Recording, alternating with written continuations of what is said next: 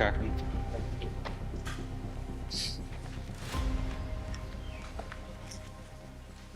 First of all, thank you, Your Honor, for the recess. It was necessary for us to be able to talk and discuss this matter. We certainly appreciate the court's indulgence in that regard. Your Honor, I stand before you today in a very, very serious, perhaps the most egregious, outrageous thing that's happened in this trial thus far. Excuse me one second.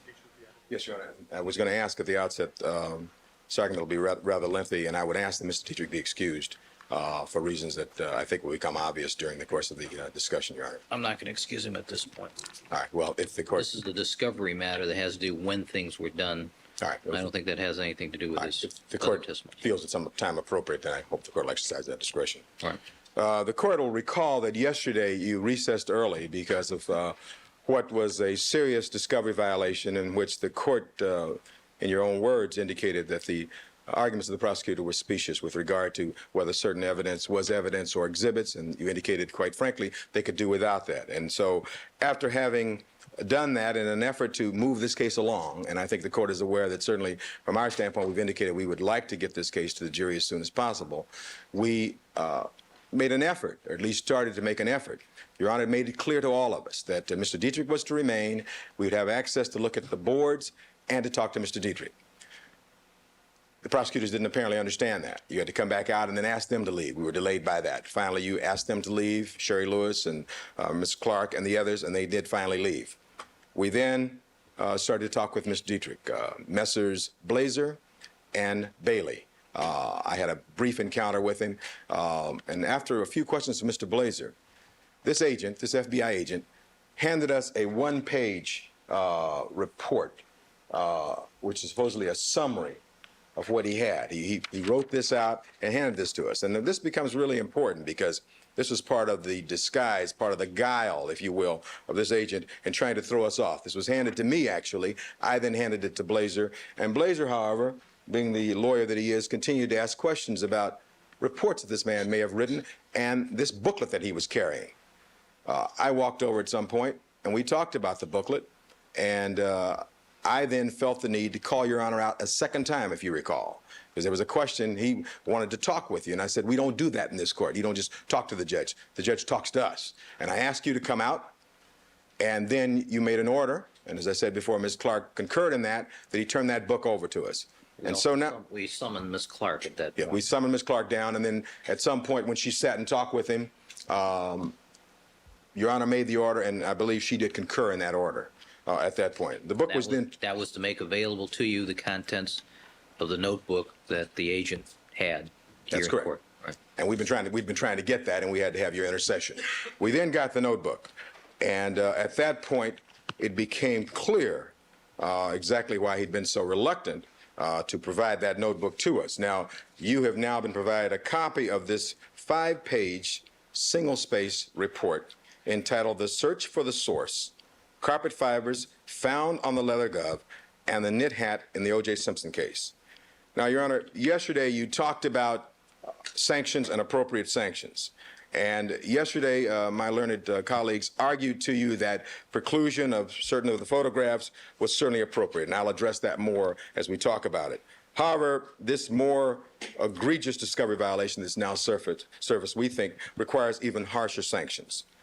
This prosecution's expert, FBI agent Dietrich, prepared a written report from this case, and this report basically summarizes his so-called rareness of the alleged beige fiber found in Bronco vehicles.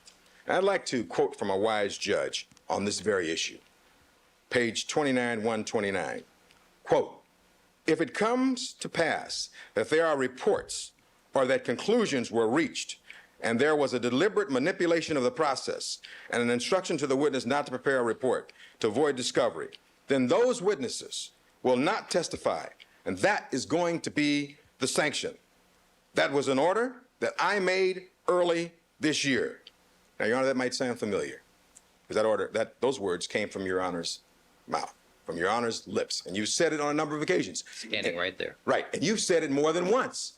And you said it in response to Mr. Rock Harmon's ranting about our supposed experts and whether they should be entitled to reports. You made it very, very clear that preclusion was the appropriate sanction that anyone should expect. Now, the prosecutors heard that, we heard it, in Sherry Lewis's latest brief, she quotes your remarks also. So, Your Honor, they knew what the rules were. It became very, very clear. And for Ms. Clark to stand here yesterday and to say to you, I didn't know, it must have been in my office some other place. Ms. Clark has not had a witness for 2 months, it seems, and she's had plenty of time. This is a fine lawyer who knows what she's doing. She's running this case. She's the leader. Make no mistake, the leader on their side. She knows what's going on. They're planning. They are ending this case with this evidence. And for them to come up with this, I think you're going to agree with this, is absolutely outrageous and totally egregious. And so I wanted to start off with letting Your Honor hear those words, which I think are very wise words, and I think they're very appropriate. And I think they probably lead us to the solution to this problem right off. So now, in this case, not only was a report prepared by this witness, and then he attempted to avoid disclosure, Your Honor, and to conceal its existence. We learned of the report only when you interceded, and we were allowed to photocopy the entire loose-leaf binder. And what does this new discovery consist of, Your Honor? And now you've had a chance to read it, so I won't bore you in detail. But it consists of a 5-page single-space report, which I've given you the title of. This report contains extensive figures about numbers. And you may say, well, Mr. Cochran, you could have done this, you could have gotten this, and we're not sleeping at the switch, Your Honor. We've tried. Let me direct you to the bottom of page 2 of this report, to these words, the last paragraph.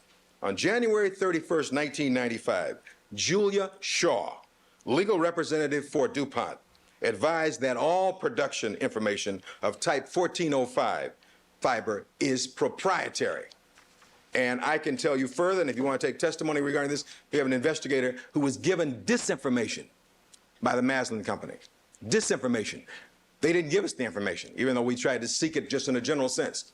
The FBI could get information we couldn't. They knew they had this. And I wouldn't be surprised if Maslin didn't go along with what the FBI had already told them to do, not to give us anything.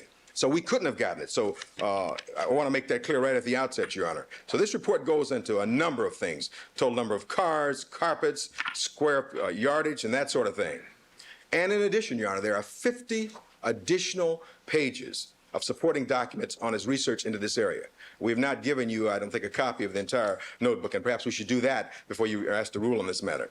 This includes information from many, many different sources. And just again, to briefly summarize that, the conversation that Diedrich had with Blazer, so you get an idea of the concealment and the guile that was involved here. Blazer first asked him where he'd obtained the information about the carpet. He mentioned Ford and Maslin. He asked him if he had any written information, and he said he did, although he did not go into detail. He asked him if we could have what he had obtained, and he said, possibly. A few minutes later, he gave us then the 1-page report, which I'm going to ask to have marked as an exhibit and give you a copy of it, whatever our next exhibit is. This 1-page handwritten outline providing the rough figures, et cetera. Blazer then asked him if this was all he had. And he wouldn't answer the question directly, Your Honor. Kept saying this was the information. Blazer kept pressing him. He finally admitted there were source documents and that the 1-page he'd given me was not the source material. Blazer then asked him what he had. He reluctantly showed Blazer some letters that were in this binder. However, he never showed this report. He talked about it being his report or his research. Talked about starting this research last year, Your Honor, that it was completed several months ago. Clearly discoverable, Your Honor. We should have had this. And he goes on, and he did not turn this over, Your Honor, until you ordered him to do so. Preclusion, then, it seems to me, citing this learned judge, is the only reasonable remedy. Preclusion of the witness entirely, or preclusion of at least any testimony concerning commonness or rareness of the Bronco fiber. You talk about prejudice, Your Honor. Consider this. You saw the cross-examination of Bob Blazer. Thoughtful, to the point, concise. He asked questions at the end, Your Honor. The questions he asked dealt with, if you recall, the commonness or rarity of carpet fiber and whether or not police cars had been checked. If this report had been discovered, as it had been, you wouldn't have asked those kind of questions. We would have had this information. But that's the prejudice. Can't unring that bell. He asked those questions because they hid this from us. And when you talk about prejudice, you can't unring that bell if the court pleases. So we think that we've been severely prejudiced, and we, meaning OJ Simpson, who's here trying to get a fair trial, if they are then allowed to present testimony concerning this issue. We will not ask any questions on this topic during our part of the examination if and when this man testifies, if you don't preclude him totally. And we think they must also be precluded from doing the same. The elimination photographs, the elimination subject photographs, Your Honor, we're asking also they be precluded from using their exemplar hair boards and their 2 blue-black fiber boards. Prejudice, it is clear from the photos that the reference hairs of Mr. Simpson, that within their reference hairs, there's considerable variation, Your Honor, within each person. Hair comparisons are never done on the basis of photographs and never on the basis of a small portion of a single hair. Had we known that they had intended to do this, had they complied with Your Honor's rules, had they complied with the rules of the laws of the state of California, we would have handled this much differently. We would have had or made additional photographs, Your Honor, of the elimination subjects to show the great variation in hair and point out that some of the hairs of the so-called eliminated subjects, at least photographically, appear to be similar. Ray, the photographs of the blue-black fibers. Had we known the prosecution prepared photos, we would have compared them to the slides of the fibers to make sure that they were being presented in a way that was not misleading.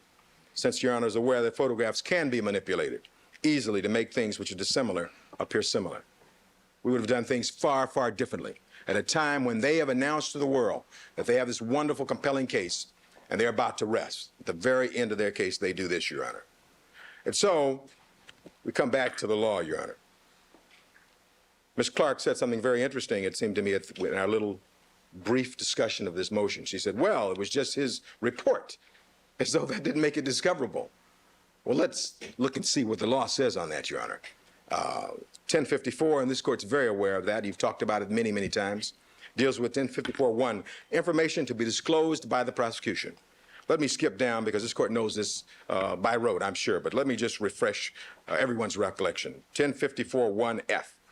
Relevant written or recorded statements of witnesses or reports of the statements of witnesses whom the prosecutor intends to call at the trial, including any reports or statements of experts made in conjunction with the case, including the results of physical or mental examinations, scientific tests, experiments, or comparisons which the prosecutor intends to offer in evidence at the trial.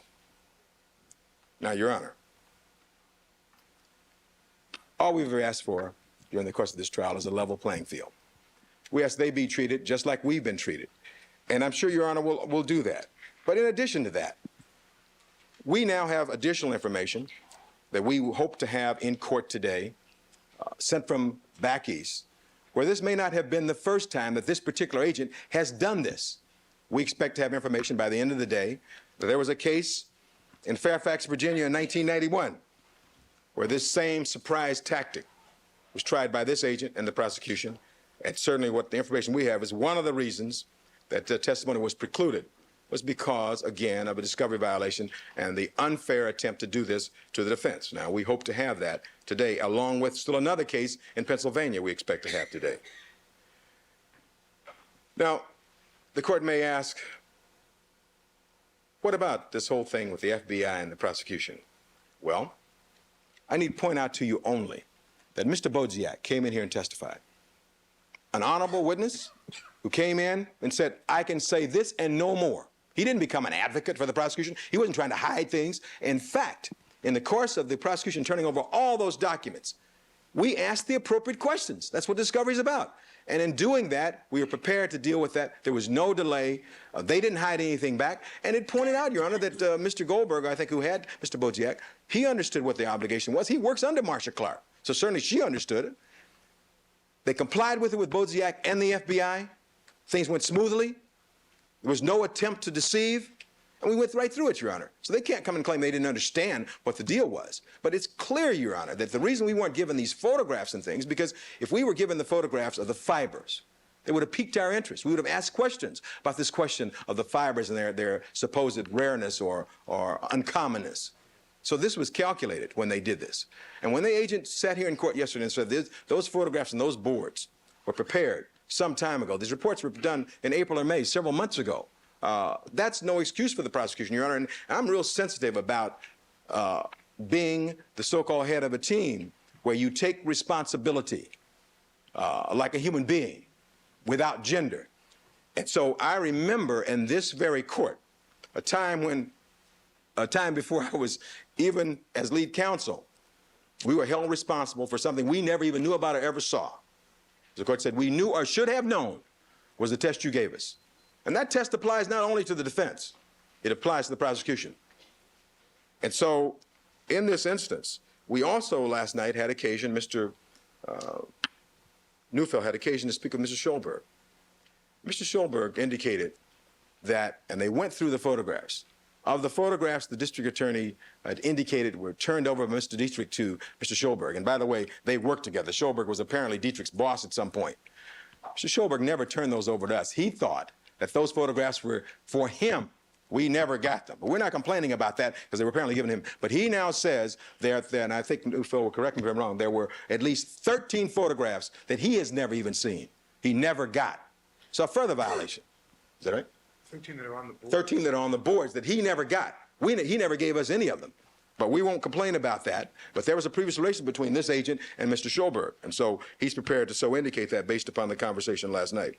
I've already indicated to the court that with regard to our investigation, this Maslin Corporation was not forthcoming. They did not give us information. In fact, it seems they gave us disinformation. Information that's proprietary generally, information the FBI would have that we could not get. And it's information, Your Honor, that's prejudicial to Mr. Simpson. And this is all, make no mistake about it, this is about Mr. Simpson. This is about whether Mr. Simpson can receive a fair trial. This is about a trial that started on September 26th, Your Honor, and you've gone out of your way to try to give us a fair trial. And to have this occur when we know we're coming to the end, when you have made it abundantly clear you don't want delays, that you want to move this on, when you warned all of us there'll be preclusion if we don't comply with the laws. And we have seen the sanctimonious, pious posturing by the prosecution so many times in this case. And now we find that the most egregious violation of all, calculated, comes forward on a day when our jury's sitting back there waiting, and you've told them this case is going to be over.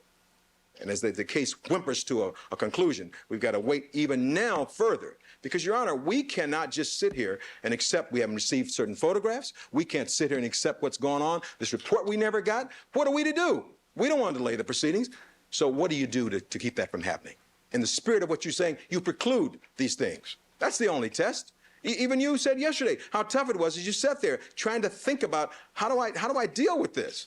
And you oftentimes say we never make it easy on you. Well, this time it's not us. It's them have made it easy on you. And you know what, Judge?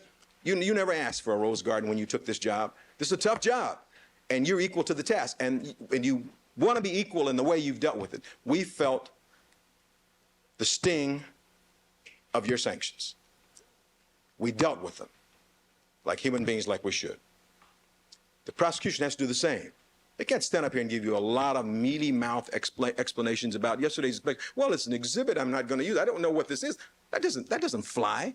You've got to stand up ultimately. And I call upon them now to stand up and say that they are wrong. They made a mistake. They're caught. And under what you've told us, preclusion is the only appropriate remedy. Otherwise, Your Honor, how are we going to recover? How are we going to deal with this if you don't do that? Continuance isn't going to help. We don't want a continuance. Well, how long will it take us to get stuff and to get up to speed on things we should have had 3 months ago? It's totally, totally unfair. And Mr. Cochran, which of these 13 photographs were not received by the prosecutor? I know we have a one defense, lawyer speaking rule, but I would ask to defer. I'm not concluding. I'm not finished yet. Can Mr. Neufeld answer that? When you're concluded, yes. Some water, Your Honor. Certainly.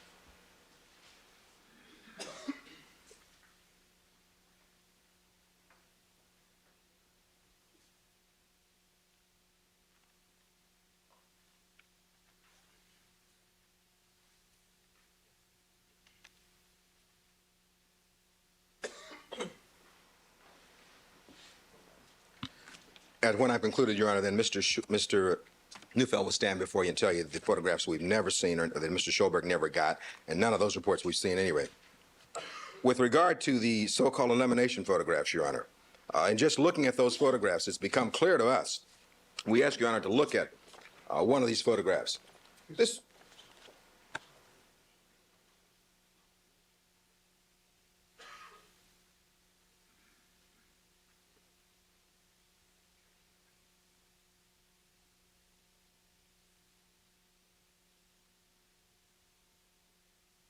With regard, as I said, the elimination photographs, I've indicated to you already that there are great variations between a single individual and a single individual's hair strand. And so we need additional time to look at that, to prepare for cross-examination. But if the court precludes that, that doesn't become a real problem for us. But further, Your Honor, and I want to show this to Your Honor, and I'll show it to counsel first, in getting copies of these photographs of alleged hair strands, this agent or someone has taken what was K, a known hair, and made it a Q. So you see Q7, which I think was OJ Simpson, and he's made it Q8A. So that there, K7, I'm sorry. K7 and made it Q8A, looking at the photograph. And I'll pass this up so Your Honor can see this. And I think, Your Honor, that again, this points out the kind of things that they're seeking to do. It occurs to me that, as I said before, the prosecution understands their duty. I was reminded by one of my colleagues that when I said they made a mistake, this is more than a mistake. This was calculated. This was intentional. This was a tactical decision to try to gain an advantage at the very end. This is because their case was going poorly. This is because they thought they were losing. They had to string or try to pull something. But it just won't work because there's something about truth, it's something about honesty that will be revealed. And that's exactly what happened in this particular case when you came out and ordered that report and allowed us to see this. So I'm going to ask you to look at those photographs. I'm going to ask you to look at the one-page report we're given, and it's just part of the deception that we were given. And finally, Your Honor, all I'm going to ask you to do, because Mr. Simpson can't address you on this issue, I'm going to ask you to do what is right and what is fair in these circumstances. We want to go ahead with this case and finish this case. This jury deserves nothing less. It's not their problem. It's the prosecution's problem when they intentionally do this, Your Honor, and they have to be held accountable. And the way you hold them accountable is to preclude this witness, or at minimum, preclude those things where they violated the discovery laws of the state of California. And there's no other remedy otherwise. Nothing else helps us, because you don't want to wait 2 or 3 months for us to get up to speed where we would have been, do you? And would you now please hear from Mr. Neufeld, Your Honor? Mr. Neufeld, what I'm specifically interested in which of these 13 photographs were not received. Yes. Just so I can explain to you the source of the information. I spoke to Mr. Schulberg last night, and he did say that he had received some photographs from Mr. Dietrich, and I asked him to get... Where is Mr. Schulberg located? He was in Virginia. He had been the head of the Hair and Trace Unit at the Federal Bureau of Investigation up until the late 80s when he retired. And I asked him to please read off the Q's and K's on every photograph that he had.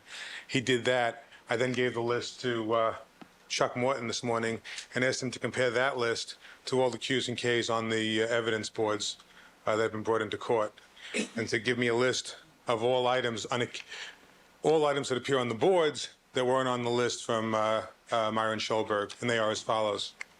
K53. Which board are we talking about? I don't have it by board. Mr. Morton simply wrote out the list of K's and Q's. During a recess, I can actually do that, Your Honor, but I'm just going to give you the actual photograph identifications. All right, K53. K54, Q7A, Q3, Q1, Q3B, Q27, K19, Q7C, Q8B2, K18, K47, and K17. Your Honor, the only other just fact that I want to present to the court, which just for clarification, the problem with these photographs that we received last night is that because someone changed the description, what once was thought to be a standard hair, reference hair from Mr. Simpson, has now become allegedly the photograph of some evidence of an unknown hair in this case. We would have to go back, number one, to check whether or not on the negatives or the contact strips of these photographs to know if in fact it is a K or it is a Q. Obviously, the person who made this description on these photographs wasn't sure and changed his mind.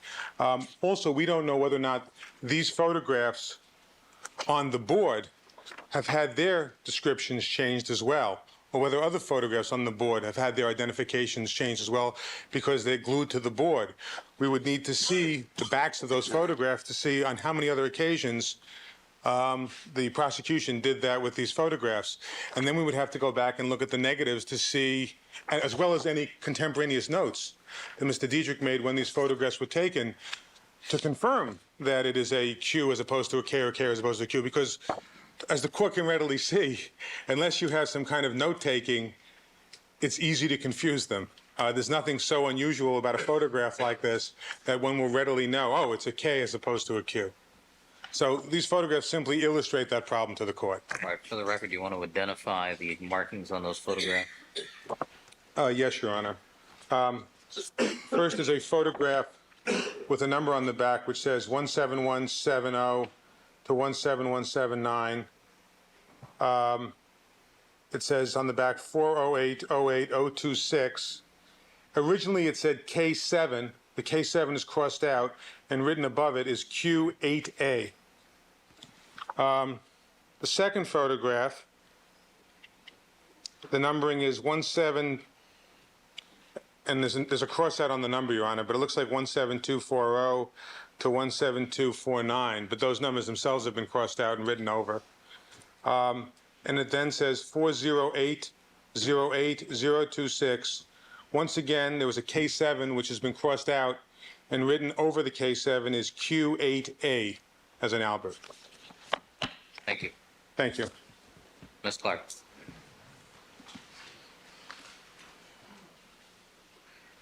I'm concerned about two things.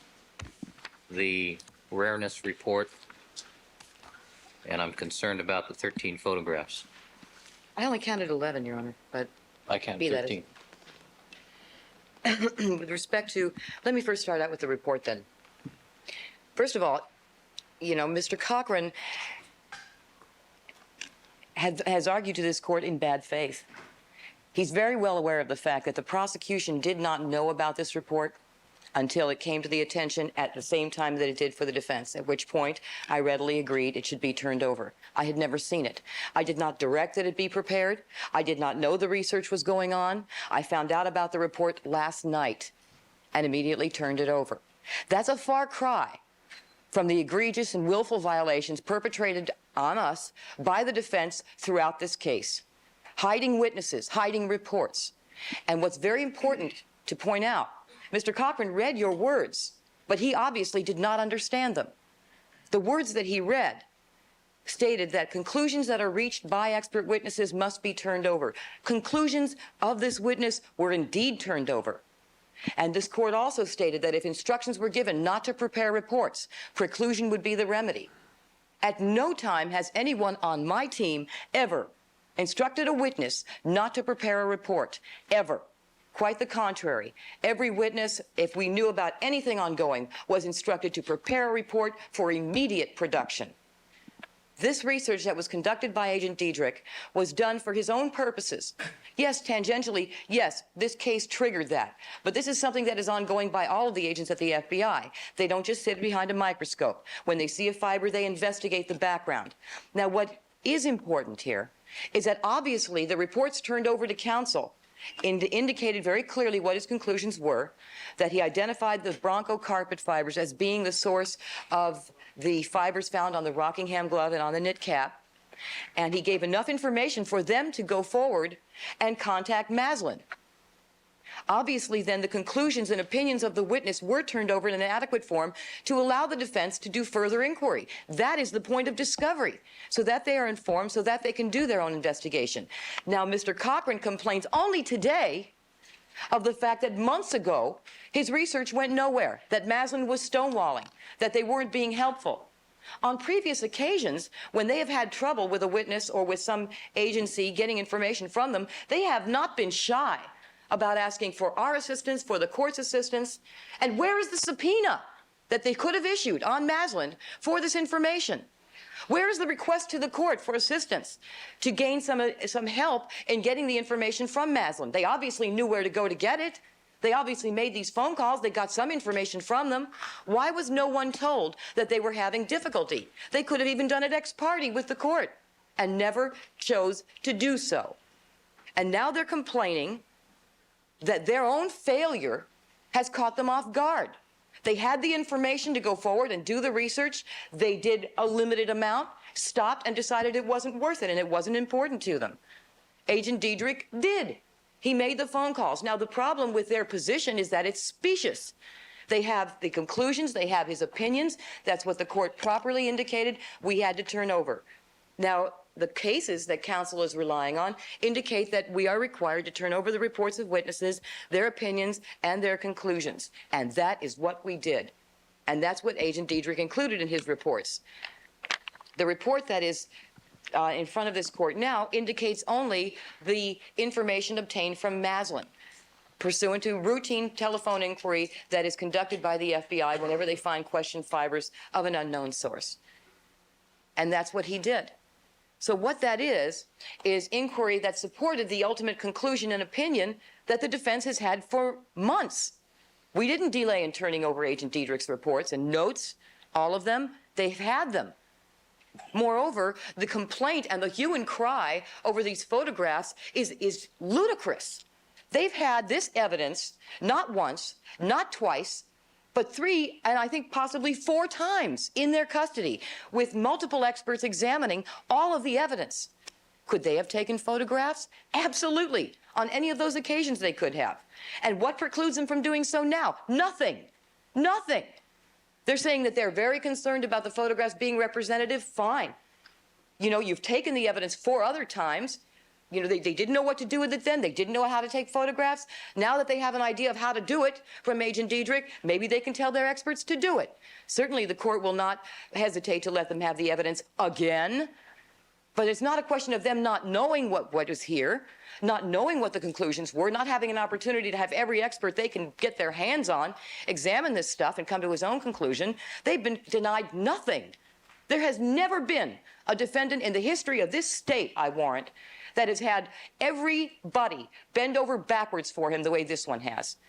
We have shut down laboratories. We have sent evidence all over the country multiple times. We have allowed defense experts into our laboratories multiple times. We have dug up records going back God knows how long from other cases for this defendant on multiple occasions, reams and reams and reams of discovery. And they don't get some photographs of evidence that they've had in their control and possession on 4 separate occasions, and they're complaining? Go take photographs. Fine. This is nothing but a graphic depiction of what was seen under the microscope by our expert and by their multiple experts. They want to take pictures of their own. They're entitled to do so. Do I regret that the photographs they complain of were not turned over? Yes. We have nothing to hide. There is no reason for them not to have seen them, other than that it was an oversight. And although Mr. Cochran waxes eloquent about how I should be taking responsibility for the failure to turn these over, and I do, I've never heard Mr. Cochran do so for the defense. Never, not once. It's everybody else's fault, and we didn't know, and all that. I'm telling the court I take responsibility. I do. I do. I wish it had been turned over. Is it all this egregious? No, it's not. No, it's not. They have had the conclusions, they've had the opinions, they've had all the reports that are pertinent, that are discoverable under the statute. They wanted the underlying research done by Mr. Diedrich. Fine, now they have it. Had I known of it earlier, they would have had it earlier. They got it as soon as I knew about it. And the court knows that's what happened. The court was here yesterday when I was called down and shown for the first time the book prepared by Agent Diedrich that contains that report. I read the report myself last night for the first time.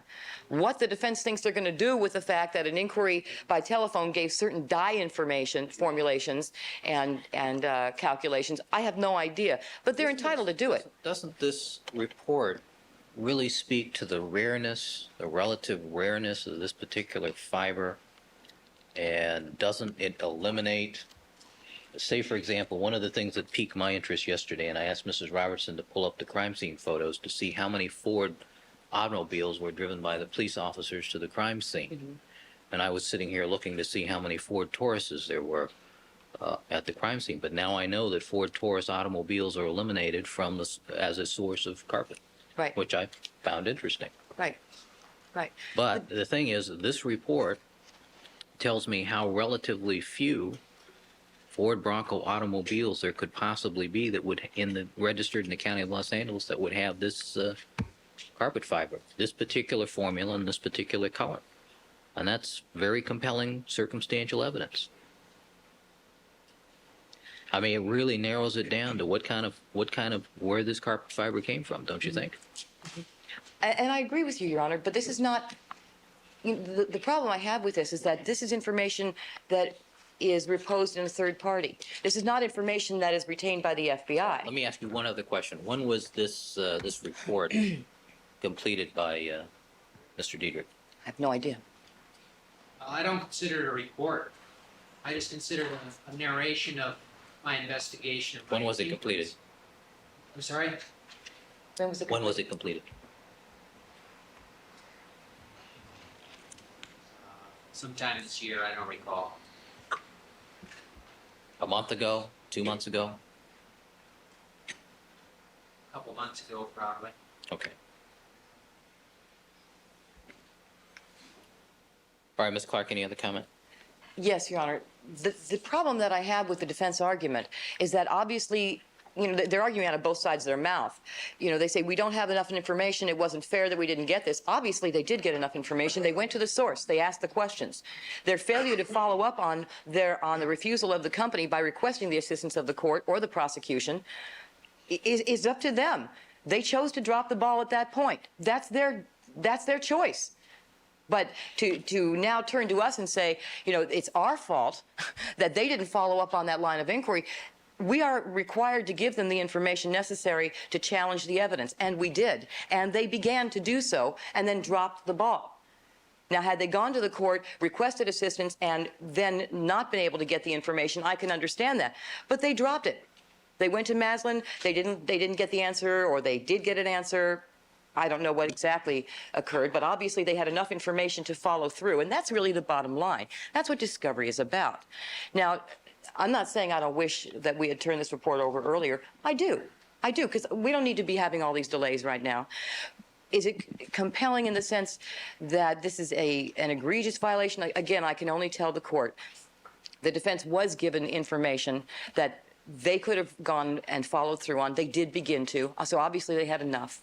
And now that they do know, they can give it to their experts, and they can have their experts examine the reports, examine the underlying information, talk to anyone from Maslin that might help them, speak for their agent Diedrich if that will help them. They're not precluded. They have a defense case to put on. But to preclude the people from putting on important evidence like this, in light of the fact that they have the report that contains the opinion and the conclusion of the expert with sufficient information furnished to the defense to follow up on that and see what they could find out. I mean, they have everything that they are entitled to under the law. What they're complaining is that something else was prepared that they did not see, that simply documents Mr. Diedrich's further investigation through phone calls to Maslin. This is a third party. Does the report turned over by Mr. Diedrich previously contain this information? The report turned over to the defense? Yes.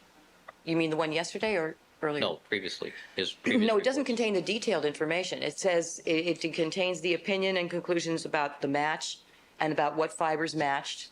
It also contained information, I think, about the type of carpet fiber that it was, manufactured by Maslin. Any indicia of its rarity? Number of vehicles produced that have no. this carpet, I this don't particular believe color? so. I don't believe so because I didn't know that till last night. So if I didn't know, let me indicate what the photographs are that the defense is. I was just about to ask that. I thought so. Okay. The K53 and K54 are the exemplars of Cato and Chachi, the dogs. K47 is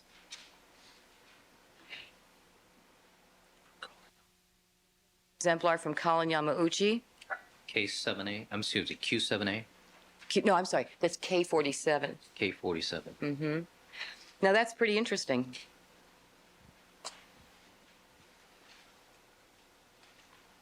If those are the photographs that the defense claims that they don't have, then they must have photographs of the other police officer exemplars that we took and lab personnel.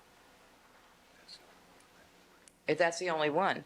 Because that's one of that series of the police officer and lab personnel elimination standards, Your Honor, that we have on the board. K47 is one of those. No. All right. Go ahead. So K17 is the exemplar from Nicole's dress. K18 is the exemplar from Ron Goldman's shirt. K18. 18, yes. K19 is the exemplar from Ron Goldman's jeans.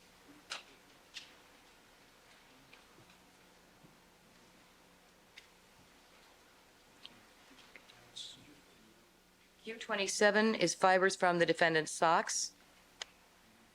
Q8B2, fibers from the blue knit cap. Q7A, fibers from hair and fiber. I'm not sure if these are hair or fiber, Your Honor. Q7A from the Bundy glove.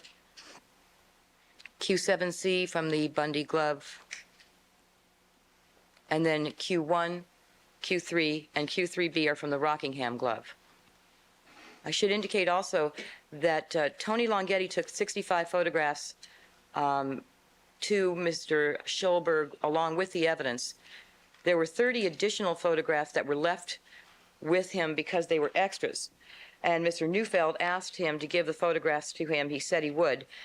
However, he's since checked the evidence log and seen that Tony Longhetti took all the evidence photographs back, and he therefore is probably not going to return the photographs to Mr. Neufeld. And Mr. Schulberg should talk to Mr. Neufeld about this. In any case, 65 photographs were given to Mr. Schulberg back in September of '94. But did they include these? Well, I'm taking Mr. Neufeld's word for it that they didn't. That's what he says. I don't know. All right, the Cato and Chachi exemplars I'm not particularly excited about. I don't think either side really cares about the dog fibers. But the Bundy glove, Ronald Goldman, I mean, these are critical fibers.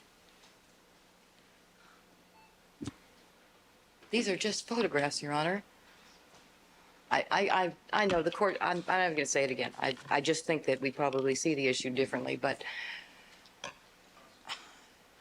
the defense has now had all of yesterday, last night, and this morning to look at all of these photographs. They've taken photographs of the boards themselves. How much more would they have done had they had these photographs earlier? If the defense is complaining that they want the opportunity to take photographs too, nothing prevents them from doing that. The evidence is readily available. It hasn't gone anywhere. It's in the same condition it always was. Nothing has been denied them. They are not precluded from it. And now they have examined all of the evidence. You know, by way of example, counsel points out that Bob Blazier asked a series of questions that would not have been asked. Well, certainly they would have. They were pointing out the fact that LAPD didn't do the research when they know that the FBI did. So, you know.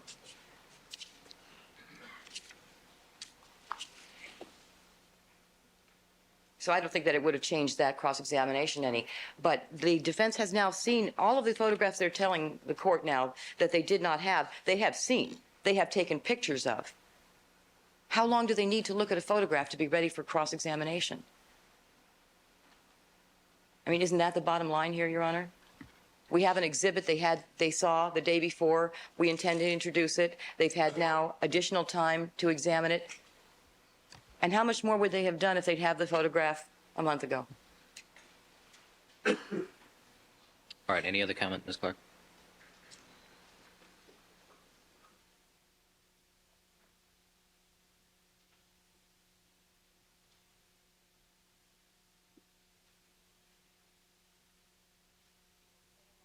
Certainly.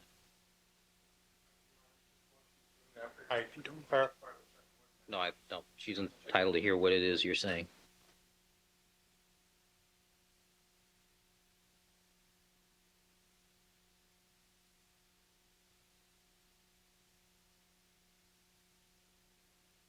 Cite to the court a couple of cases on the discovery issue. Hines versus Superior Court, 20 Cal at 4th, 1818.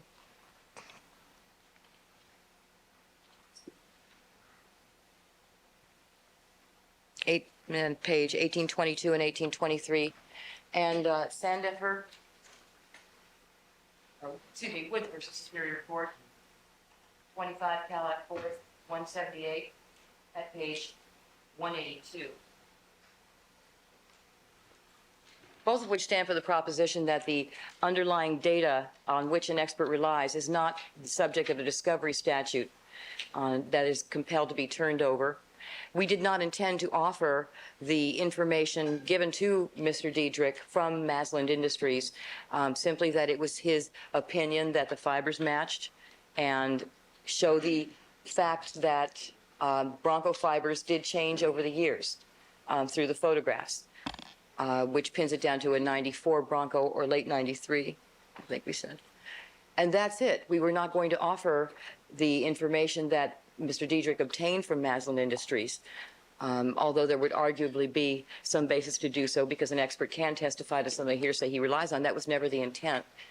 It wasn't the intent because I didn't know about it, but I could certainly understand the court precluding him from referring to that at all in light of the discovery issue. But at least according to the case law, the kind of information we're talking about with respect to the research done with Maslin is not discoverable in any event. His conclusion is, and it was turned over. With respect to the rarity, Was the fact that it's consistent with the carpet in a late 93, early 94 Bronco, was that in Mr. Diedrich's original report? no, no. No, it was not.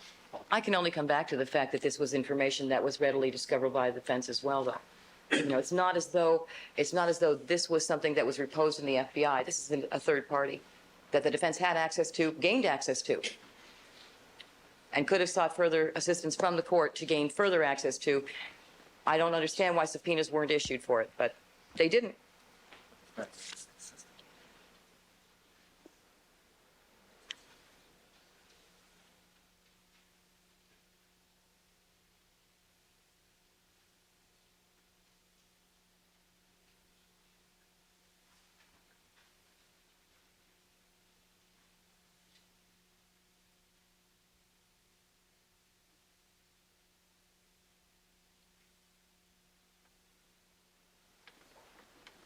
All right, Ms. Clark? Anything else? No, that's it, Your Honor. I just, they've seen all the photographs now. They've had overnight to look at them. They've had all day to look at them yesterday as well. If they want more time to look at them, I don't see the problem is this, Your Honor. Defense complains that they need 2 to 3 months to prepare for this, which is ridiculous. They've had 6 months.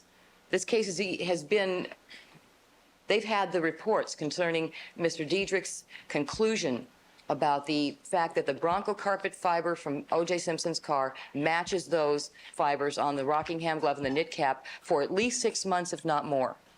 They've known where to find the information concerning the production of that carpet type for at least 6 months, if not more, by their own admission. And now they're complaining that they didn't do further or better research, and that's not our fault, and it's not our obligation. And if they're having trouble getting that information, it's up to them to let us know. We can't go knocking on their door and say, excuse me, have you had any trouble getting information lately? That's something that they have to tell us. And with respect to the photographs, what benefit would they have had to see the photographs even if they existed 6 months ago? They look at the photographs. They want to take their own. They can take their own. They can still do that. And that's the bottom line, is there is no prejudice and there is no harm other than their own failure to follow up on their own lead. All right. Counsel, let me just make a comment. I don't find the Hines case to be appropriately cited in this situation. The Hines case at 1823 states as follows: the report of a non-testifying expert, which is in some way utilized by a testifying expert, is not a document, at least in ordinary circumstances, which the defendant will intend to offer in evidence. It is not, therefore, literally embraced within the description of the statute. That such subsidiary report may be discoverable as an aspect of cross-examination of a testifying expert does not undermine this conclusion. This is a report by a testifying expert, not a non-testifying expert. So the Hines case has no application whatsoever to this situation. We're talking about the information obtained from a non-testifying party, which is Maslin. I don't care what you call this. This is a report. Thank you very kindly, Your Honor. I'm not going to stand here very long, Your Honor, because you've heard all this and the issues are clear. Certain things I just feel compelled to say, and then I'll sit down. Mr. Neufeld wants to make a clarification regarding the photographic exhibits, and I'll ask you to hear that also. Just briefly, Your Honor, we've heard a lot of legal mumbo-jumbo with regard to, well, this is a report, and you just said it best. This report, Your Honor, is entitled The Search for the Source, Carpet Fibers, et cetera, the OJ Simpson case. And if you look at this report, Your Honor, on every page, they're talking about OJ Simpson throughout this report. That's folly for her to stand and say that. You saw the report, the booklet this FBI agent had OJ Simpson on the outside. And so when she talks about Mr. Simpson getting special favors, never before has there been a defendant who's been subjected to every law enforcement helping in the case ever in the history of the state. We have to ask for things because we're fighting the power of the government and a man who's innocent. And that's what we're trying to do here. So let's make that clear. But I'm not, you've heard all that. And they can cite you cases as they oftentimes do that are never on point. But I'm going to cite you Ito on the law. Ito on the law in this case. And it says, if it comes to pass that their reports are conclusions which were reached and there was a deliberate manipulation of the process, there'll be preclusion. You said that. That's the relevant law in this courtroom. We all abide by that. We've lived with that, and we do accept responsibility, contrary to what she said. She tried to accept it, then she tried to weasel out of it. And you have to accept it or not accept it. And there, it's very hard for Ms. Clark to say that she was wrong or this was intentional, and then she says, well, they saw the photographs overnight. Your Honor, I remember one time there was a situation where you gave them like as long as they wanted. They asked one time for a month over some little tiny thing if they wanted. And we were aghast. They wanted a month. It was early on in the trial. I don't think it ended up being a month. But now she says to us, we saw the photographs overnight. When we finished seeing those photographs last night, Your Honor, everything back east was already closed. And the last thing I wanted to bring to your attention is this whole thing about Maslin. And it's very interesting for the prosecution to make these kind of thoughts, these largesse thoughts. Well, I used to be a prosecutor, so I can understand it. When the FBI calls Maslin, it's far different than a defense investigator calling Maslin. And Maslin gave us disinformation, saying this carpet was common. It's what happened. Was common, not rare. And that's the whole thing. Every time you ask a question about that report we were given, which throws us off, they have to then somebody can say, well, this rareness and commonness thing, well, that's something I wasn't going to use. Well, as to whether or not Ms. Clark knew about this or not, she should have known. And that's the test you applied to us, Your Honor. She should have known. She's the leader of that team, and she's a very thorough lawyer who hasn't had a witness in a long time, was building to this point. So it seems to me, if Mr. Diedrich kept this from her, then she should take it up with him. But I would suggest that he knew it was there. And even now, Your Honor, he sits over there trying to tell you this isn't a report. This is not a report. I don't know what you'd call it. And I think that's the essence of it. So you've listened to us. Now it's time for action. You've heard us. It's up to you. We just want a level playing field. We want fairness here. And fairness, Your Honor, is preclusion. We don't want a continuance. We want to hold them to the same standard you have everybody else. And then all I have to do is cite Ito on law. I don't have to miscite any cases. I can cite, Your Honor. That's all I ask to do. And did you listen to Mr. Neufeld now, briefly? Just to clarify which photographs we're talking about. Your Honor, there was a mention by Prosecutor Clark about K47. Mr. Morton says that that's actually it's a standard reference fiber from Q47, which is the knit hat. Apparently we can check it out. I mean, it's not a big deal. There may be just a misunderstanding here. That may be one of the standard blue-black fibers from the knit cap. So that's why it was a Q, it's not a K. We didn't include in this list any of the photographs from the elimination board. We never received any of them, period. So that's not on this list. None of those photographs were ever turned over. All right, let me see K53 and K54. Mr. Escobar.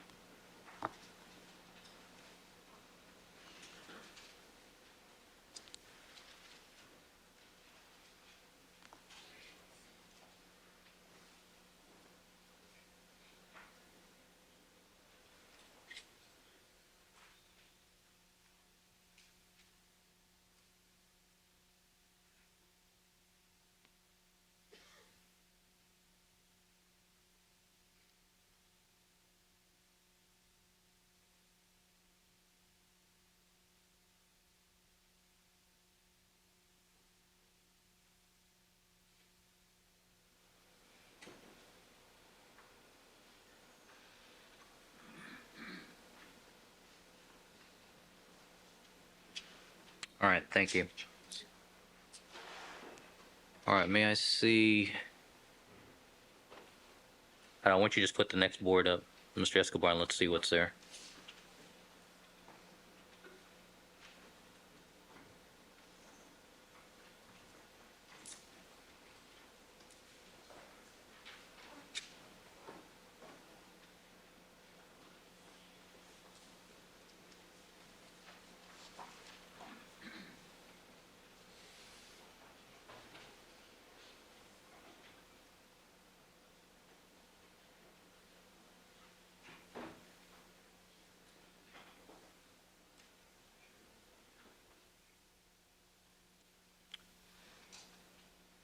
All right, this is the known head hairs from Nicole Brown Simpson compared with some of the Q series. All right, on this particular board, Mr. Neufeld, are any of these photographs, any of those that were not turned over to Mr. Schulberg? Can they get closer? Sure. Sure. May you go through the well, Your Honor? Yes, you may.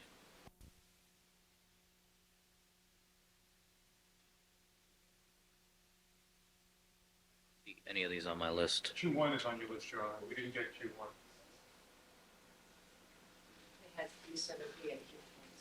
We got Q7B, and we did get Q23. We did not get the Q1.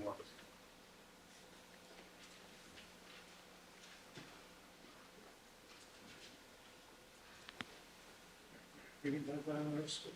No, I just found it.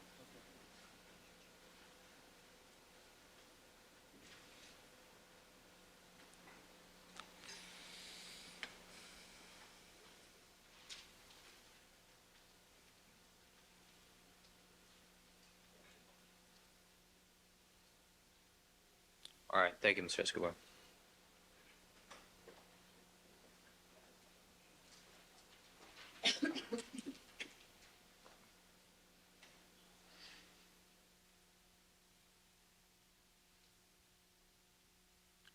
All right, this is known head hairs from Ronald Goldman, head hair from Ronald Goldman's shirt, compared with Q3C and Q3C.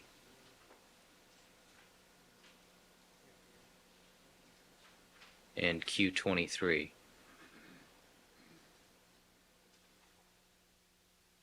I think you have all of those. Yes.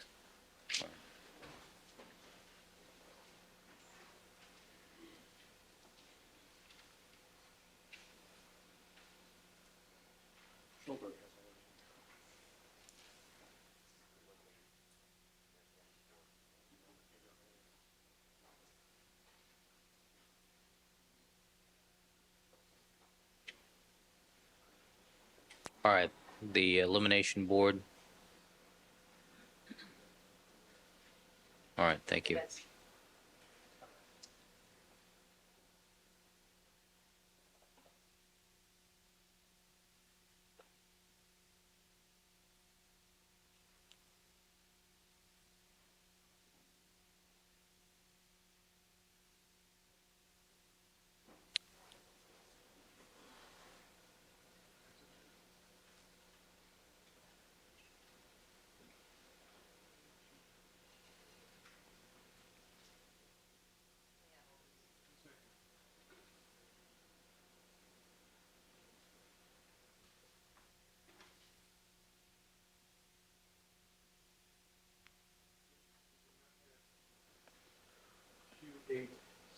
It wasn't on your list, but you have to understand, Mr. Morton looked at it very quickly this morning.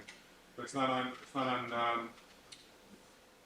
Mr. Schulberg's list. So I have Mr. Schulberg's list here also.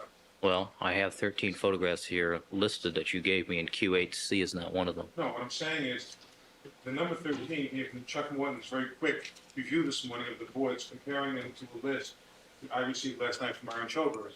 What I'm saying is that this is one that Mr. Morton apparently missed in his very quick review this morning, but it's not on Myron Schulberg's list. The additional problem, Your Honor, with this exhibit, which I'm going to ask the court to consider, is the problem where we have photographs which were originally K7s, which are now called Qs. And when So you don't have Q8C, is that the one? Correct. That's correct. But then we have the How are addition. we determining what they do or don't have? This is hearsay from Mr. Schulberg. What? This is hearsay from Mr. Schulberg, How do you know that what Mr. Schulberg's referring to is what you think it is? which is why I asked where Mr. Schulberg was, but we'll determine that. But I want to know which are the contested photographs before we go any further. All right, let's see the next board. Just the other problem again was these two photographs, Your Honor, or that one, that's all. Not interested in that issue right now. Okay.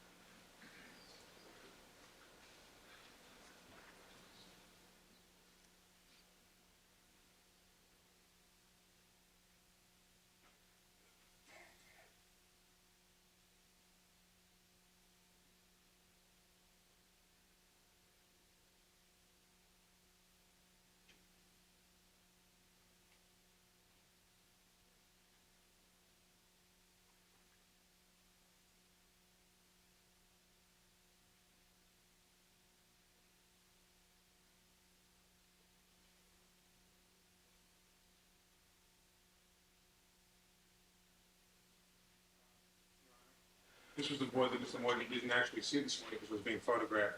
So there were four additional items that are not on Myron Schulberg's list that he gave me last night. They would be Q10, Q13,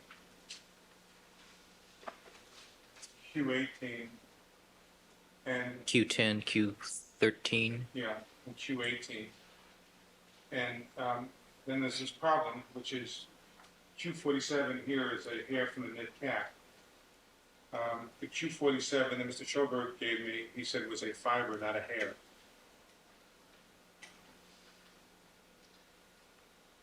I'll just have to get clarification on them. That's all I know. All right, let's see the next board. I mean, that's one of the problems with. Next.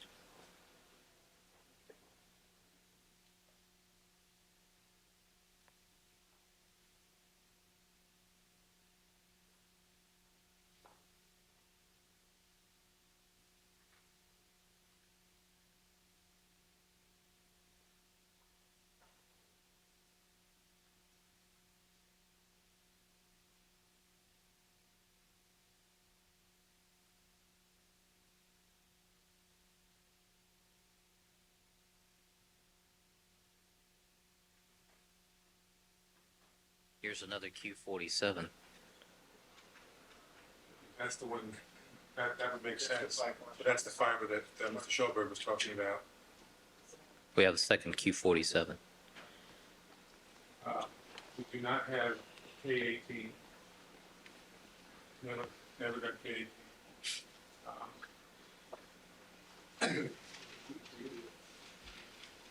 We do not have Q3B.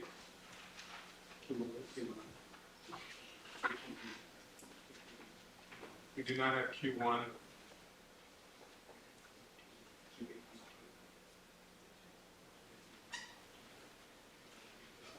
We do not have Q8B2.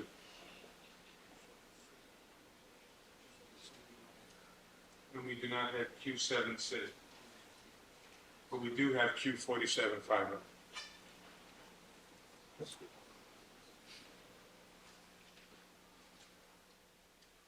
And the Q47 on the known head hair from the defendant Do not. was in fact a hair.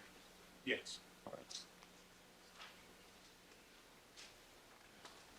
So you have 240 Q47. All right, next one, Mr. Escobar.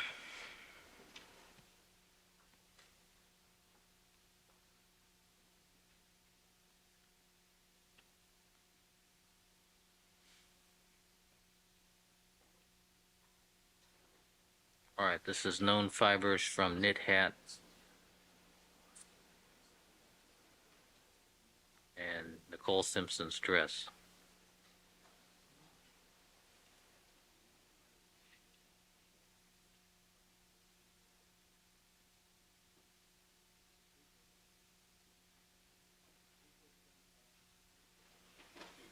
K-47 is actually the known standard from the Blue Academy. So K-47 is incorrect. No, that would be correct. All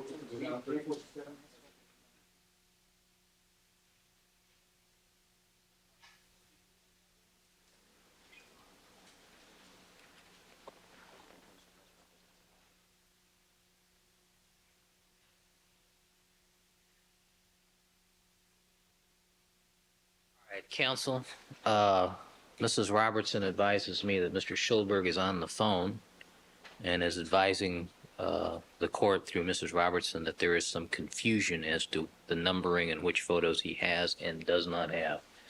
We're going to take a brief recess. I'm going to ask counsel to consult with Mr. Schulberg, get an inventory of what he had, what he didn't have, and let's get this clear. All right, we'll stand in recess.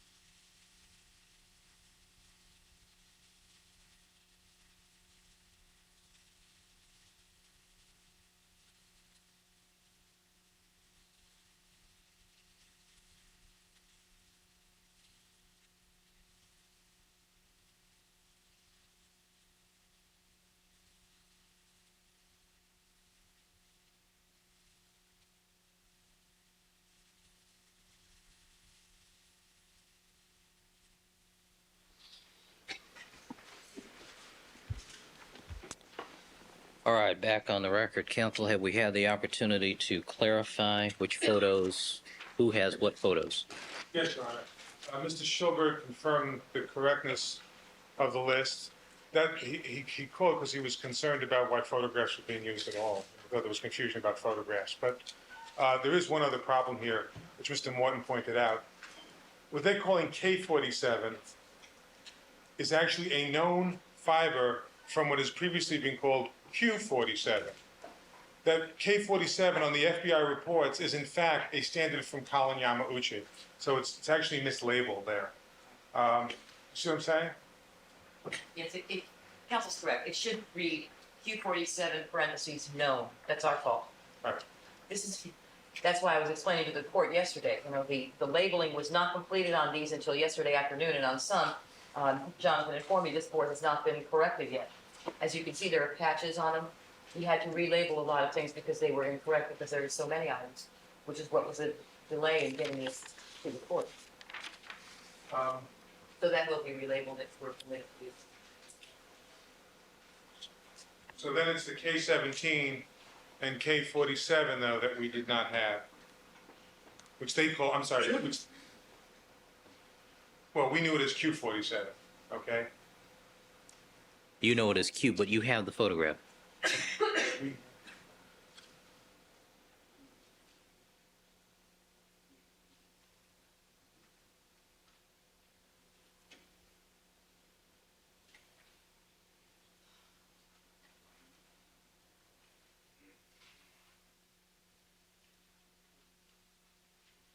All right, Mr. Escobar, next matter, next board.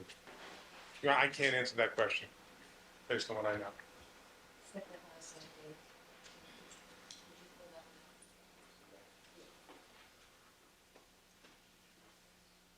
Mr. Morton and I step up again, Your Honor? Yes. Thank you.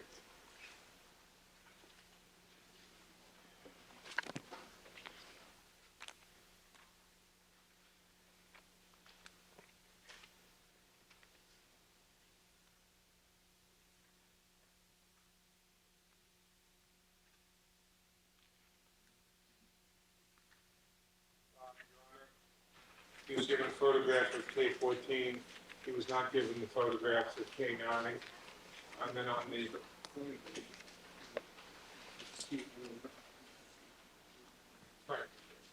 right. We have the two Q3Cs on the left and right side, Your Honor, but not the electron microscopic photograph in the middle. That we never received. So in other words, neither of those electron microscopic photographs, K9, or the one that's Q3C in the middle, wherever disclosed.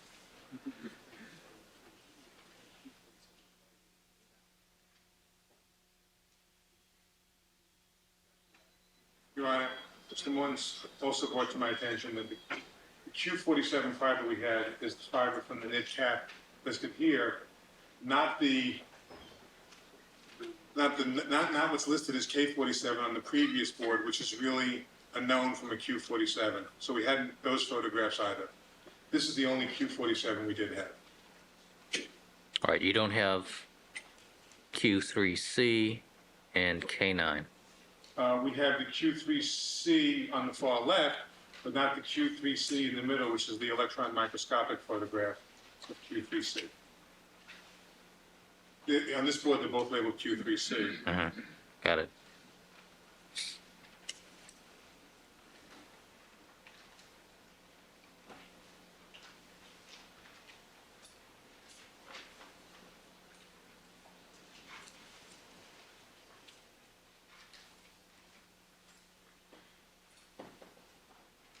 All right, this is the bluish black cotton fiber associations. Do not have Q3B.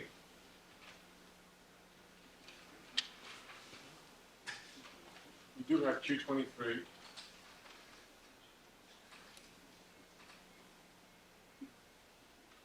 We do not have Q27.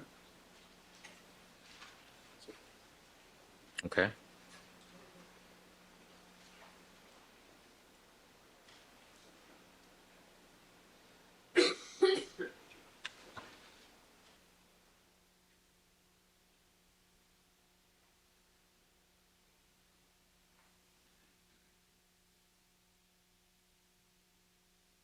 All right, this is known cotton fiber from Ronald Goldman jeans. Question cotton fibers from Ronald Goldman's shirt.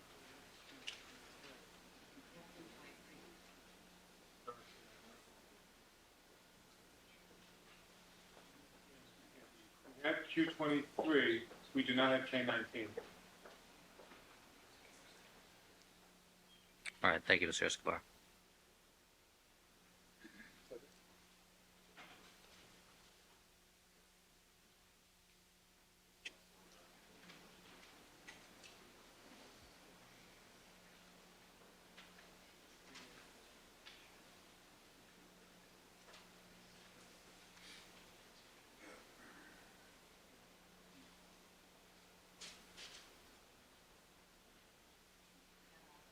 We don't have Q3A.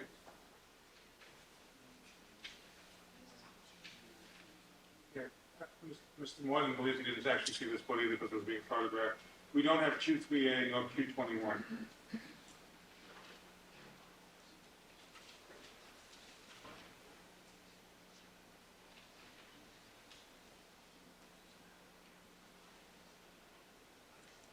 All right, thank you, Mr. Escobar.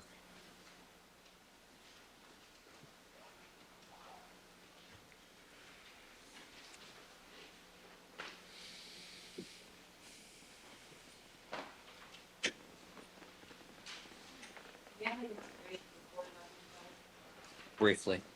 Very good. Of the photographs on the boards, the ones that they complain of not having are all accompanied by photographs they do have and have had since September of '94. Q1 is on the same board as other photographs, questioned hairs that were photographed that they did have. Q8C is on the, again, same thing, on the same board as photographs of hairs that they did get. Same thing for Q10, 13, 18, and 47. On the same board with photographs that they did get. Q8B2 and Q7C, same issue, on the same board as photographs that they do have. With respect to the blue-black cotton fiber that we heard so much screaming about yesterday, in fact, they did have a photograph of that. Q23, they have photographs of Q23, which is on the board with other which is photographs they do have on the same board with photographs they claim not to have. The issue here is that the defense clearly knew as of September of '94 that photographs of the microscopic comparisons were taken. They had them in their possession and have had for, what is this now, 10 months? So they were on notice that such photographs were taken. We decided to present them on the form of boards and presented them to them the day before. And now we hear there are some photographs that they do not have. They've had the opportunity to examine them. They've had the opportunity to photograph them. There is nothing else that could be done to provide them with discovery and time to examine it. But the bottom line here is that they were on notice that these photographs existed. And if they were concerned that they wanted to provide their own photographs, they certainly have had ample time to create them and access, having had the evidence in their hands for at least 3 occasions on 3 separate times with all of their experts. And knowing that photographs had been taken by our experts, what stopped them from taking their own photographs? And how can they complain that there were some photographs that they didn't see that are on boards with photographs that they did see? All right, now you've seen them. You've had a day to absorb it. You were just making some observations That's regarding it. the associations. Anyway, that's it. All right, thank you. I did want to point that out, but let me say this, Your Honor. To preclude evidence that is important to the proof of the elements of the crime would unfairly punish not just the victims, but the people of the state of California. And I do point out to the court the families of Ronald Goldman and Nicole Brown Simpson. To preclude that kind of evidence in a case, and it is important evidence, Your Honor, not willfully withheld, not knowingly withheld, and the court knows that, and even the defense knows that. It has been turned over as soon as we found out about it. It penalizes the wrong party.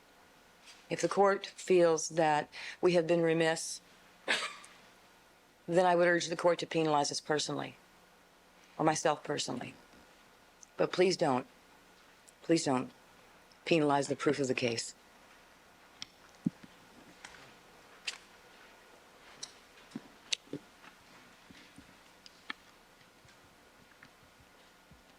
Your Honor, with regard to that last remarks of counsel, the district attorney's offices are the representatives of the people, as we all understand. They're representing the people. They're representing the victims. They're representing everybody. They represent OJ. They represent the innocent as well as the guilty. That's what justice is all about. And when they do something in this case, as they've done, they have to be held accountable. It's fine to make that kind of a speech, and the court's going to have to weigh that. When Your Honor recited what you would do in this case, you were mindful that would apply. You weren't just saying that applied to the defense, it applied to both sides. So we can't carve out an exception for the people just because they want to say, well, we messed up and we don't want this to neuter the detriment of our case. When a lawyer makes a calculated decision and they are caught in that decision, they're held responsible for that, and their case does suffer whatever. Because you see, it's not just the people, it's the jury, it's everything. It's justice, it's the defendant and his right to a fair trial. And the only thing I wanted to say in response to what she'd indicated, you've listened to us enough, is that we, based upon the errors we've seen on this board, we want an opportunity to look at the microscopic slides in addition to these photographs. I mean, it's not, we're not going to take their word for those things, Your Honor. And I think you can see there are enough errors here that there are problems with regard to this, and we just can't accept their word for what's happened. And we tried to point that out in the course of our remarks. And so you've heard it, and I'll submit it. And I've expressed to you how we feel about this. All right. Thank you, counsel. And I don't want you to be misled. The errors are ours on the labeling, not Mr. Dietrich's. I understand that.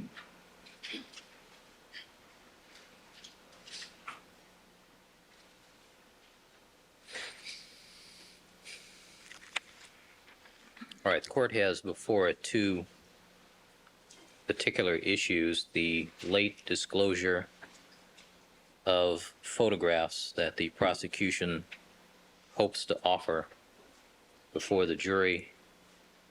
The court also has before it the content of a report regarding investigation into the source of the carpet in the Bronco automobile, which speaks to the relative rarity of that particular carpet, that particular formulation and color and date of manufacture. I'll address the photographs first.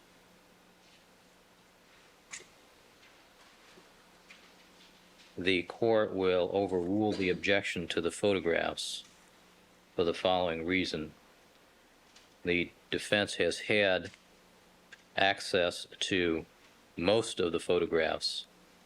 None of the photographs that are in dispute depict items that other photographs of which do not similarly exist. The defendant also had access on at least 3 occasions to each piece of the physical evidence that the photographs depict. So the objection on that basis will be overruled. The objection to the content of the report prepared by Mr. Diedrich regarding the source and rarity of the carpet fiber, that objection will be sustained. The prosecution will be precluded from presenting any evidence that is contained in the report. All right, let's have the jury. One clarification on it. With respect to Agent Dietrich's conclusion that the Bronco fibers are consistent, which was contained in his report, that much is admissible. That is admissible. Okay. For those questions that posed, can we the counsel approach the bench so we don't have any misunderstanding on that? When we get to that point, I'm a little concerned about, so there's clarity. We've had some. Trust me, all of our antennas will be up when we get to that. And I would think so. Your Honor, there's one other thing we would like to bring up. This ruling is very clear. Well, we hope so, Your Honor. But, Your Honor, with regard to, would the court entertain our, a proposed jury instruction with regard to this delay and what's happened the last half day or so, as you've done in the past? Professor Ullman is here, and rather than take the time now, we'd like to be able to proffer something to you as to what occasioned this delay and what's happened for the last half day. Would have been nice if you had asked before I invited the jury to rejoice. Oh, no, let me just suggest this to you. I had to hear what Your Honor's ruling was going to be first, and I'm not. Professor Ullman is here, and we want to get this case underway. What I was going to suggest to you is that if we drop something, will your court entertain it, or we can do it real fast right now? I think it's appropriate. You can submit it to me. I want to start with the jury, though. Sure. No, that's fine. I'm not asking you not to start with the I'll jury. consider it is what I'm saying. Okay, that's fine. We'll do that and get it to you as soon as possible. Let's have the jurors, please.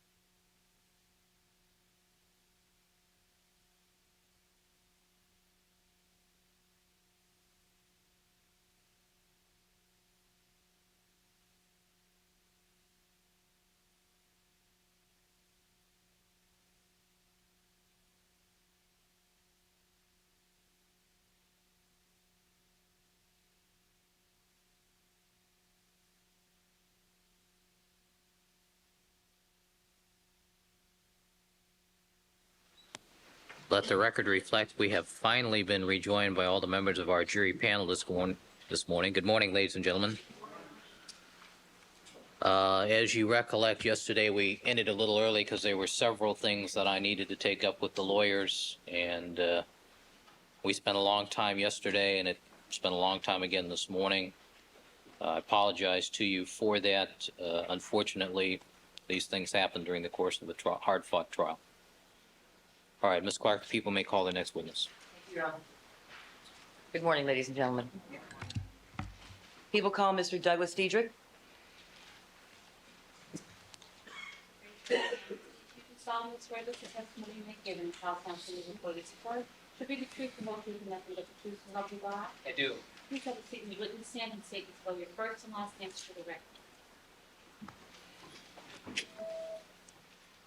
My name is Douglas W. Diedrich. Diedrich is spelled D-E-E-D-R-I-C-K. Ms. Clark. Thank you, Your Honor. Mr. Diedrich, can you tell us where you're employed? I'm a special agent with the Federal Bureau of Investigation. I'm currently assigned at the FBI laboratory in Washington, D.C. And how long have you been with the FBI, sir? Well, I've been with the FBI for 23 years, and I've been working in the laboratory now for a little over 17. What is your current assignment? Currently, I'm the unit chief in the hairs and fibers unit of the scientific analysis section. I've been the unit chief for approximately 2 years. What are your duties as unit chief? Well, as unit chief, I'm responsible for supervising other special agent examiners, support examiners, and physical science technicians. I review reports that they compile. I provide protocols and information regarding the operations of the unit. I supervise various programs that are undergoing in the unit, such as skeletal remains. We have a DNA program that we're currently researching, and other matters that deal with evidence submission and evidence examination. Approximately how many employees do you supervise, sir? I supervise about 20 employees. Are they all hair and trace examiners? Yes, they are. And what is your education? I came into the FBI in 1972 with a bachelor's degree in biology from Indiana University. Can you tell the jury what you've done with the FBI over the past 23 years? Well, in 1972, I hired on with the FBI as a clerical employee, and I was a file clerk. I gave tours at FBI headquarters for several years, and then I went into new agents class in 1976. After completing new agents training, I was assigned to New York City as my first office, where I was involved in fugitive investigations and other matters. In late 1977, I was reassigned to the laboratory division into the hairs and fibers unit, where I had 1 year of training, and after that time became an examiner. Since that time, I've primarily been an examiner in the unit. And you continue to examine as part of your duties? I do. And by examine, we mean hair and trace submitted to you in various cases? We get evidence submitted to the FBI laboratory from local and state law enforcement agencies around the country and around the world. We also do support work for FBI field operations, such as investigating bank robberies or kidnappings, hijackings, extortions, a number of investigations that we're responsible for as a law enforcement agency. We may conduct examinations in those cases. So it sounds like all kinds of cases. Well, there are a number of violations, federal violations, that we may get involved with, and from the standpoint of local and state, most of our work deals with homicide investigations, sexual assaults, aggravated assaults, and other matters that are primarily the concern of local and state law enforcement. So you're testifying in this case, it's a local case, right? This is not a federal case, is it? It's a state case. It's a state case, right? Is it unusual for you to be testifying in a state case for a local agency? No, probably most of my testimonies have been in state court. Now, approximately how many cases have you examined in the lab? Well, I've examined probably 4,000 cases since 1978. That's about when I finished my training. I've testified in maybe 400 of those cases. So about 10% of the cases that I work involve some form of testimony. And in those 400 cases in which you have testified, have you qualified as an expert in the field of hair and trace examination? I have. I also do feather examinations, and I do some wood examinations too, but it's trace related. Have you always testified for the prosecution? No, You have testified for the defense as well? maybe 25 or 30 times. Whenever they ask you to? They request it. Sometimes the evidence that I look at exculpates or indicates in some way that the defendant in the case may not have committed the crime. And in that instance, or in those instances, I would go and testify as their witness, which I have. Have you been involved in any training duties in the unit? Well, as a unit chief, I kind of added on the training coordinator responsibilities, which I had already had prior to becoming unit chief. So I am responsible for making sure that the training programs implemented in the unit for all the technicians as well as the examiners are complied with and the requirements met. I also teach at the FBI Academy. I teach I haven't taught new agents yet, but I have taught National Academy individuals, law enforcement individuals who go to the FBI Academy for a 15-week training period. I have lectured them. I have lectured in-service training for agents in the field. And also I teach Introduction to Hairs and Fibers, which is a 2-week course that we provide other law enforcement agencies and other laboratories on how to do hair and fiber examinations. Now, do you provide technical assistance to other agencies or institutions? I do. I have been involved with training other individuals that are interested in hair and fiber type examinations. I've trained people from the CIA, from the postal inspectors. I've worked with people from the Air Force, the Navy, NASA, Smithsonian. Quite often the Smithsonian will come up with some interesting artifact and they want some expertise on maybe hairs that are recovered or fibers that are found to determine the authenticity of a particular item. They may, and they have in the past, come over to the laboratory and I've done examinations for them. Now, have you made any presentations at international symposiums? I have. I've made 2 presentations in Mexico at Forensic International Symposium. And what was that concerning? Well, that was primarily the significance or the value of hair and fiber evidence to promote it, in a sense, to show the value of it to these investigators so that they may incorporate that type of analysis in the investigation of crimes in their areas. Do you collaborate with other experts through forensic associations? Yes, I have attended meetings down at the Academy. I went to the 1985 International Hair Symposium, sat on a committee there. I have attended a technical working group for fiber examinations, examiners, which is at the Academy. That's made up of individuals from around the country who are interested in developing knowledge about fiber examinations. I've attended the European Fibers Group meeting in Sweden just recently, and again, that's working with the Europeans on the same type of work. But collaboration is part of growth, and it's part of learning more about the field that we're working in. What are you indicated that you are involved in some training. Is there a training committee that you're involved with? Well, there was a training committee that was established to establish guidelines for the new examiners that are coming on board around the laboratory to make them more uniform throughout the lab. And I was designated as a member of that committee to establish those guidelines. In the past, I have been involved with committees that have essentially supervised the training and during the whole year of their training to make sure that the requirements of that unit were met, and it's sort of an outside review as opposed to an internal review. So you designed the training program? Well, in the unit, I designed the hairs and fibers training program, both for the technicians and for the new examiners. Have you ever heard of proficiency tests? Yes. Do you administer those in the course of your job as unit chief to your employees?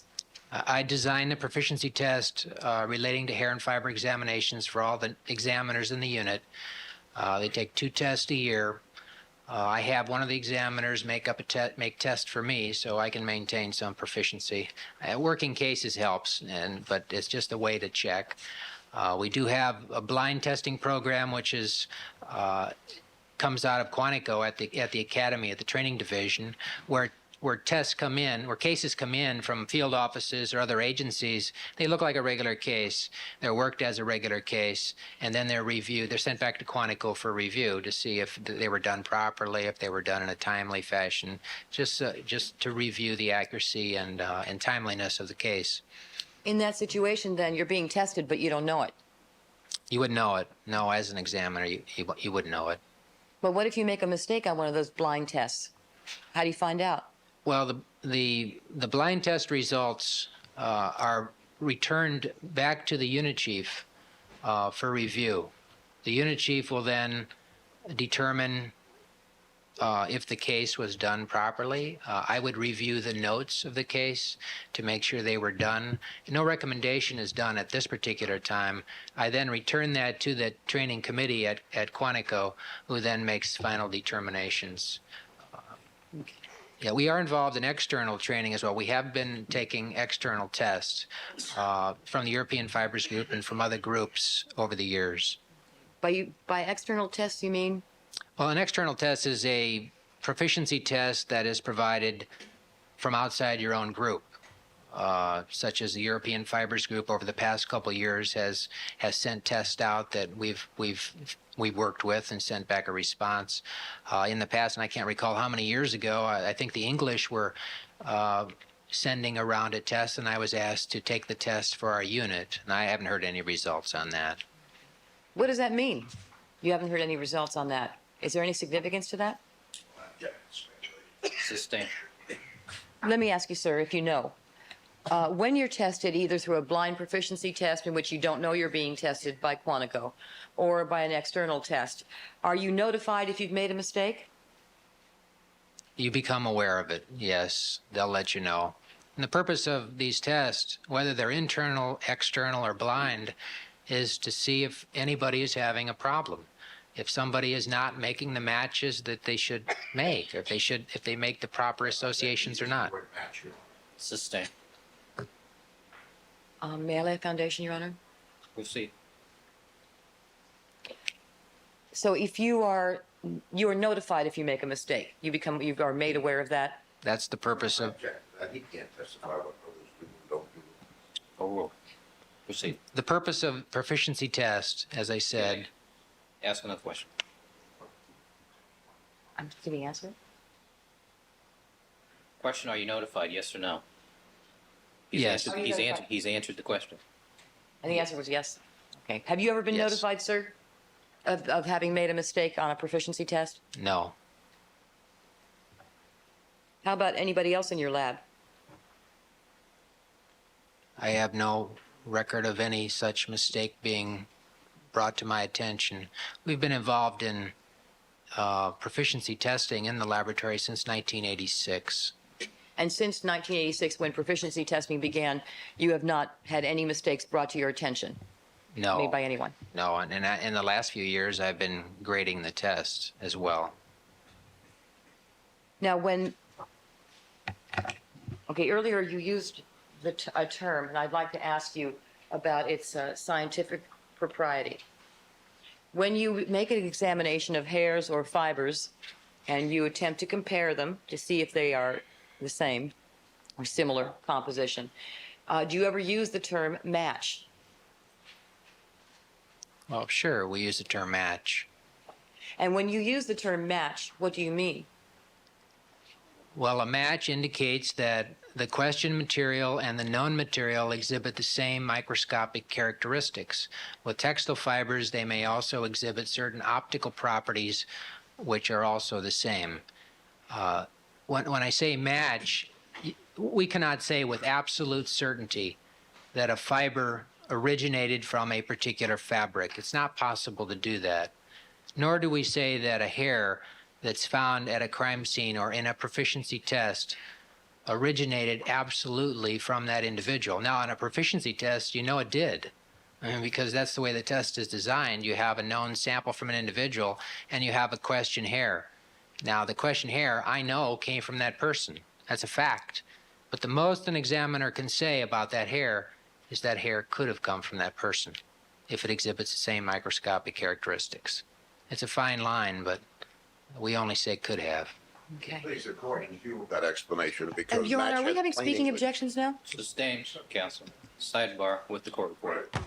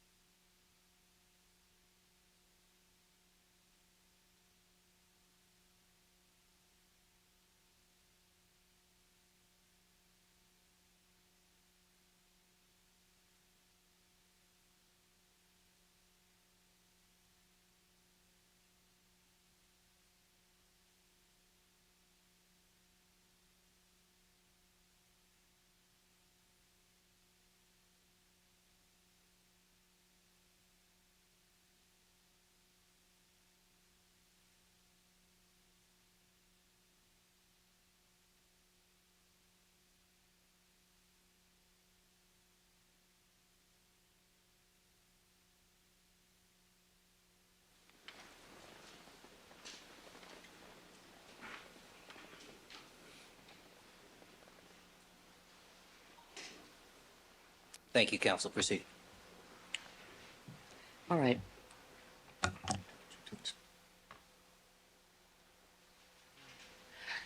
Talking about efficiency tests. In casework examinations, what is the habit and custom in your lab concerning review by other examiners?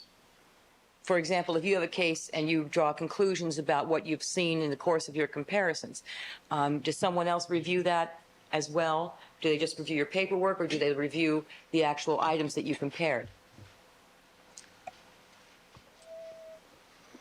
Well, with regard to all hair associations, that is, when an examiner says that this hair exhibits the same microscopic characteristics as a known sample from an individual, and that's what's being reported, another examiner will take a look at that same hair association and determine whether or not it's valid. If that person signs off on it, then the report will be reported out. It will come to my desk. I review all the documentation that's done in the case, not only just the hair association, but any other work that's been done, such as if all the fiber tests have been conducted properly, if all the requested examinations have been answered, if all the items are correct, and so forth. So I'm kind of like the last stop in the laboratory for the report before it goes out. Now, is there anyone in your unit that has as much or more experience than you do? No. Who next to yourself, in terms of years and experience, is there? Well, we have two examiners that have approximately 6 or 7 years of experience, case working experience. And yet, you've indicated to us that you have your casework confirmed by someone in your unit as well, correct? Sure. And why? And why would you do that if they don't have as much experience as you? Well, I don't have any doubts in the abilities of any of our examiners, our qualified examiners, in their ability to properly associate hair evidence. They wouldn't be doing cases if I had any question about that. After a year of training, you get a pretty good idea as a training officer or as a unit chief as to the abilities of someone to make the proper call. Once they're qualified, they have an opportunity, as with any examiner who has any number of years of experience, to confirm or not to confirm hair associations that someone else has made. I would have them look at my work just as they would have me look at their work. And did you do that in this case? I did. Someone reviewed all of your work? Yes. How many hair comparisons have you done over the past 17 years? Well, each case that comes in, and a case being evidence submitted in a criminal violation, may contain a lot of items. I really don't know exactly how many the average is, but 10 to 20 items of evidence submitted in a case is not unusual. That would be items from a suspect, items from the victim, items from the crime scene. So all of these items have to be processed for hairs and fibers, and you have to examine all of those. So there could be hundreds of examinations and comparisons conducted in each case. So if you multiply that out, that's a lot of hairs and fibers. There were, you said, about 4,000 cases? About 4,000 cases, yes. So 4,000 times 100, 400,000 comparisons? I would say 500,000 would be reasonable. I feel like I've examined actually a lot more than that, but 500,000 sounds all right. And that's for hair and fiber combined? That's both. Okay, let's talk about the composition of hair. What do you use to examine hairs? Well, hair examinations are conducted with the microscope, either a research microscope, a stereo binocular microscope, or a comparison microscope. And what can you tell from the microscopic examination of hairs? Well, the first thing that you have to determine with regards to hairs is whether it's an animal hair or human hair. And if it's an animal hair, if it's important in the case, it can be identified through reference collections, confirmed through reference material, but also the first step is just what's in your own head from your own knowledge. With human hairs, the race of the individual, the part of the body the hair came from, how it came out of the body. If it's been artificially treated, if it's been subject to some disease or some damage. And these are the first things that have to be determined on every hair that's examined under the microscope. Okay, with regard to those first things that you look for during your examination of a hair under the microscope, you indicated how the hair was removed. How the hair was removed. Hairs can be naturally shed. They would have a root that looks like the head of a wooden matchstick. It's kind of rounded, looks like a club shape. If it's forcibly removed, as is the case sometimes with the matters that I look at, the hair, which is firmly attached, will be pulled and it will stretch. It'll look all stretched out, and it may even have some tissue from the follicle or from the area of the skin where it's attached. That's forcible removal. If the hair has been pulled, it may also break at the skin line. It may tear. It may be cut with a dull or sharp instrument. These are things that can be determined microscopically. Now, there are then, you were referring to these microscopic characteristics. Are there specific characteristics of hairs that you use to compare when you do your examination? There are a number of microscopic characteristics that I look at and I consider and compare in every case. Would it assist you in your explanation of those characteristics to the jury if you were to refer to a diagram? That would be wonderful.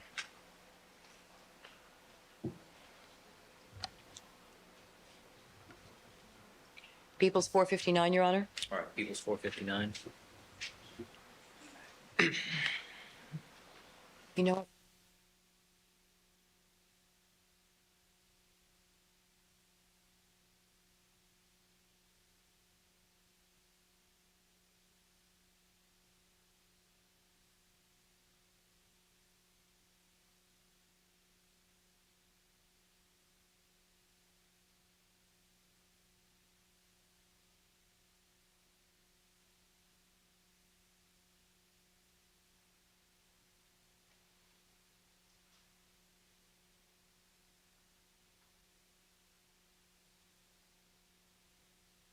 okay, we see before us, People's 459, a diagram. Are you familiar with this diagram, sir? I am. How come? I prepared it. All right. Since you prepared it, you can explain to us what you were trying to indicate on this chart with respect to the microscopic characteristics of hairs. Be glad to. The hair shaft is actually what you look at under a microscope, first of all. Under low magnification, it shows the root area, also diagrams out the follicle or the area of the skin where the hair is growing, the hair shaft, and the tip of the hair. Each of these areas all have characteristics and have a particular look about them that is useful when comparing hairs between a crime scene and from an individual. Now, the enlargement beneath it shows an area of that hair that is magnified. Always keep in mind that these diagrams are two-dimensional structures. They're two-dimensional pictures. You're not seeing that they're in fact cylinders. Hairs are cylindrical type objects. And this is only looking at one particular plane. The examination involves what's called optical cross-sectioning. By focusing up and down with the microscope, you actually look at all the characteristics from the bottom of the hair as it's laying on the slide to the top of the hair. Now that diagram shows that the hair has an outer layer of scales called the cuticle. Now these scales always overlap in the direction of the tip. Any abuse, damage, blow drying, being in a dry environment, all affect the way the scales will protrude away from the hair shaft. Some individuals, they lay very close. Other individuals, they're separated to a great extent. So the degree of scale protrusion is a consideration. Now, this is colored for your enjoyment, I guess. It's actually not brown.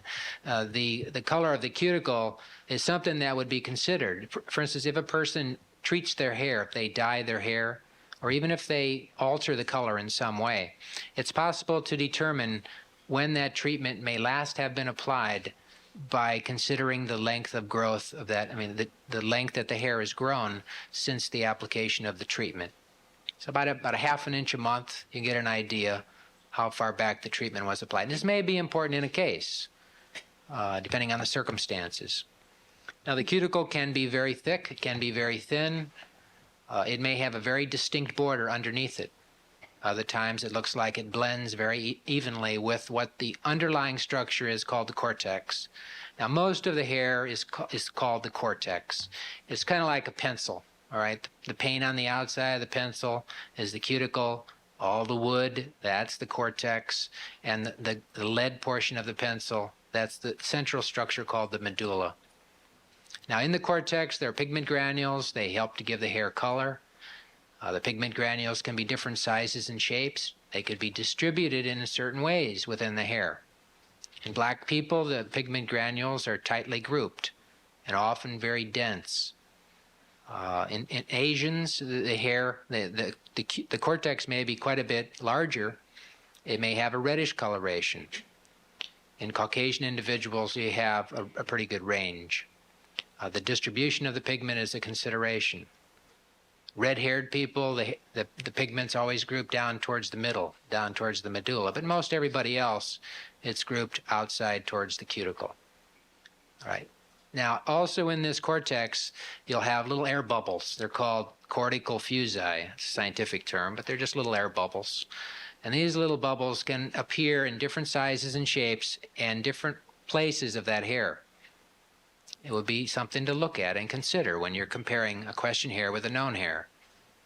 Now, sometimes the pigment is found in large groups, and it looks like a solid structure, and it's called an ovoid body. Now, some people have a lot of these. They may be all black.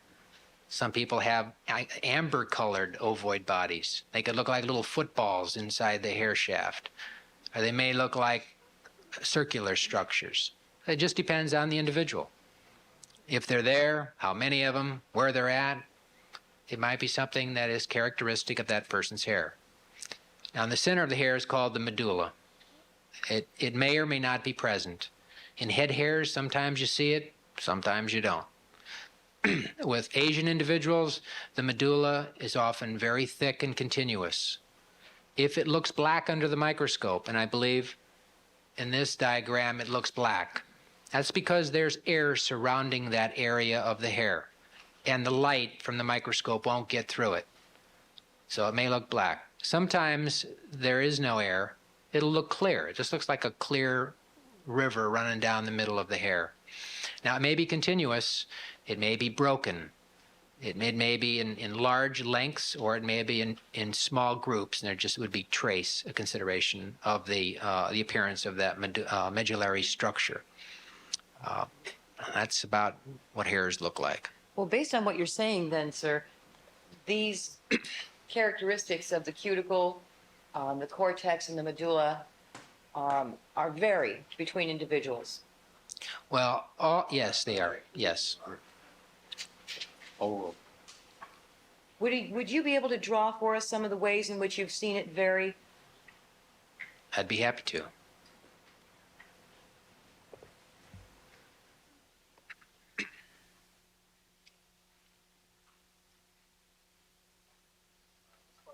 well, we could do this here so that the council can see what's being drawn at the same time. I certainly can. I think Right. if I can get it observed, that we'll see. Well, we need to get as many people at one time to see this.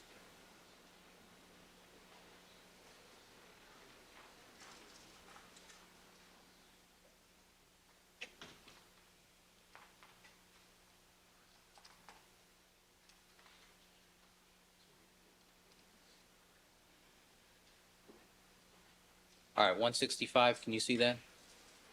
Yes, sir. All right, thank you. Proceed. What color would you like? Well, black is fine. There's also a thinner one here.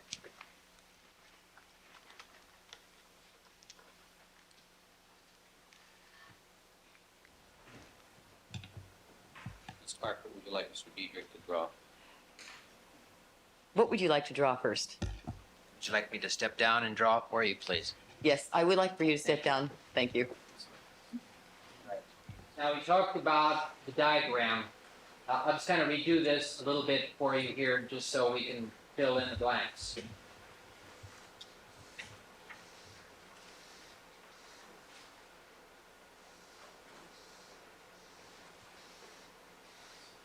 That's that magnified area of the hair shaft. The cuticle is the outer structure. Again, consider this to be a cylinder or three-dimensional structure. The scale protrusion may be great, or it may lay very, very flat. And you might not even be able to see where the edges of the scales lie. Again, the color, the thickness of the cuticle. Pigment granules appear to be dots inside the cortex of the hair. Now, with gray-haired individuals, you won't see them. If a person bleaches their hair, you'll see them. They'll just be light.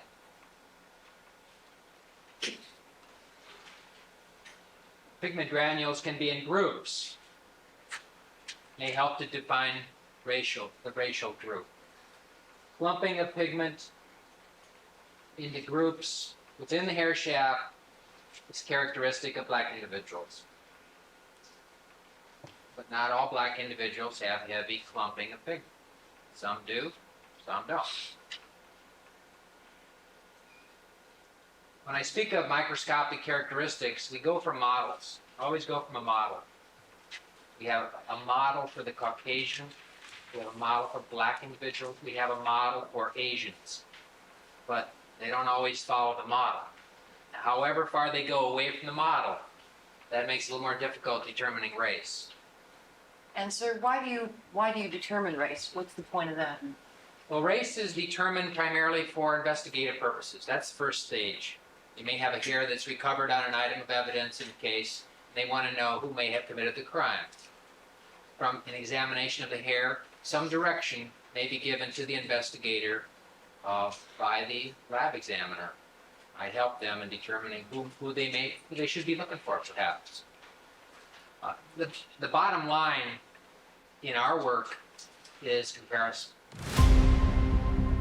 You may be a little off in saying the exact racial group.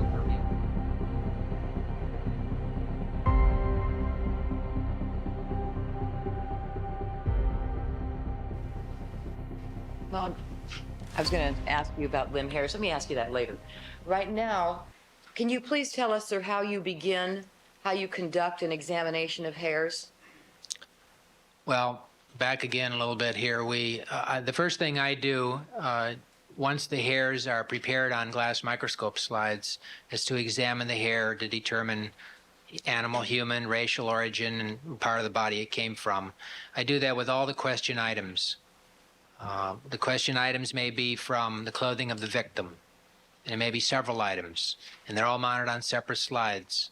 The clothing of the suspect, again, they're mounted on separate slides. I go through, starting at Q1, question item number 1, and I move through the case, getting an idea as to what kind of hairs I'm seeing on the victim's clothes, what kind of hairs I'm seeing on the suspect's clothes.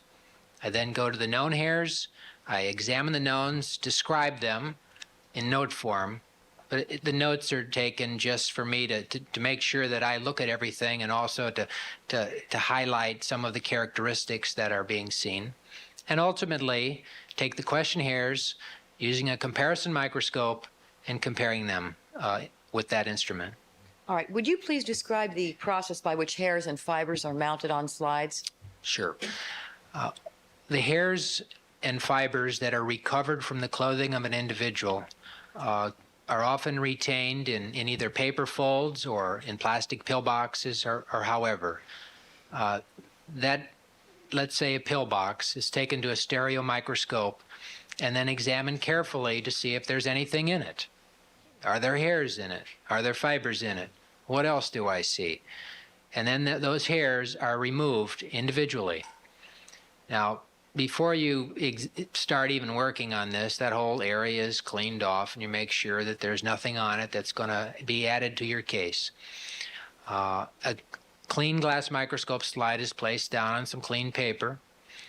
The hairs are then removed individually and mounted on that slide. First thing I do is I place a thin film of a solvent called xylene, and it allows the hairs to stick to it. May I interrupt you, sir? We have photographs. Would you like to narrate the photographs so the jury can see the process? That would be fine. Okay. Can I ask that this series of photographs be marked collectively as People's 461, Your Honor? With, Yes. and this would be A? Yes. Thank you, Your Honor. Can you please tell the jury what we see in 461A? Well, we see an examiner that used to have dark brown hair, but he's that you? changed a little bit. Yeah, hairs do change a little bit. But what I'm doing here is looking through the stereo microscope and looking at a pill box that contains hairs and fibers that may have been collected from a particular item of evidence. The stereo binocular microscope allows me to look at the material from a three-dimensional look. The mechanics of it, or the optics, are set up in such a way that you're looking at it three-dimensionally, so you can focus up and down and see what's underneath things. Okay. Can you tell us what's being done in this picture? 461B, Your Honor? Right here, you see the examiner removing a hair from the pill box in preparation for placing it on the glass microscope slide. Each hair would be measured. I mean, there's a ruler generally laid down for the purposes of determining the length of the hair before it's mounted on the slide. Now, you're using a pill box there to contain the hair and fiber that you recover from evidence. Have you ever heard of people using paper bindles to contain hair and fiber collected from evidence? Well, I never heard the word bindle until I got to this case, but we've always heard them as druggist folds or paper folds. So if you want me to call them a bindle, I'll call them a bindle. You don't have to call them. Okay. You can call them paper folds. You've seen that before, have I've you? seen it come all kinds of ways. Is there anything wrong with collecting the hair and fiber that is recovered from evidence into a paper fold instead of a pill box? No, I think it's just easier to work with a pill box from an examiner standpoint because you can actually see what's in it. But paper folds are fine. And paper folds are what you received from Susan Brockbank of LAPD in this case. I did, yes.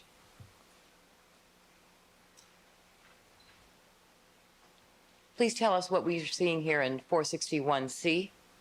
Okay, I've already mentioned that once you take the hair out of the pill box, you place it on the slide with some forceps. Do you ever do that with your hands? You can use your hands, sure. Yeah, you may have to hang on to the end of the hair when you're measuring it. You just hold one end and hold the other with the forceps, or you can use two forceps. You always have to be careful with forceps because you can pinch the hair, you can break the hair. It's kind of a little delicate operation. But yeah, you can use your hands. As long as your hands are clean, that's not a problem. And in this photograph, sir? 461D? Okay, once the hair has been positioned on the glass slide, now this glass slide is like 1 inch by 3 inches, and on one end there's an area that you can write on it as to what you're putting on this slide. You place the hair on it, you blot out the excess solvent with some blotter paper, and you place a few drops of permount, which is a mounting media. It's like glue. It's a yellowish substance. It looks, you don't really see the color microscopically, but it's placed 3 or 4 drops on the slide, and then you lay the cover slip down on top of that. Now, the xylene that you mentioned before, a solvent, is that the process being shown in this photograph, 461E? Right, this would have been the step just prior to putting on the permount. Right. Why is it used? Why do you do this? Well, it's just used for, well, for one thing, it blends with permount.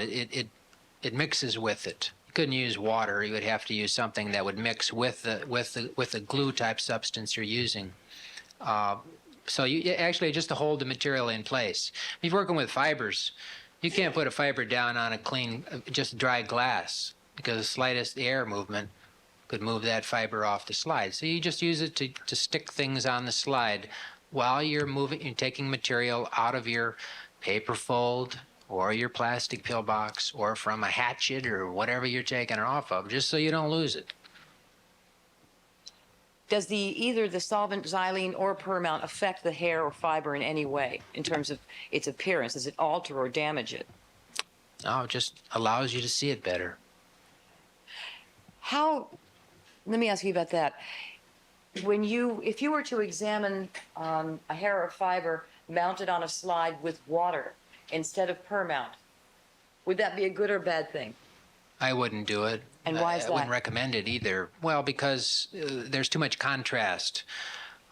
If the hair or the fiber or these other materials have properties that are not very clearly visible when you use water. And you could use some other materials too, but if the properties of that liquid are such that it's quite a bit different than what the item you're looking at is, you'll have a large amount of contrast, and you won't be able to see actually inside the characteristics of that material. Might the use of a water mount also inhibit or affect your ability to determine how many hairs you have on a slide? Well, very easily, especially when you're using cover slips, and that material could move very quickly over to the edge, and you would be near the edge of the cover slip. You wouldn't even know it was there, because there'd be so much contrast. But even if a hair might be laying right next to another hair or on top of it, it may even look like an extension of the hair. You really couldn't even see that, whether there was one hair or two hairs or however many. Prior to beginning your mounting process, sir, do you make any effort to determine how long or how short the hairs are that you're going to mount? Yes, I have that ruler down there, and I measure the hair and put it on a slide and make a notation. Most of the slides that are prepared, I make a note of the longest hair that I place on the slide.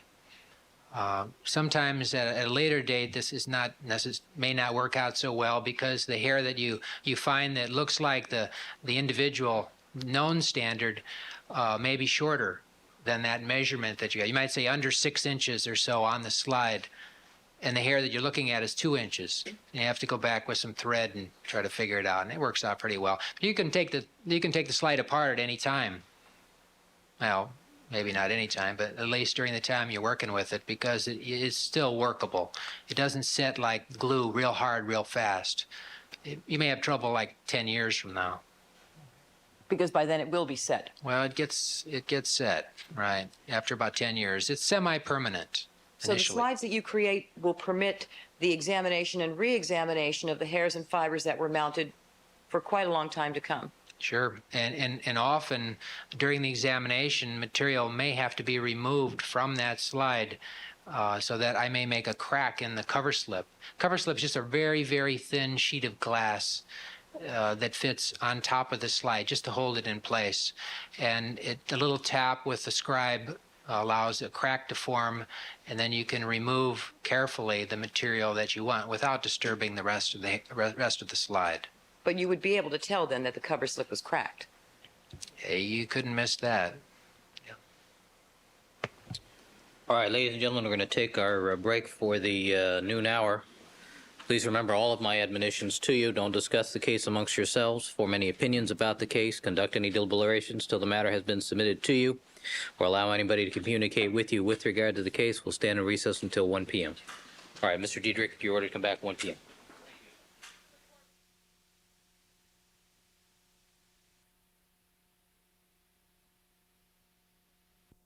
All right, back on the record in the Simpson matter. All parties are again present. Anything we need to take up before we invite the jurors to join us? Mr. Cochran? Your Honor, we were not on the record, but at sidebar, we had an indication from the people regarding their list of witnesses to the end of their case, and I'd like to do that on the record if we could at this point, what Ms. Clark told us with regard to not having further witnesses except for Ms. Brown. So we can just make it clear so we know where we're going to go. Ms. Clark? That's correct. All right, Mrs. Brown? Mrs. Brown. Yes. Possible last witness, and I indicated that there's a possibility that there may be a stipulation if she's interested in that. The other thing, Your Honor, I want to show Ms. Clark something and then just address some.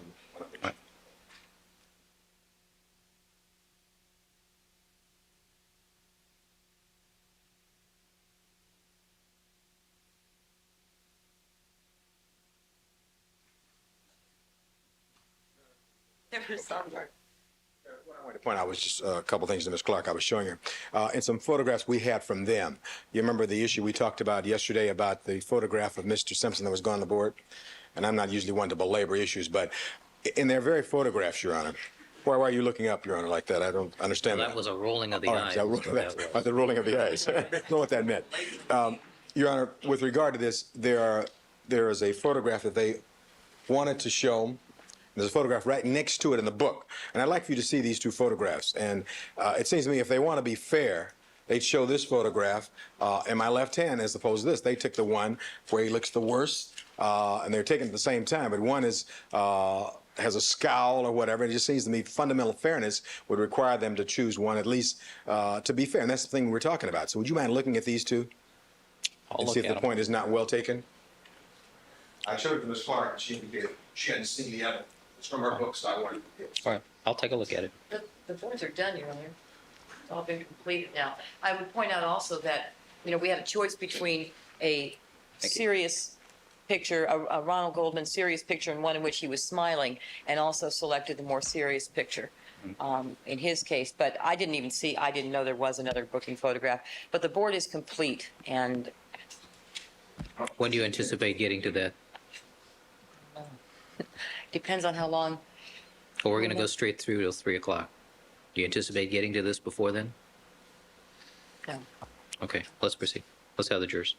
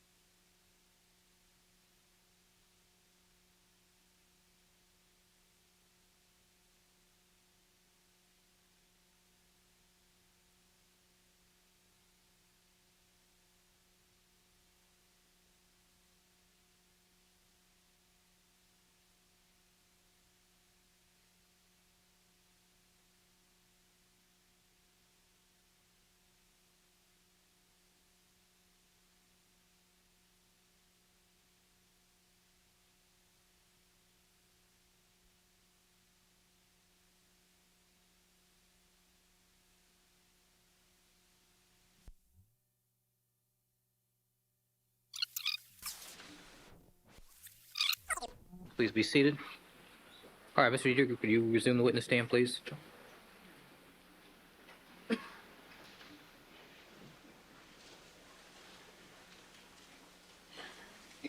right, good afternoon, Mr. Dietrich. Good afternoon. You're reminded, sir, you were still under oath, and Ms. Clark, you may continue with your direct examination. Thank you, Your Honor. Good afternoon. Okay, when we last left off, you had indicated you had finished telling us about how you mount hairs and fibers on slides. All right. And after you complete the mounting of the hairs and fibers, what do you do with the completed slides? Well, the slides are placed individually on a slide holder in numerical order.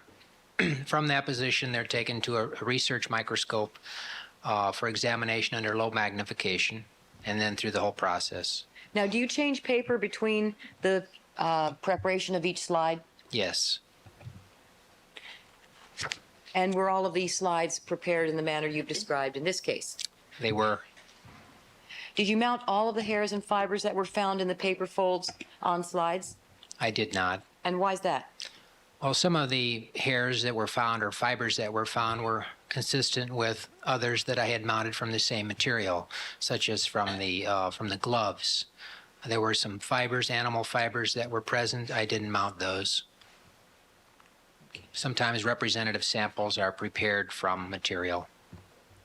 Nevertheless, are all of those fibers and hairs maintained, whether they're on slides or not? Right. They're either on the slides or they're in the original folded paper.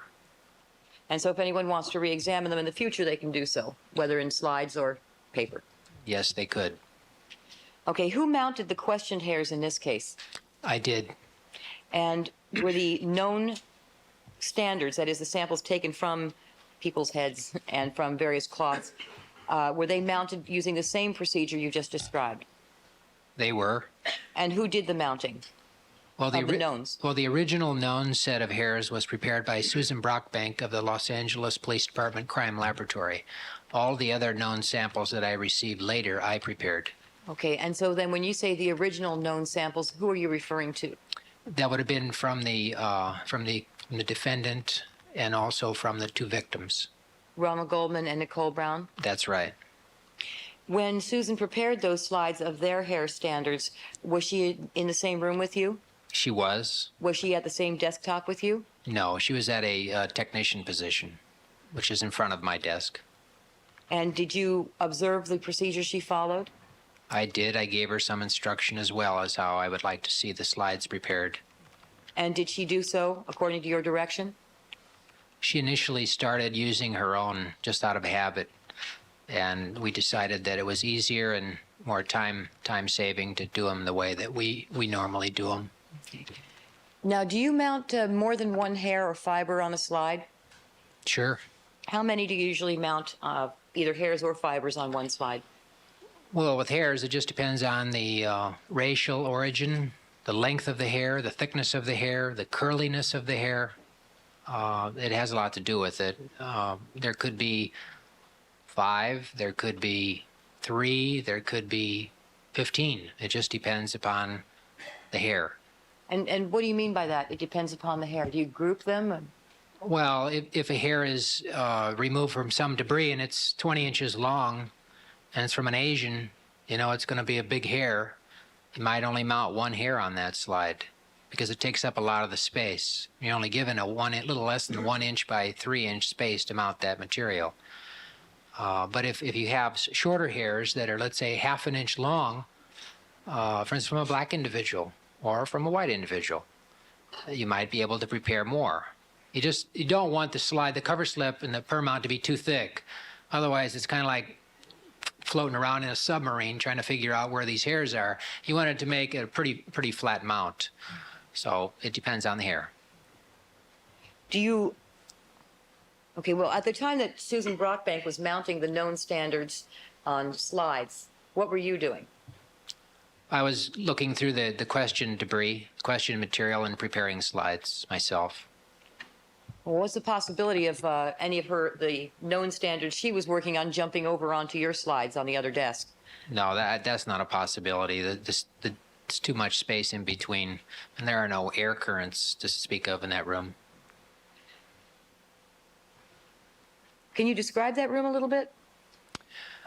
Well, the room is about probably 15 by 15. There are 2 examiners' positions, and in front of the examiners' positions are the technician positions. So each room will have 2 examiners and 2 technicians, and there'll be microscopes at each location. So is it common to have 2 people working on slide mounting at the same time in that room? Could be 4 people working on slide mounting, slide preparation. Now, after the mounting is completed, what happens next? Well, once the slides are prepared, they're, again, laid out in numerical order, and I follow the process of looking at the question material first. I try to look to see what do I find at the crime scene, what do I find on items from the victims, and then I move to the accused or the suspect in the case, and then I look at the known standards in that order. I just want to see first what I have. In the slide preparation, normally the slide preparation goes question material first and then known. And that's to avoid having the knowns exposed. So you deliberately separate by starting with the questioned hairs and fibers? Well, you do everything you can to avoid any possible contamination. You're concerned about that. We know the risk that it's involved with contamination. So you take every effort possible to avoid that, so that what you're seeing is actually what was on the item. And you did that in this case? Every case is treated that way. You see a photograph before you. I'd ask that it, Your Honor, be marked 462. This will be a series. Could I ask that it be 462A? All right, 462. And I think we already saw this marked as 461, but is this the exam? No, we didn't? This is new. Oh, this is new. Can you tell us what's shown in this photograph, sir? Well, here the examiner is looking at the slide using the stereo microscope. It may be the first step for some examiners to examine that slide in that way. Low magnification. We start at about, it could be 10x and go up to maybe 40 or 50 times magnification. Now, in this initial examination, you're looking for what? Well, you're looking for, if you're looking at hairs, mainly racial characteristics can be distinguished. Length, color, shape, contour, appearance of the tip, appearance of the root. It's easier to see in that instance, perhaps, the apparent shape of the hair itself, the three-dimensional shape of the hair, because you're looking at it in 3 dimensions. But it's just a low magnification screening tool to look through the hairs to identify which hairs that you may want to look at under higher magnification. Is it at this point that you determine, is there such a thing as a hair not suitable for further analysis or comparison purposes? Sure, there are hairs that aren't worth comparing. And why would that happen? Well, there are head hairs, pubic hairs, and some facial hairs are routinely the hairs that are compared microscopically. Hairs from the arm, from the leg, body hairs, for instance, from the trunk of the body, back hairs, eye hairs, eyebrows, eyelashes. These hairs are not routinely compared in forensic laboratories, nor are they compared by us routinely.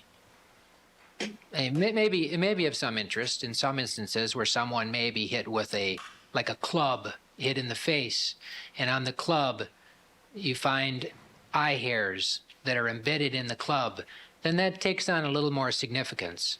But looking at debris found on clothing or from vacuum sweepings from a floor, they probably shouldn't play a very significant role in any hair identification. So what is it that causes you to determine whether a hair is or is not suitable for comparison purposes? Well, if they fall into the categories of the types of hairs worth comparing, it's just experience and the hair itself. You look at the hair, you determine from experience if it's worth comparing, there's enough of the hair to work with, and if it's, again, from that region. And sometimes some hairs are very distinctive. You might not need a whole lot of hair to make a comparison. So you're looking to have a sufficient quantity of distinctive characteristics? Well, there's no set number of characteristics that are needed to make a comparison. That's up to the examiner and the experience of the examiner and how many hairs they've seen, what types of hairs they've seen, what is unusual, what is usual. And based on all that, the decision is made to determine to whether or not to compare it with a known standard. Now, the next slide, next photograph that's on the screen now, 462B. Can you tell us what's being depicted in that photograph? Well, that's just a close-up view of the slide. It's difficult to see, perhaps, but the slide on the stage of the stereo binocular microscope.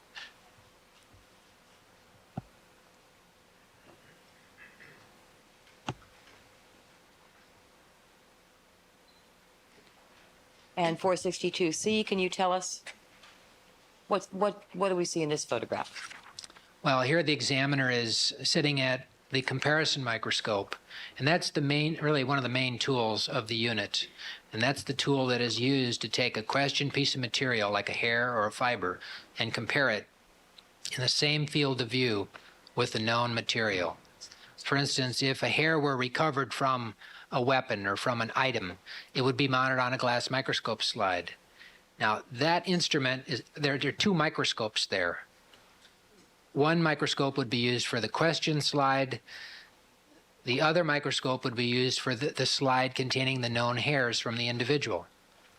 And by looking through the eyepieces, which she's doing here, those eyepieces will allow you to see both of the hairs at the same time. The same type of comparison is done with fibers. You're comparing question material, known material in the same field of view. More people are familiar with comparing bullets. I mean, I grew up and that's all I ever saw in TV shows was comparing scratch marks on bullets to see if this bullet came from this gun, and they'd line up the striations and you could see them. The difference here is that the material that we're looking at, we're looking actually through it. We're looking inside of it to look at the characteristics because we're using transmitted light and not reflected light. Now, do you count the number of characteristics that you find in hair samples? I don't know. And why is that? Well, I don't necessarily think there's a minimum number of characteristics that one needs for making an identification. You look at everything.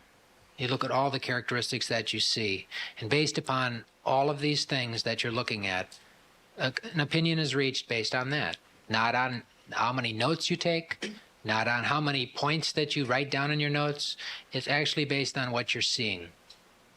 So what component does experience, the number of hairs that you've compared and looked at in your tenure as an examiner, what component does experience in that play in all this? Well, a good hair examiner has a lot of scope time, has a lot of time looking at hairs.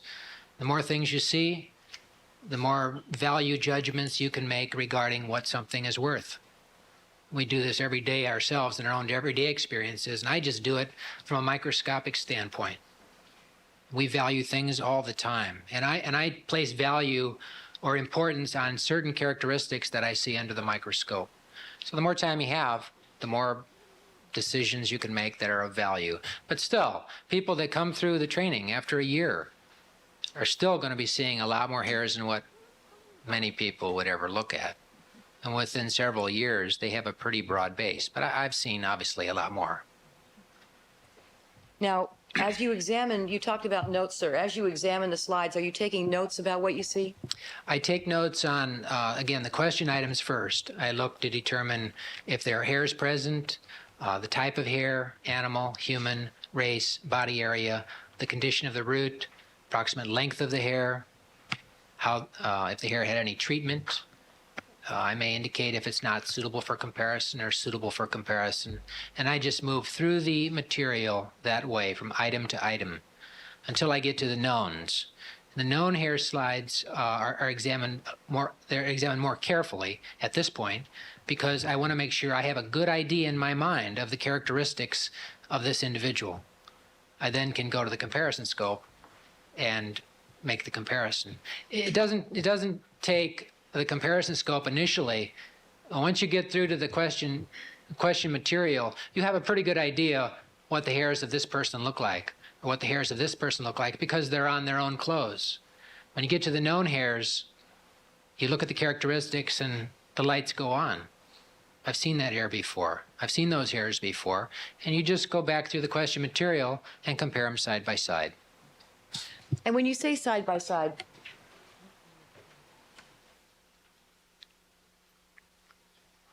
you have a chart yard asked it to be marked People's 463. All right, 463.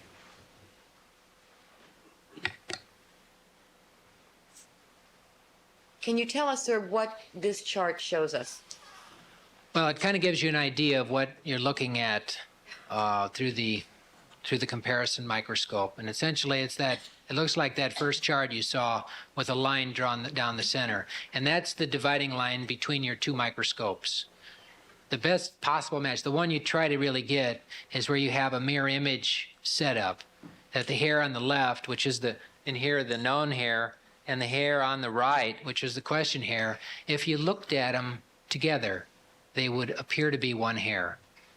And that's what you try to do when you're trying to determine if a question hair looks like the known hairs. And that's the field of vision that you have, that circle with a line through it? Right, well, you can see the hair kind of goes outside the circle, but the field of view is it's a circular field, a white background, and it has a center hairline down the middle, which separates your two specimens or your two microscopes.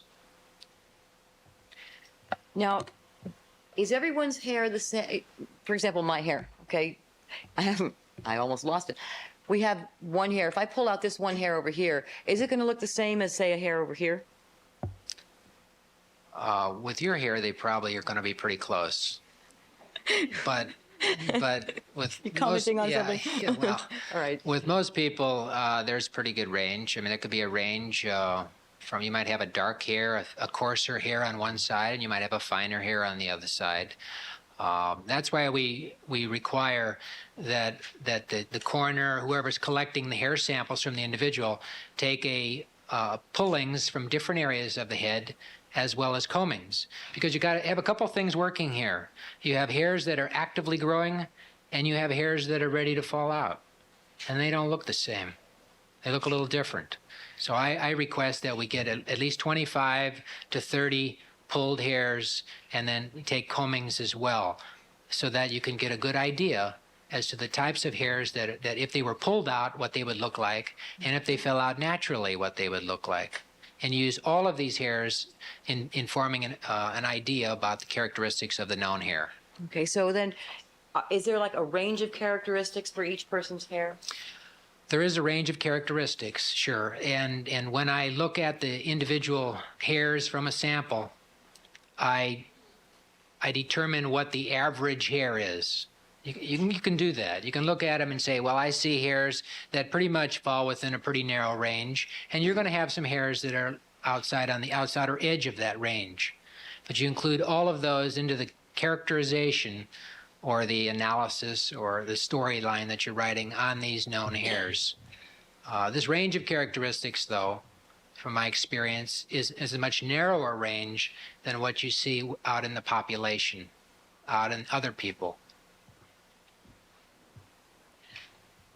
Well, let me ask you to amplify that a little bit more, because if each of us has a range of characteristics, couldn't a hair from the back of my head match the hair from the front of another juror's head or Mr. Darden's?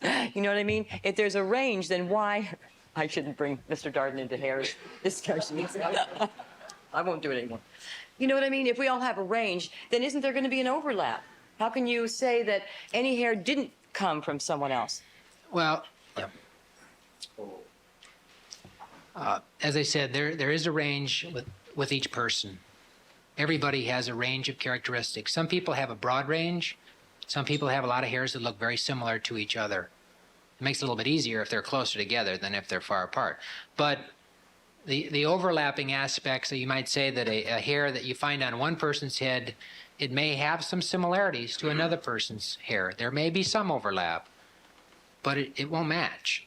I mean, it may look somewhat similar, but it won't exhibit the same microscopic characteristics. Strike that word match. Yes. Juries, Sorry. disregard the term match in this context. Thank you. Can we replace that term with the same microscopic characteristics?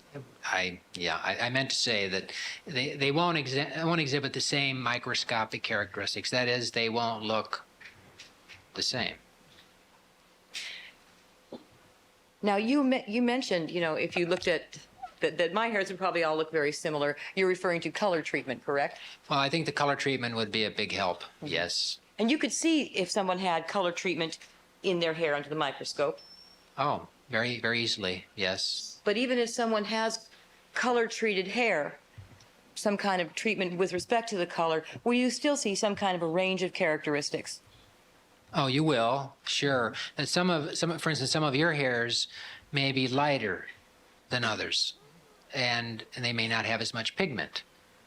They'll take on a much brighter color than a hair that is darker, that has absorbed the same amount of color. So you will see pigment granules, you'll see medulla, you'll see cuticle, scales, ovoid bodies. You see it all, unless it's so darkly dyed that they're covered up, and that's possible. So when you mount a known hair standard from a given individual, for example, in this case, the defendant's known sample or Nicole's known sample, do you make any effort to assure that you represent the range of characteristics that you've seen in their sample on the slides? That selection, yes, I do. That selection is made as you're taking hairs from the container, the original container, whether it's using a stereo microscope or using your own eyes to see length, thickness, color, and a range. Her hairs, for instance, appeared to have some highlighting or treatment to them. So and some hairs didn't appear to have too much. So it's just a matter of collecting hairs that exhibited all those characteristics. So that you accurately represent the range of that person's hair? Well, the first thing you do is you mount up what you think is a range. I mean, a good range, and then you go to your material. You may find a hair on, for instance, on an item of clothing from that person, and you see a lot of similarities with the knowns that you prepared, but maybe something that doesn't quite right. It looks a little different. You may have to go back and mount additional hairs from the known sample, just so that you can increase that range a little bit. You may see something that may not quite be present, and you want to clarify it. You may need to go back and mount more hairs. And once in a while, in a case, it happens all the time, that I would call back out to the contributors or the police department and say, I don't think you gave me a good enough known standard, or I need hair combings. Can I have additional hairs so that I can make sure that what I'm seeing either looks like it or doesn't look like it? I want to make sure that before I reach a conclusion that it's a valid association or exclusion. Now, during the examination of known standards in any case, do you make any effort to see whether you can distinguish between the known standards? For example, in this case, you had the known standards of Ron Goldman and of Nicole Brown. Did you make any effort to determine whether you could tell them apart? That's the first thing you have to do. When you're looking at known material, you want to make sure that the people you're going to be comparing the question hairs to look different. If they look the same, the conclusions or the strength of the association would be minimized. They could have come from either individual. Well, has that ever happened? Not in casework since I've been working. All the known samples that I've gotten over the years, and that there have been quite a few, I've never had a problem being able to distinguish the victims of a case and the suspects of the case, and multiple suspects. I've had cases where I've had 200 or 300 or 400 known hair samples as elimination or possible suspects to compare with question hairs found at a crime scene or on a body of a young child, a victim of a case. And it's a job. The one thing you have to do is make sure they all look different. And it's pretty easy to do. And you've never had any trouble being able to distinguish between two different people's hair? Samples are pretty easy to distinguish. You have some problems with identical twins. Identical twins can be real close, especially if they happen to live in the same environment and they share very many common things. Because environment and diet and how much sun they get, how they treat their hair, all of these things add the differences that are often seen between hairs that may be very close microscopically. A person may take maybe an alcoholic, for instance. We had a case one time where there were brothers. Their hairs looked very close, but one person had... This is way beyond the question. Sustained. Ask another question. Sorry. Well, let me ask you this. How many known hair samples have you examined in your capacity? Easily 10,000, easily. In the course of that experience, sir, have you ever had occasion to examine the hairs of multiple family members? I have. And in that experience, were all the family members were, say, of the same race? They were. Same hair color? No. How did you distinguish? They were the same. What were they? Were they siblings? Were they mother and father? I don't think that's relevant to this case. Overall. Both. I mean, brothers, sisters, cousins, aunts, uncles, mothers, fathers. Were you always able to distinguish between them? Yes, you can distinguish between them. Sometimes you'll have family members that are pretty close. But for the most part, you can distinguish between even siblings or family members. Again, because Yeah, that's what I was gonna the ask. characteristics that I look at are not based solely on genetics. I mean, we know that even brothers and sisters, unless they're identical twins, I mean, they're different. I mean, they just look different. And their hairs also tend to look different as part of this, unique thing that we have as a human being. Well, apart from genetics, is there something about the way a person lives that will make their hair distinguishable from another person's hair? Sure. For example? Well, a person that doesn't wash their hair very much may have dirt and debris and other material in the hair shaft, underneath the cuticle or the scales of the cuticle. A person may pick up head lice, pubic lice. You can see those on the hair shaft. A person may have also a lot of damage to the hair. It's not a clean hair. It's subject to a lot of damage. This might be characteristic of the type of person that he is or she is.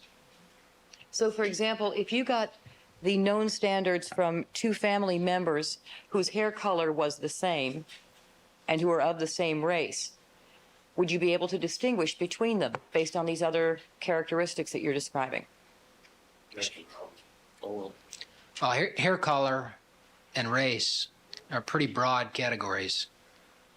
I mean, if you say brown Caucasian as an example, there's a lot of people with brown hair that are white. I mean, just an awful lot. So that's pretty broad categorization. There are other characteristics that you look for besides just color and racial characteristics, and that's where you see the differences. Have you been able to distinguish between the hair of two brown-haired Caucasian people in the past? You do it all the time, in the cases that you get in, as well as the tests that you prepare. You were mentioning two brothers, one of which was alcoholic earlier. Does that show up in the hair? Habits, alcohol abuse, drug abuse will affect hair characteristics. Well, there may be characteristics found within the hair shaft that I've seen over the years that may be characteristic of that person's habits. And sometimes they may be the only characteristics that can be used if they're that close microscopically. But hairs are kind of the dumping ground, right? They're kind of the dumping ground of the body. I mean, we have... Sustain. Ask another question. Well, you say hairs are kind of the dumping ground. Tell us what you mean by that. Well, it's a structure that materials are excreted or secreted in so that they can leave the body.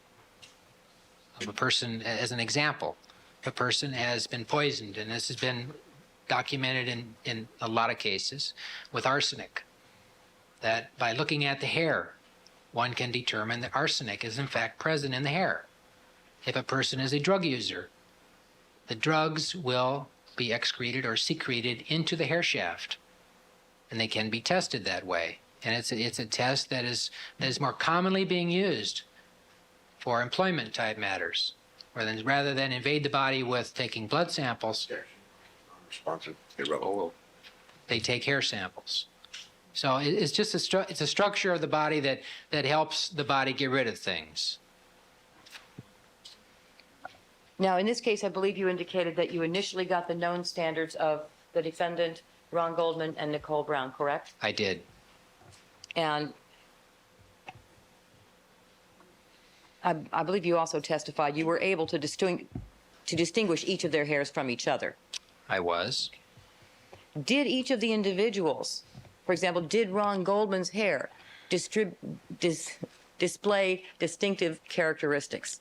It did. Did Nicole Brown's hair also display distinctive characteristics? They did. And also the defendant's hair? They did. Okay, with respect, I'll start with the defendant first. Did you find, with respect to those distinctive characteristics, at the FBI, do you maintain reference samples of photographs of hairs from people of various racial groups? We do. And for what purpose do you do that? For training, primarily. Did you bring one of those charts with you here? I did prepare a chart, yes.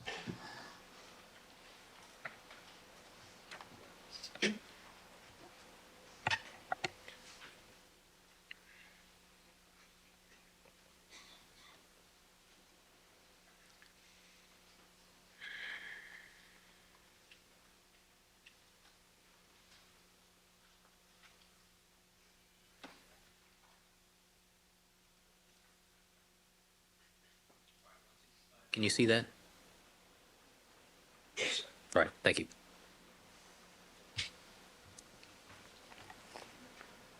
May this be marked People's 464, Your Honor? People's 464.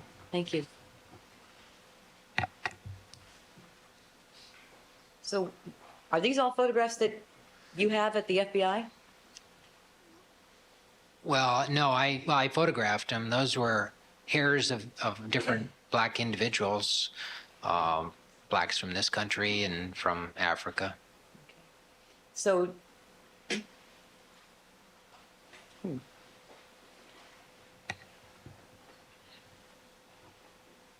tell us what you're trying to demonstrate with this chart. Oh, these are hairs that were taken just at random from samples from individuals that were in the reference collection. Some, there's one there from a bushman from Africa, one from a Somali warrior, a couple of them from individuals that work in the laboratory. I think you see there's a blue hair there, I believe, is one of them. That's a treatment. She's a clerk typist in the unit. I think there's another one that has a red coloration to it. And again, I don't recall what type of treatment that was, mahogany rinse or something like that. But the other hairs just represent some randomness, some random variation that is exhibited between different individuals to show you that the hairs do differ microscopically. Did you also prepare a chart of photographs of Caucasian hairs? I did. Is that the next one up, Dana?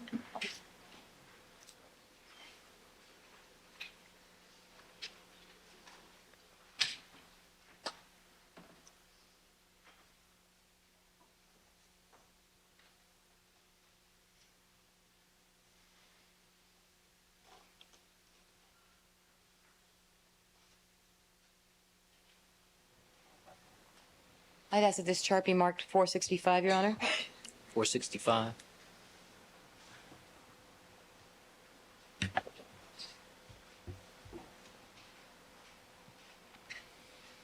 Okay, before we move on to discuss this, let me ask you just a couple more questions. You indicated that the defendant's hair was distinctive. I did. And what was distinctive about it? Well, it was very light colored. It had very light pigmentation, prominent one-sided pigmentation, which was prominent in many of the hairs in the sample. There's a number of other characteristics as well. I have them jotted down in my notes, but I felt that those hairs were very distinctive, easy to select. All right, now you indicated that with respect to Nicole Brown and Ron Goldman, you also found distinctive characteristics, and here we have the board 465. Can you tell us what you're showing us in these 16 different photographs? Well, there's a couple things I believe in this chart, trying to show that there's a variation or randomness to the color, to the pigmentation distribution, to medulation or the medulla that you see running down. Some of the hairs have them, some don't. You may find it in a one person anyway. You may find hairs that don't have a medulla and others that do. Again, it's just to show some of the variation. The three pictures on the right, I had to bring in. They're my daughter's hairs. On the right, second one, third one, and fourth one, starting from the oldest to the youngest. Can you step down and show us which ones those are? 'Cause Sure. I couldn't tell. You want to use the pointer? Okay. This is my 17-year-old's hair. This is my 13-year-old. She was a little upset because her hairs have some damage to it. She didn't want them on TV? She didn't want them on TV. Okay. The youngest here has the darker hair of the three. Again, trying to show that there is some variation even within a family, that they will exhibit different characteristics. Thank you.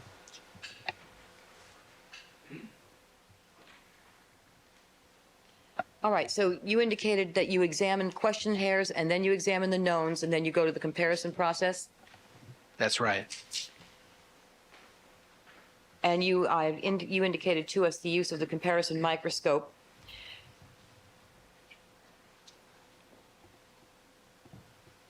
Let me ask you this. When you compare the question hairs to the question hairs that are recovered from evidence at a crime scene to the known hairs of an individual that were collected,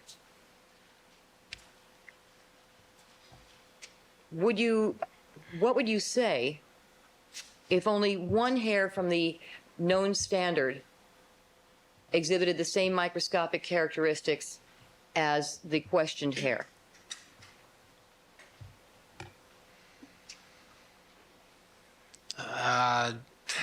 That's a tough one. It depends upon the hair, how many hairs were recovered, where it was recovered. It may have something to do with whether or not it might be reported. If a hair is on the outer edge of the range, a lot of times those are just thrown out. You don't consider them as a potential. And it's just logic, it's common sense. Here, what would you expect to see if this guy shed hairs at the crime scene? Mm-hmm. Well, he would lose hairs like most of his hairs. He wouldn't lose, maybe, isn't it just strange that he happened to lose one that looks kind of like one of the weird hairs in his head? I'd throw it out. I'd rather just throw it out and not involve him at all in that type of examination. So do you try to err on the side of being conservative in your conclusions? Sustain. Informing your conclusions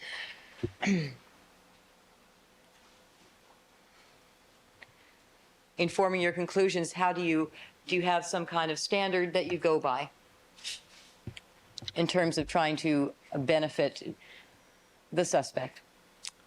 Well, it's objectivity, impartiality. You don't get involved with the case.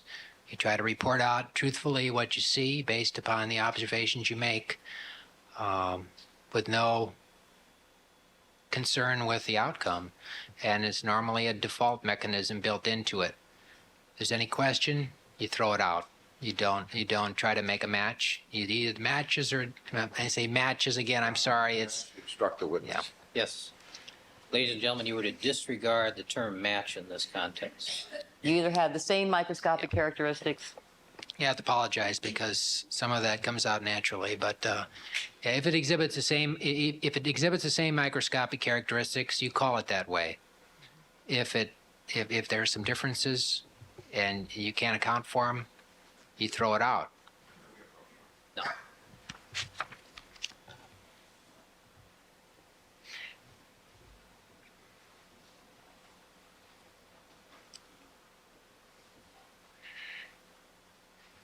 All right, so for example, well, strike that. We're talking about same microscopic characteristics and when you'll form a conclusion, but let me ask you this, sir. Can you say that a hair found at a crime scene, even though it exhibits the same microscopic characteristics as the hair taken from the suspect, even though you say that, can you say that it could only have come from this person and no other in the world? No, we do not say with absolute certainty that a hair came from a particular person, no matter where the hair is found. Are there databases that tell you what percentage of the population could have been the source of any particular question hair? No. And when you say that you don't say that, you don't say that a hair could only have come from one person and no other. Why is that? Well, because you can see that in some individuals that there are hairs that can look very similar to another individual. So that in that instance, just because it happens, you can't make a blanket statement and say that it's a positive form of identification. If it happens once, it happens twice, you cannot say absolutely, and we don't say that. Every report that we send out has a statement in it to that effect. Now, is use of the microscope to perform the examinations considered to be the best method of comparing hairs in the forensic community at this time? We think so, yes. Is there any instrumental means of comparison currently recognized as reliable that had gained acceptance in the scientific community other than microscopic comparison? There have been other techniques, other instrumental methods that have been used, none considered to be useful to individualize hairs. Spark, are you going to use 465 any longer? Not anymore. You want me to take that? Yeah. Seem to be blocking juror number 7 again.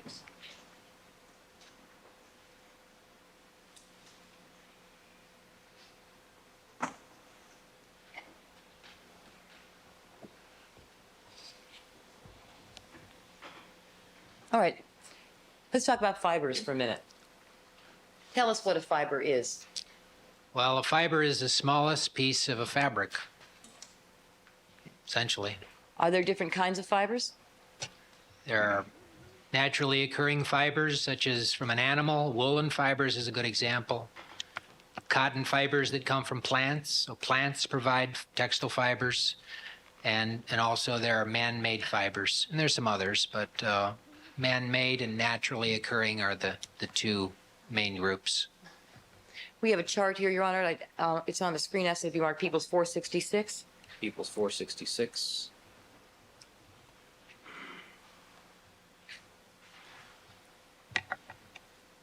Can you see the chart, sir?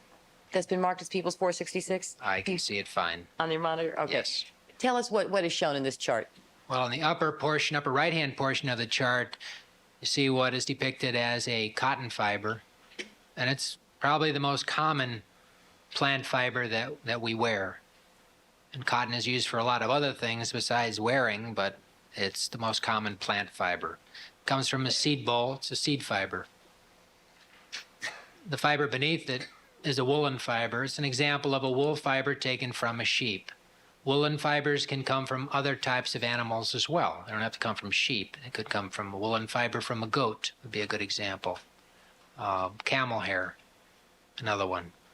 Cashmere goat is a good example. It's just an example of an animal fiber. And is that how it appears microscopically? Well, that's just an artist's depiction of it. Yes, it can. You can see the scales on the outermost portion of the hair. Woolen fibers are hairs, just animal hairs. They look differently microscopically. And some woolen fibers are very fine, not a lot of scale protrusion. They're comfortable to wear. That's what we like to wear.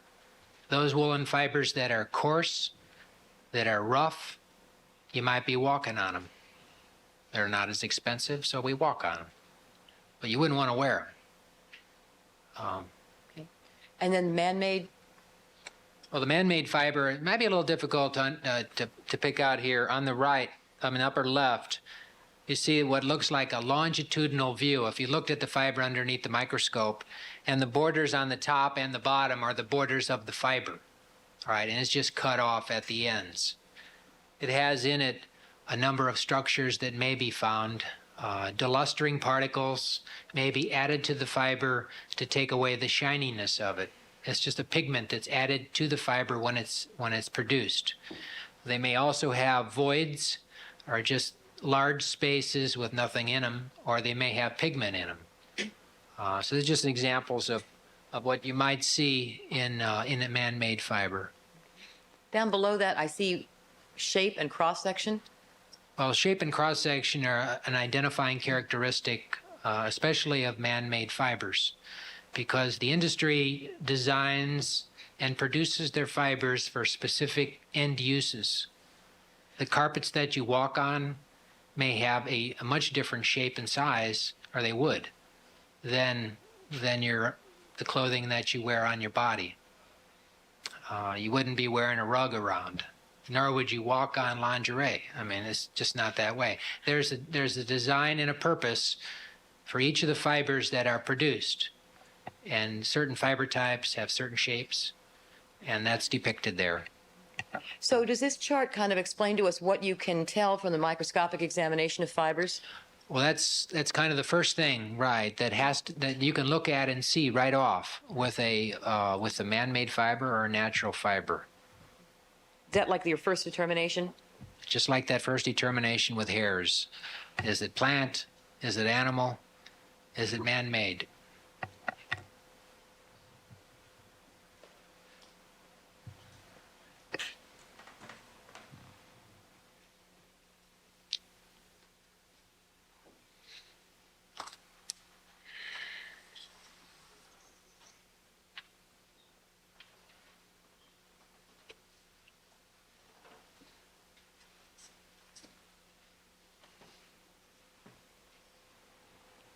John. Your Honor, I have here a chart that's marked entitled Cotton Fibers. I'd ask it to be marked 467. 467. Thank you. Tell us what this chart shows, sir. Would you Well, like to step down and it might be easier to see. Sure. Is there a pointer?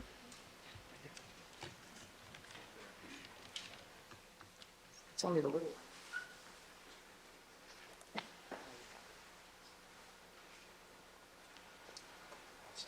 Ms. Clark. Please tell us about this chart. What I've done here is try to give you an idea of what can happen to cotton fibers that you might wear or you may encounter. Cotton fibers, they're pretty common. We make 5 billion pounds of cotton fibers every year, just here in the United States. They go to a lot of different sources. And they go into clothing, draperies, upholstery. There's a lot of end uses for cotton. But the distinguishing features of cotton can be seen in the color, whereas a fiber that is uniformly colored would look different than a cotton fiber that had color at specific intervals or different portions of the fiber. The surface color that is seen in this particular cotton fiber would be characteristic of a printed fabric, where the color is added to the surface of the fabric after it's produced. Uniform color might be made or produced when the yarns are coming off, after the yarns have been spun and the whole yarn is dyed. Now, the degree of twist is something that's compared. This is a gray, greige fiber, like a cotton ball. You may see this particular unfinished fiber in blue jeans. A good example. A fiber that is more finished, has been through a little bit more processing, will take a little bit of the twist out. You might find that in a shirt or a blouse. Mercerized cotton has been treated differently. You find mercerized cotton in threads. It doesn't have very much of these what are called convolutions or twists, back and forth twists that is commonly found in cotton fibers. Thank you.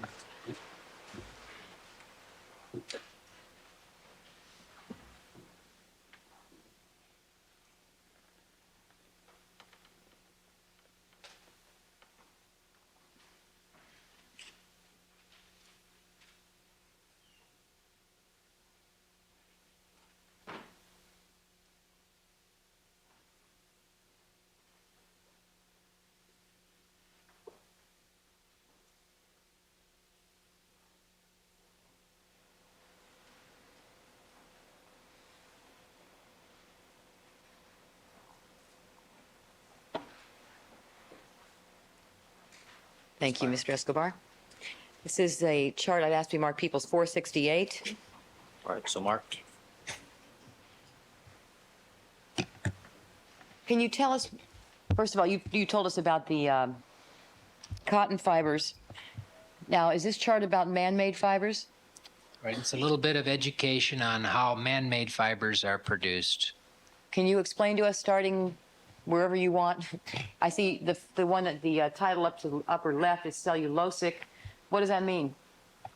Well, cellulosic refers to the origin, that is, wood pulp, cotton linters, something that has cellulose or material. It's natural as a substrate, as a base material. It's a starting material that you work with.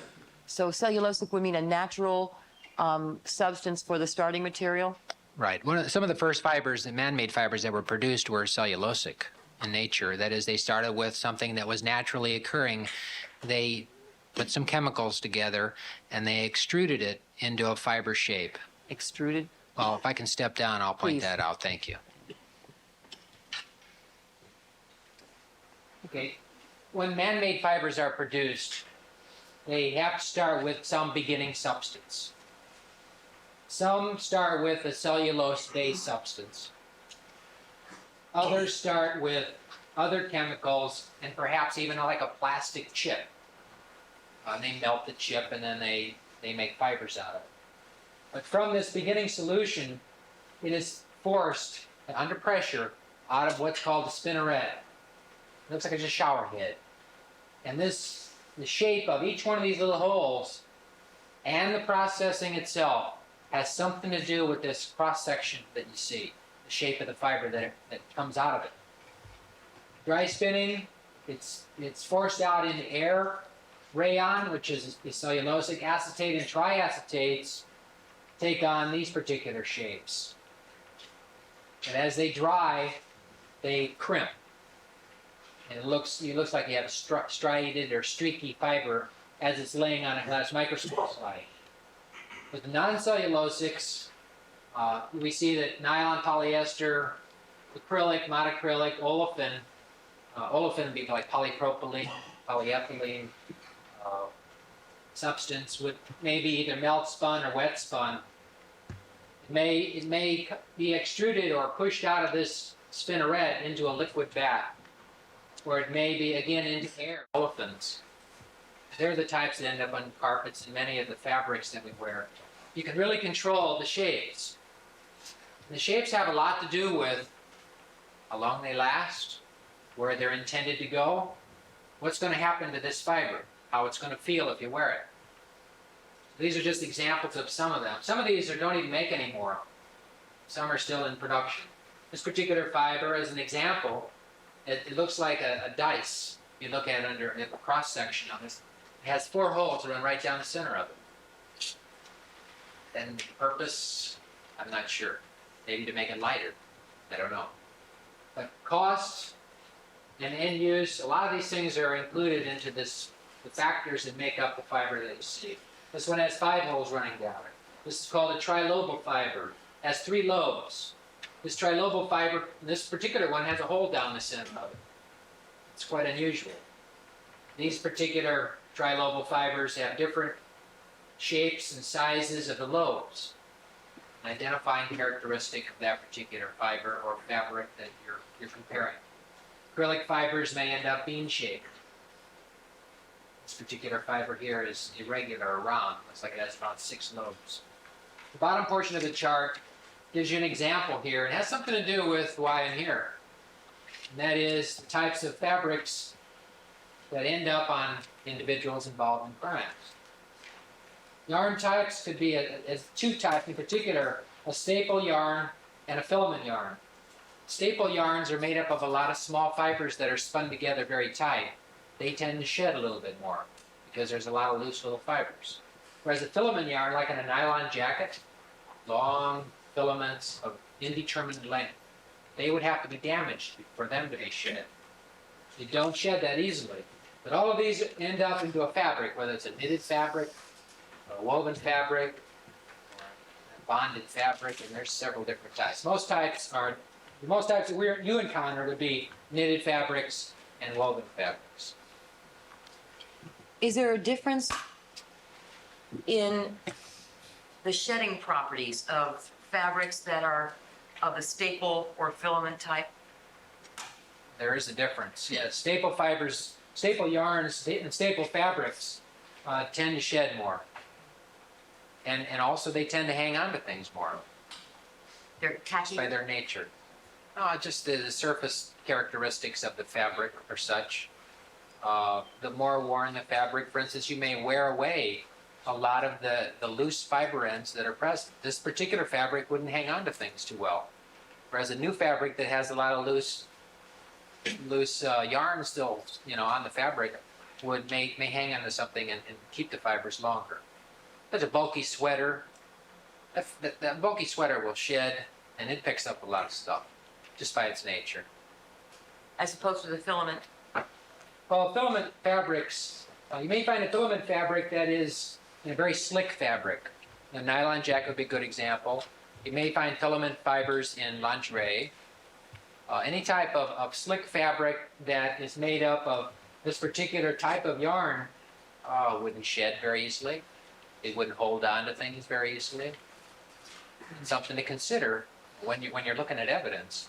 You kind of expect to see certain things based on the fabric that you're handling. You saw Nicole Brown's, the dress that she was worn on June the 12th, that she was found in. Did you examine that fabric, a known portion of that dress? I did. Could you tell us whether that was a staple or a filament type of fabric? I don't recall on that. It may have been filament. I'm not sure on that, though. Okay, we'll get back to that. All right, you indicated earlier that you can examine fibers, and you talked about the mounting. Is the mounting process for fibers the same as the mounting process for hairs? On slides, that is? It's pretty much the same techniques, same mounting materials, precautions. Probably take a little more precaution with fibers because of their nature. Their nature being? Well, they're smaller, and you can lose them if you're not careful. They tend to float around a little bit more. But other than that? Same. Everything else is the same starting point. And with respect to the examination process, how do you conduct a fiber exam? Well, the exam is conducted in a similar way in the beginning as with hairs. That is, you look at it with a stereo microscope, look at it with a research microscope. You may compare it with a comparison microscope to see if the question material found on the victim's clothes looks like the fibers from the fabric of the suspect in the case. And then once the determination is made that they either look the same, or if they look the same, then you go to the next step. And there are several steps beyond that which help to confirm this eyeball association that you're making. Well, let's assume for a moment that you have compared a question fiber from the crime scene, say a fiber on a victim's shirt, to clothing that the perpetrator was wearing when he was arrested. And let's say that you determine that they exhibit the same microscopic characteristics. Is that where you stop? No, you go on. There are other confirming tests. Are they the same with respect to whether the fibers are man-made or natural fibers? No, they'll differ. Man-made fibers can use additional tests for confirming. Okay, let's start with the natural fibers, naturally occurring ones. Let me just back up and ask you this. You said there are additional steps that can be taken or tests that can be done on man-made fibers? There are. So in other words, would it be fair to say that you can do a certain number of tests beyond the microscopic examination on man-made fibers and natural fibers, and then you can do more than that if they're man-made? You know what I mean? Sustain. I would be much better not to lead, because let me just ask you, if you have, whether the fibers are man-made or natural, after the microscopic comparison reveals the same or similar characteristics, what steps do you take with respect to man-made or natural? Almost all of the steps beyond that point are still microscopic, but there are different instruments, different types of microscopes that can be used to confirm an identification of the fiber type and also to compare certain properties of the fiber. You might, as an example, a polarizing microscope might be the second step after a comparison is made. A polarizing microscope is one that is designed specifically to allow you to look at polarized light and how it affects the synthetic fiber that you're looking at. And a polarizing microscope it's not too simple, but it's simple to understand when you think in terms of sunglasses. If you have polarizing sunglasses, you know how when you wear them, they tend to cut the glare. They do this because they're designed to let light only enter your eye in one direction. That the light coming and scattering in all directions hits your eye, it's like Venetian blinds. It only lets the light come through in one direction. You put a polarizer on the light source of a microscope, and you can control which direction you let the light hit the fiber with. By placing another polarizer above it, which is called an analyzer, which is essentially the same thing, it's a polarizing filter, And by adjusting the orientation of these, you can actually cross them so that no light comes through. But when you insert that fiber in between, the fiber interferes with that light, and you'll see color. And it's called interference colors. And by examining the interference colors and by doing some measurements with other instruments that can be added to it, you can identify the generic group of the fibers, as is a nylon fiber or it's a polyester fiber. These can be done with that instrument. And you can compare. You can do comparisons of interference colors with question and known. If, for example, you have man-made, natural fibers, after you do the microscopic comparison, the straight microscopic comparison, what would be the next thing that you might do to compare questioned and known natural fibers? Well, once a determination is made, as an example of a, let's say, a cotton fiber, looks the same under the comparison microscope, next step would be to take it to what's called a microspectrophotometer. And it's a big word. I don't know if we have a picture of that. We do. People's 469, Your Honor? 469. Is that a microspectrophotometer? It certainly is. And tell us what it does. Well, the microspectrophotometer it's like a regular microscope that has a photometer head. It has a reader that sits on the top of it. As an example here, you can see I'm looking through the microscope. Above that white area, just above it, is measuring the light that's passing through the fiber. And it can measure light at specific wavelengths. So that if the color that's added to the cotton fiber, it comes, let's say maybe 3 different colors are added to the fiber to give it the color that you see normally in daylight. That this instrument can show that these different components will interact with the light at specific wavelengths. And it'll present you with an absorption chart, which shows where the colors are and where they're absorbing. Our eyes see one color. The instrument actually allows you to see where these components are in the visible spectrum. And the chart you're referring to, is that actually shown on the screen of the monitor in this photograph? It's hard to see, but yes, that's the what you get from looking at the fiber. Okay. Now we're showing you a chart. I'd ask that it be marked People's 469A, Your Honor. 469A. Tell us what that is, sir. Well, this chart here it shows you 2 brown carpet fibers that were examined under the same conditions. The chart that was prepared of one differs from the other. It's because they're different brown colors, just to show you when they don't look the same. And is that an example of a chart that would be produced by the microspectrophotometer? That is, yes.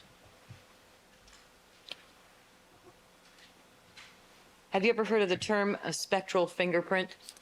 Well, I've heard that before, yes. It's essentially the spectral fingerprint or representation of the colors that go into the fiber, the dye components. So when they say spectral, they mean? Well, to the color range that we're familiar with. Fingerprint in the sense that that identifies the components of a particular fiber by the color components. Fingerprint, Your Honor. Over. Okay, could we go back to that second chart?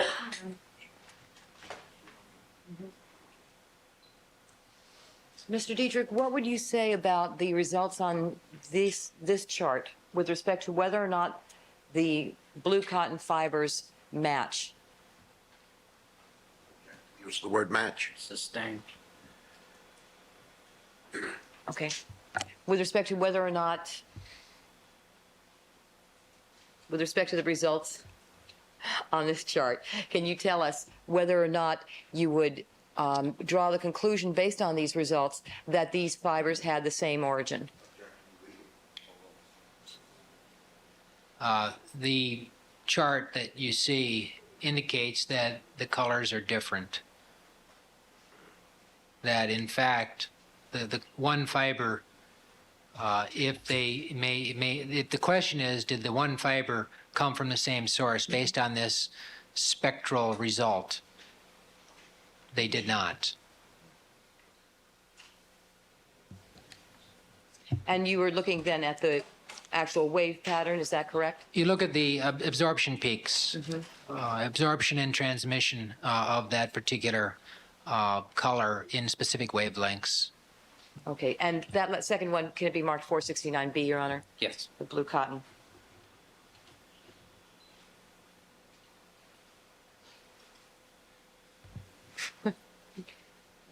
That.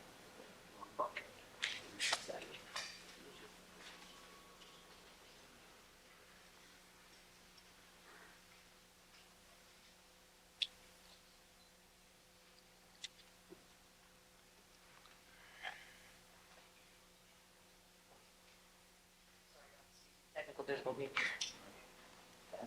Anybody want to stand up and take a stretch while we're at this point?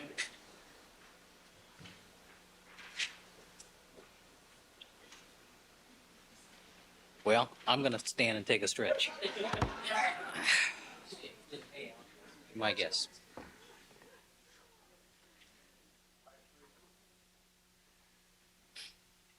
All right, Mr. Fairtlow, you got what you need? All right.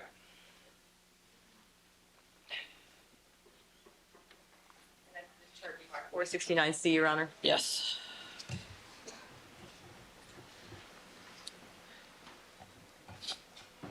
All right.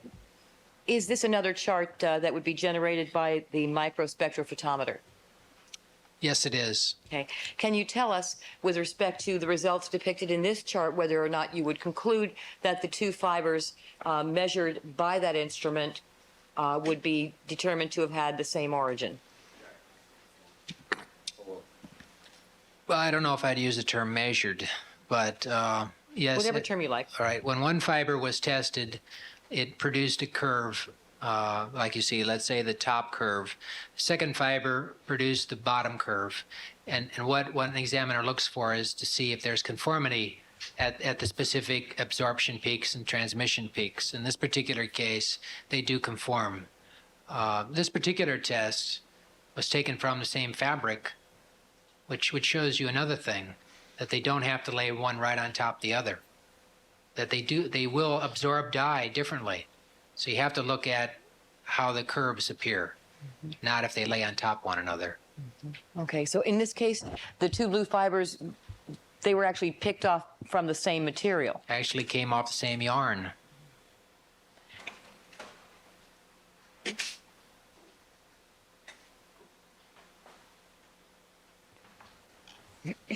We have So the fact many that- yarn experts.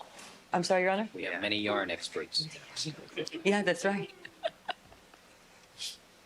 And if we measured their yarn, it would, and you would try to follow the same peaks and valleys, and that's how you would determine whether or not it had the same origin. Same peaks and valley comparison, yes. Is there anything that will produce a different peak and any kind of additive? For example,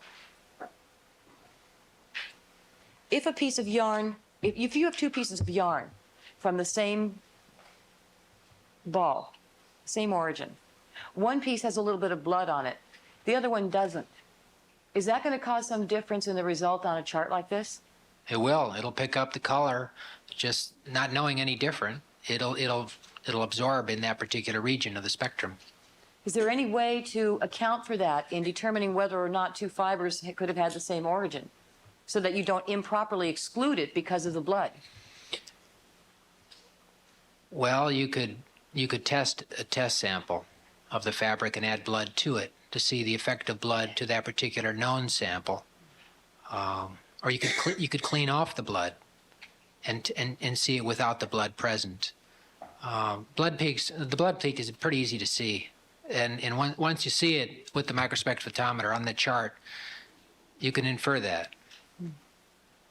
Is that a pretty common issue in criminal cases? Well, in criminal cases often involve bloodshed, and clothing fibers often pick up blood. The question fibers that you look at may have blood on them. The known standards that are taken routinely are not. You don't try to take known standards from the bloody area. Try to take it from a clean area, but you may have to take it from the bloody area just to show the comparison. But we're talking a real small piece of fiber, though, and the blood. And you're talking about a very small area of the fiber that you're actually testing, but you can pick up an absorption in that particular if it has blood on it. All right, so let's assume for a moment that in your comparison of the natural fibers, you've done the comparison on the comparison scope, and they seem to have the same characteristics. You go to the microspectrophotometer, and you produce wavelengths that have the same characteristics, peaks and valleys. Is there some further step you can take? Yes, there is. And what is that? Fluorescence. Fluorescence microscopy can be used.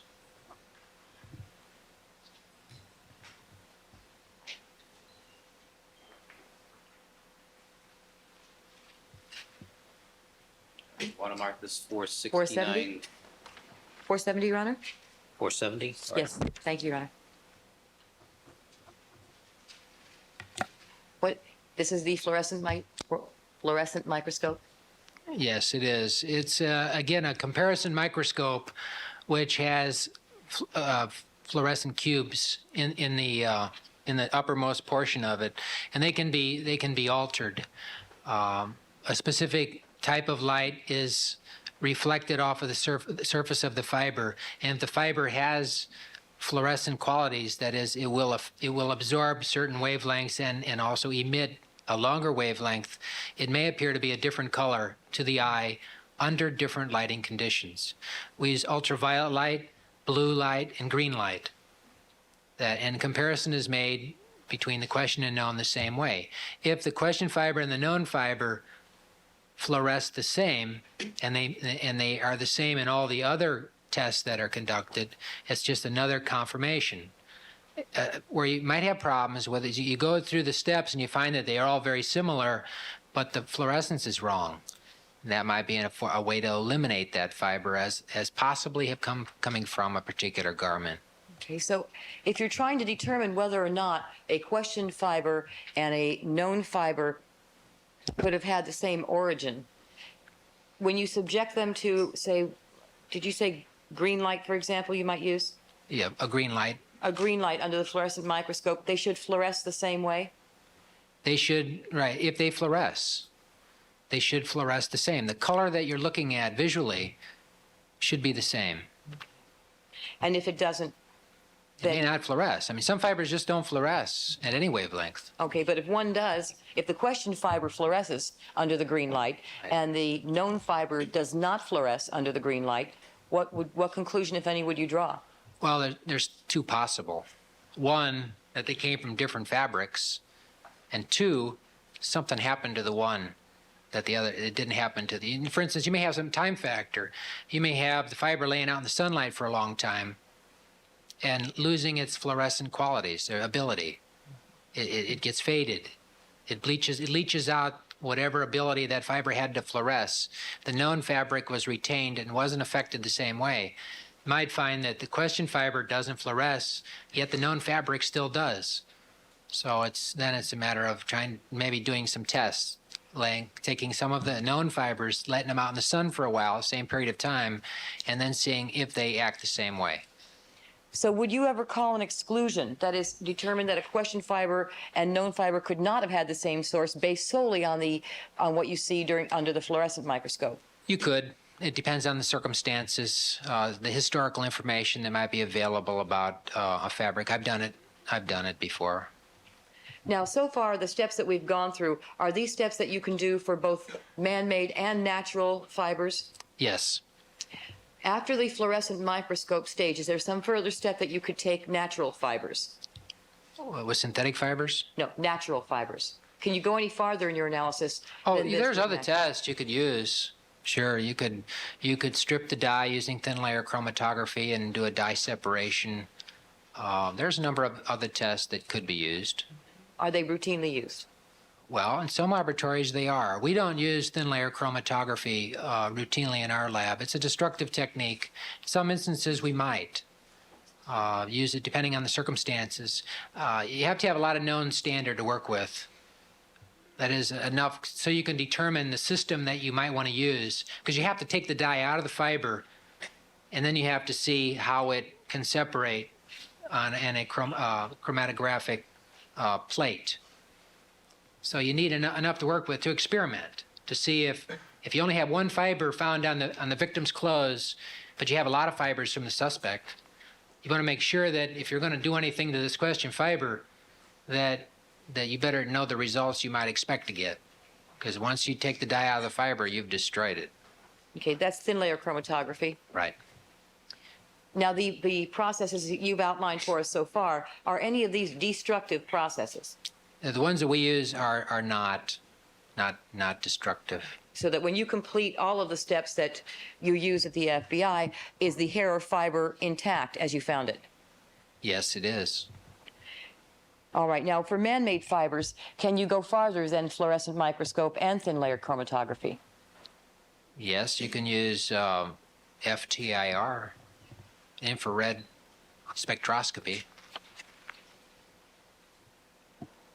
People's 471, Your Honor? 471.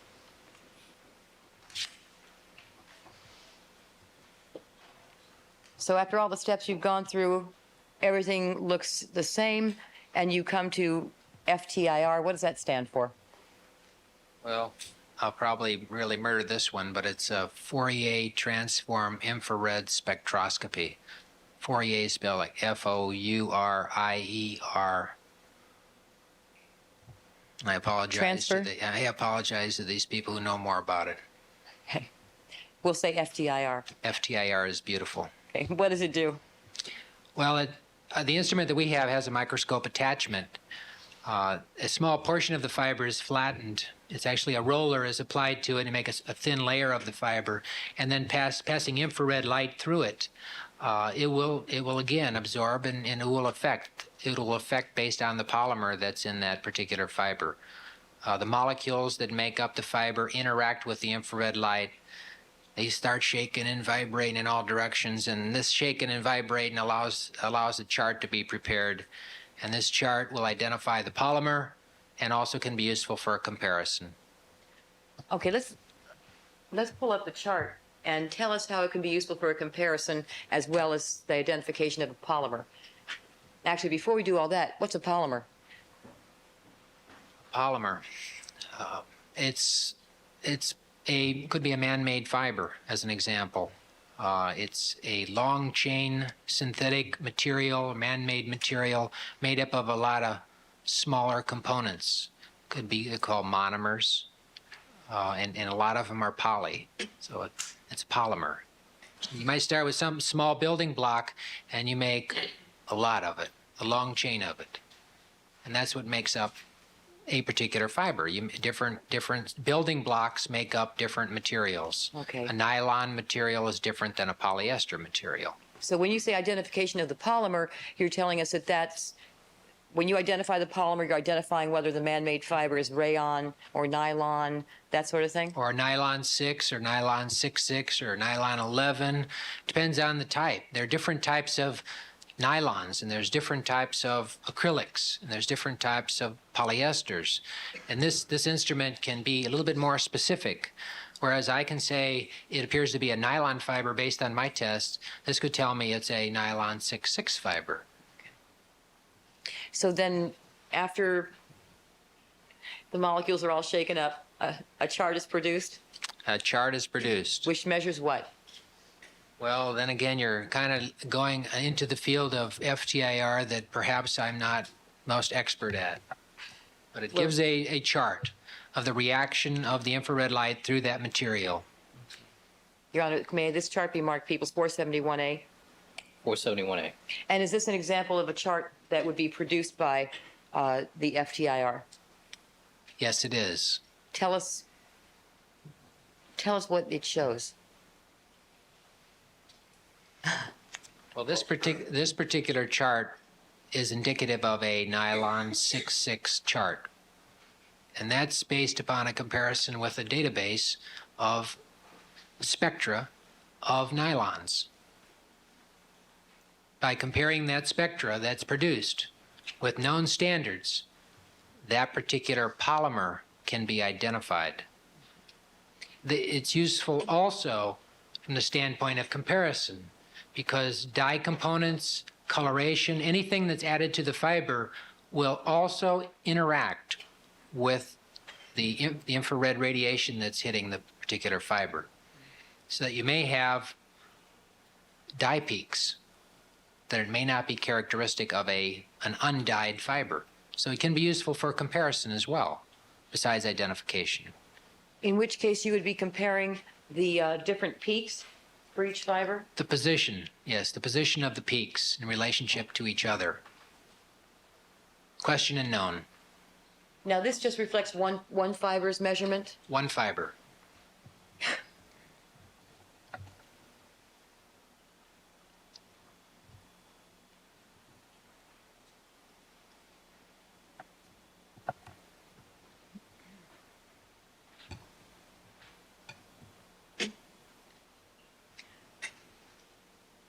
I think you spoke earlier about the cross-section of a fiber on one of the charts. Is that something that you routinely compare, the cross-sections of fibers? Yes, it's a very excellent way of comparing fibers. And what is a cross-section of a fiber? Well, a cross-section is how it looks if you look down the end of it. Like if you lopped off a tree, you know it's round. Well, you lop off a fiber, you know what shape it is. Yeah, can you always see the cross-section of a fiber without cutting it? Sometimes you can. Sometimes you can. The more intricate the cross-section or the more unusual the cross-section may require using a sectioning technique it's a manual technique, which you can do right in the unit. Or you might take it to the scanning electron microscope, and there's a technique that can be used there which will allow a different type of section and a different type of look. Okay, on the chart concerning fibers that we saw before, you pointed out the trilobal look and then the one that had the 4 holes in it like a die, like dice. Right. Okay, were those examples of cross-sections? Those were examples of cross-sections, yes. Okay, now what is the scanning electron microscope that you said could be used in connection with the examination of cross-sections? Well, the scanning electron microscope actually passes a beam of electrons striking the surface of a material, and then it is detected. The material, the reflection of those electrons onto a detector will give you an image, a 3-dimensional image of what you're looking at. And did you furnish some photographs to be shown to the jury of an example of the kind of photographs that are taken by the scanning electron microscope? I did.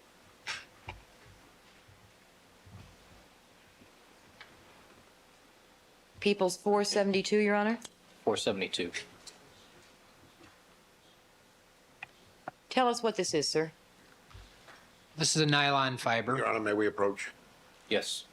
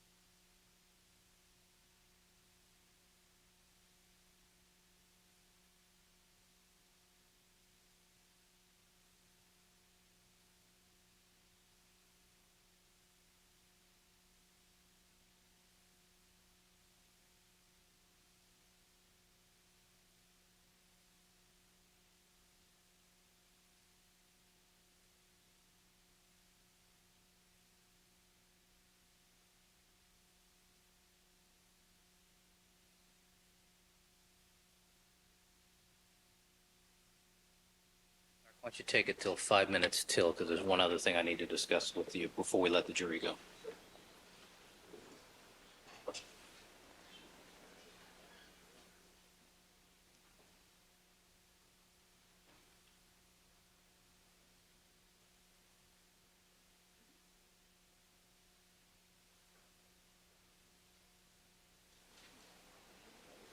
Proceed.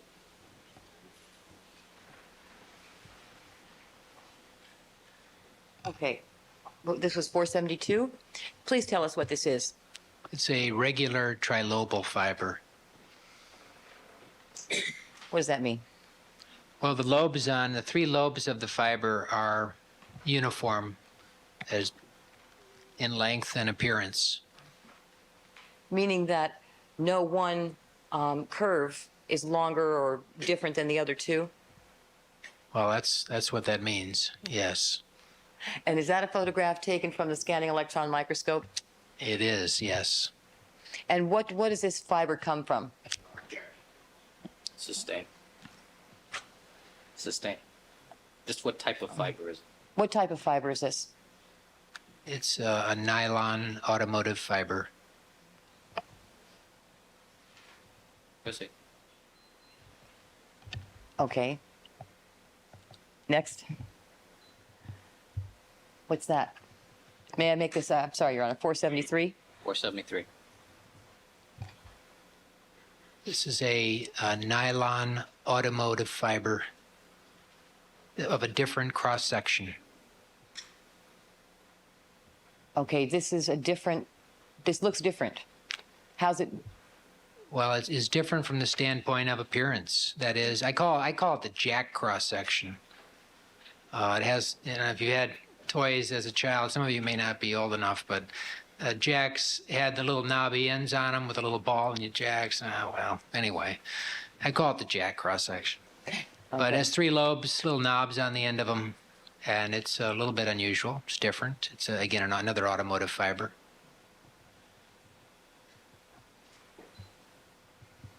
What's that?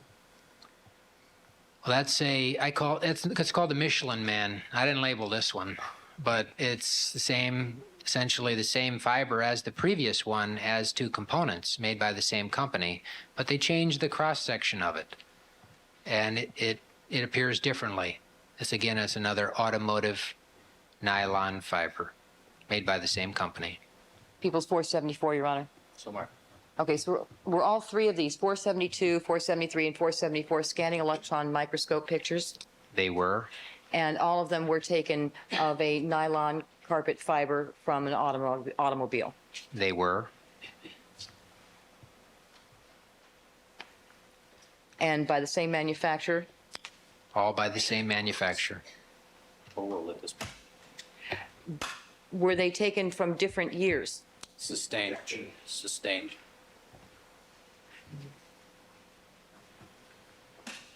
All right, after all the tests are conducted with respect to comparison microscope, microspectrophotometer, fluorescent microscope, polarizing light, scanning electron microscope, FTIR, have I missed any? I think you have them. After all of that, what conclusions can be reached concerning the comparison of fibers?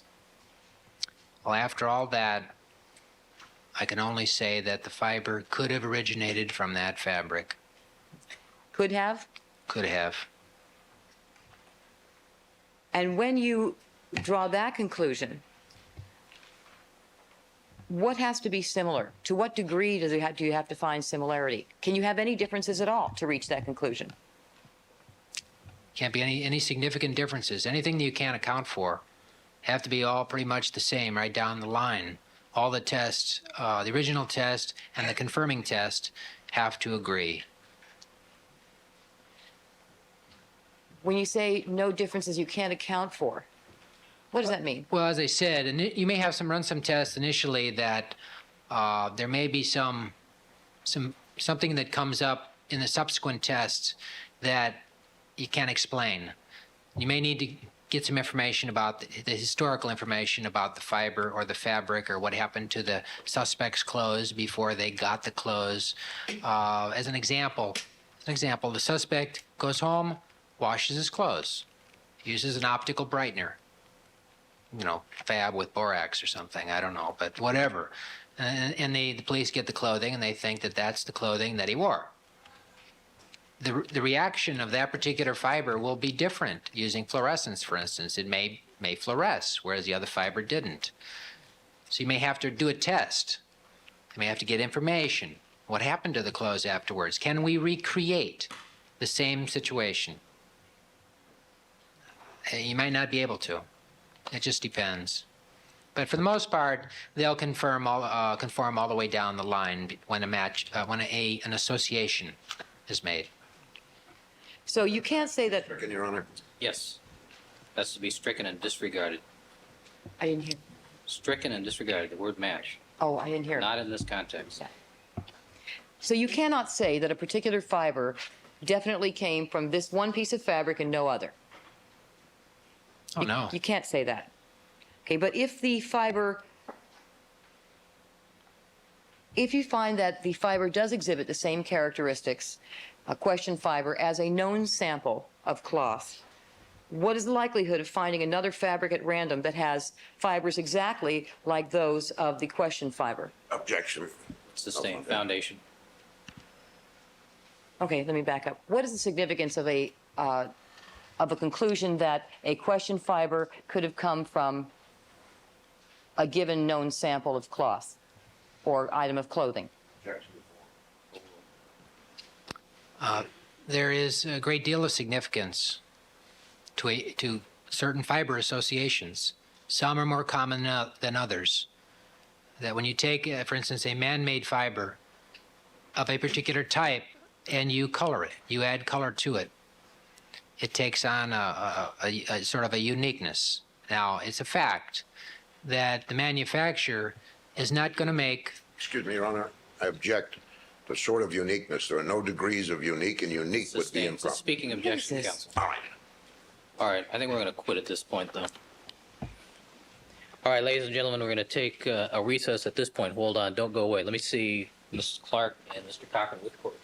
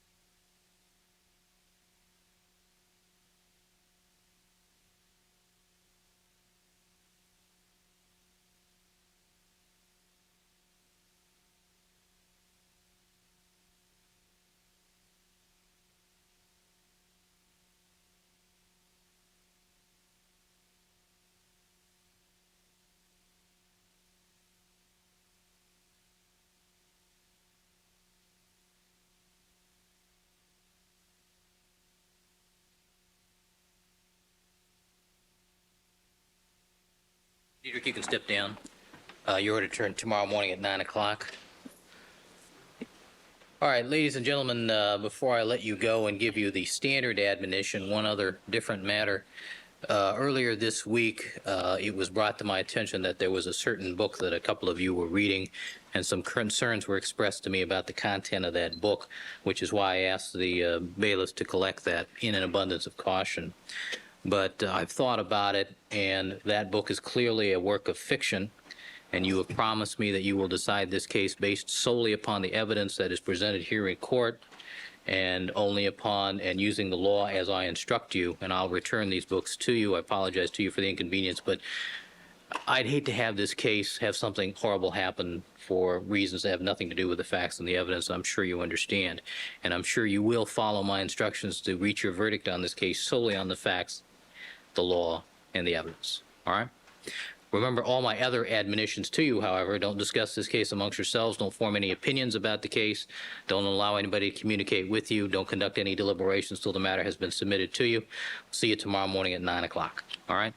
As far as the jury is concerned, we'll stand in recess and we'll reconvene in 15 minutes.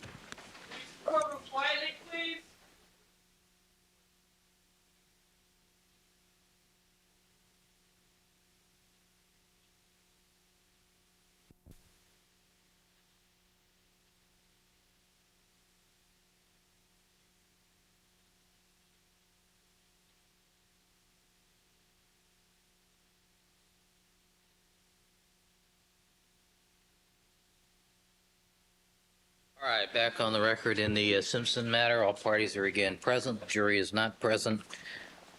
Counsel, let me just get rid of a few easy issues first.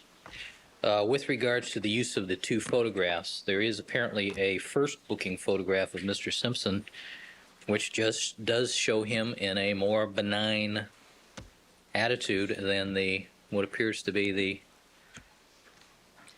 for lack of a better word, a more sinister visage. But the one that they've chosen to use, which they're entitled to do, I mean, it's their exhibit board, they're entitled to make it the way they want to. But they do so at their peril, since I'm sure that'll be part of the argument. Absolutely right.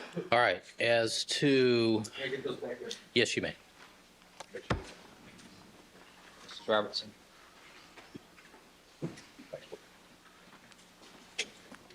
All right, I was a little concerned. The reason we stopped 2 or 3 minutes early is I was a little concerned where we were going with those electron microscope photographs in light of the court's ruling with regards to the report.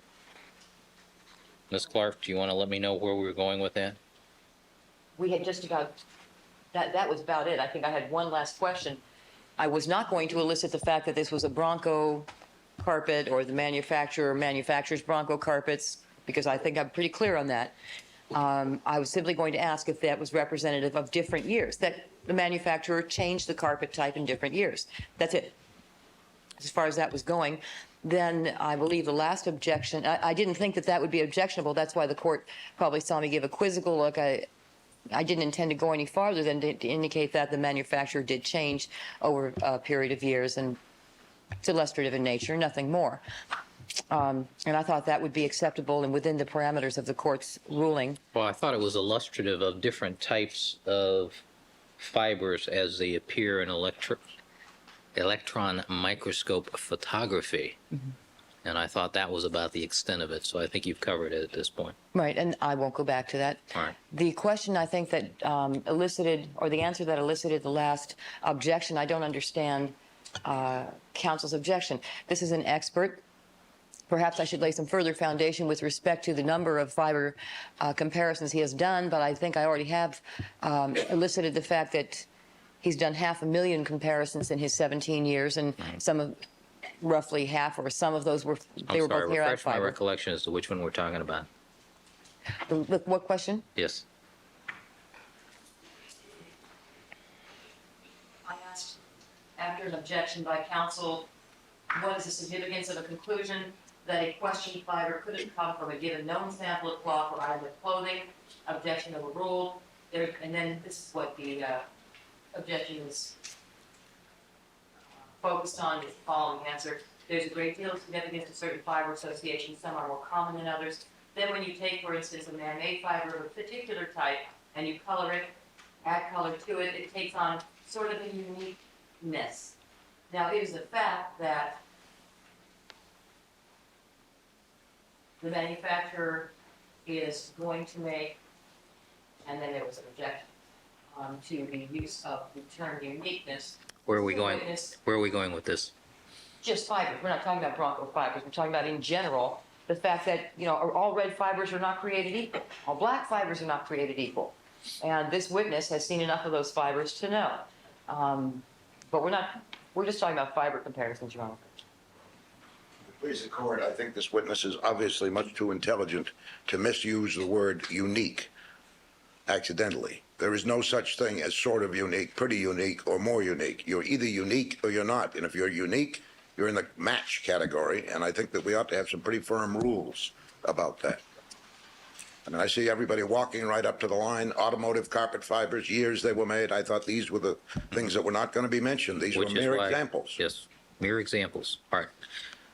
Ms. Clark, as to the, he can testify to how differentiation is made between fibers, which includes colors, dyes, other examples of how one goes about talking to manufacturers and finding out from databases, that sort of thing. That goes to the technique. I don't know if you really want to do that since you're not going to be able to offer that. Well, there's other fiber matches besides Bronco. Well, I understand. See, but you fall into that. There are others that appear to be similar. I'm sorry. Right. All right. Well then, No, I understand that. okay. The other question I have is this. I understand the court's ruling with respect to not using any of the information in his testimony concerning the report from Maslin. But the witness is permitted to testify to his conclusion that was turned over to counsel, that he found, that he identified, he found the same microscopic characteristics in the Bronco fiber from the defendant's car as he did from the carpet fibers found on the Rockingham glove and knit cap. That's correct. Okay. And if the defense then opens up this area and says, well, there were tons of carpet made, then he should be permitted to answer that question rather than lie to the jury. Well, if they're so foolhardy as to do that, but I suspect that the cross-examination will be all you can really say is it looks similar, correct, but you can't absolutely say it came from this source, can you? No, I can't. Thank you very much. Goodbye. Okay. Your Honor is very specific. I should also indicate. Because the shorter the cross-examination is, that gives the message to the trier of fact that who cares? I wonder if that message was received. But let me ask you this, Your Honor. With respect to this expert's But opinion. what I'm doing by saying that, though, is I agree with you. There's a possibility that if we get into commonality and that sort of thing, if they get into that area, that's a different story. Okay. Okay. Further, this witness, the reason he undertook the further inquiry to Maslin is that he found something unusual about those carpet fibers. And then, based on what he saw in them, in his experience, has nothing to do with Maslin. This is before that ever happened. In his experience, he looked at them, he thought, this is unusual. He then looked for he looked through other items and found the match to other items in this case. And based on that, went to Maslin. Everything up to the point of going to Maslin, as I understand it, is within the range of his admissible testimony. Is it in his report? Yes, all of those matches are in his report. All of those, The report that was turned over to the defense? correct. All right. Mr. Blazer? I'm sorry, Mr. Bailey, who's going to address this? Maybe in a second. Sure.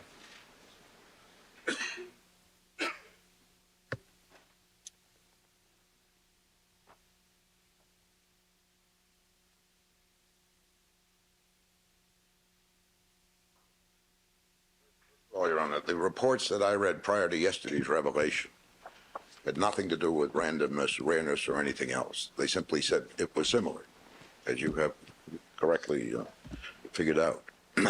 Second, I mean, we have a real problem here. Mr. Diedrich has a virus called Match, and he's infected Miss Clark, and that word keeps cropping up. And I don't know how you're going to enforce it unless you get a little bit tough. I ask that you do that.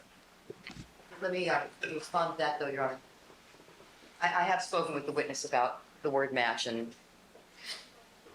we're not going to do that anymore. We're just not. And I apologize to the court. We'll have a longer discussion about it. What we will do is I propose to ask the witness a series of questions so we can both practice using the words same microscopic characteristics and other terminology that the court will find acceptable. With respect to the unusual features of the carpet fiber, this is no different than the hair comparisons. This all goes to the same general body of information that all hair and fiber examiners have, which is in order to compare hairs, they have to have unusual or distinctive characteristics, or else you can't compare them. They're not suitable. I understand that. Okay, and that's the same thing with fibers. I understand it. Okay, so we don't have But any. to say I compared the question fibers amongst themselves with the known fiber from the Bronco that we have, that's one comparison. Right. But then comparing it to other things, that's something different, which we don't have involved here. Oh, you mean other years of Broncos? Is that what you're talking about? No, we won't do that. Okay. All right, I understand. Thank you. I may be heard on a discovery request. Yes. I'm extremely concerned about where this is all going. When I had my conversation with Mr. Diedrich yesterday about the carpet fiber, and he didn't show me his report, it wasn't provided until you ordered it, I asked him whether he had done any similar research about blue-black cotton fibers, and he says, well, he just does that kind of as a general for all of his cases in a general way. And so I asked him if he could give me copies of what he had, of what he could accumulate. He said, it'll cost you $85. I said, I've got $85. I want that material because I think he's done other research. I think there's a large amount of other material that we have not gotten that they intend to try and get into. My recollection of that conversation, as if you recollect, you all were using my photocopy machine to make copies of this stuff. I took that as a jocular comment by Mr. Diedrich that he ought to charge $85 for the services of photocopying. Well, if he, is the way I understood it. This happened before you came out and ordered the material. This had nothing to do with All that. right, is there any other similar report regarding blue-black cotton fiber? Sir, Okay. it's the only research I did on this case. All right, thank you. Okay, anything else with regards to carpets and fibers? And hairs? Before you hear from Mr. Ullman and Mr. Goldberg, there is the issue of the defense witness list. Now, we are probably a day from finishing with Mr. Diedrich, or a day and a half in terms of testimony. You think so? Yeah, I think so.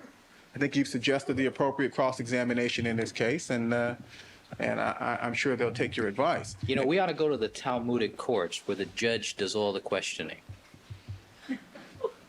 Then we'd have to object to that. And it could take 6 months. Not in this court. All right, go ahead. At any event, I think we have a right at this point to know what the witness lineup is going to be for the defense. I think it's agreed, Your Honor, that, and we talked about this, they'll get a list. And first of all, I think they're being optimistic with regard to when they're going to finish. Ms. Clark has previously indicated she would take a minimum of 2 days for direct. That's what she told us herself.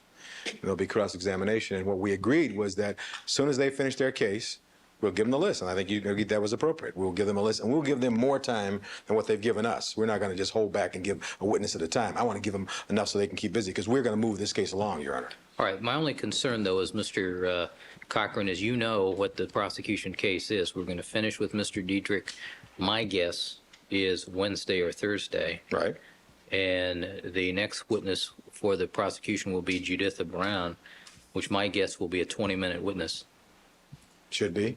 And that'll be a wrap. Then we will have to go into perhaps a day of the people moving their various evidence into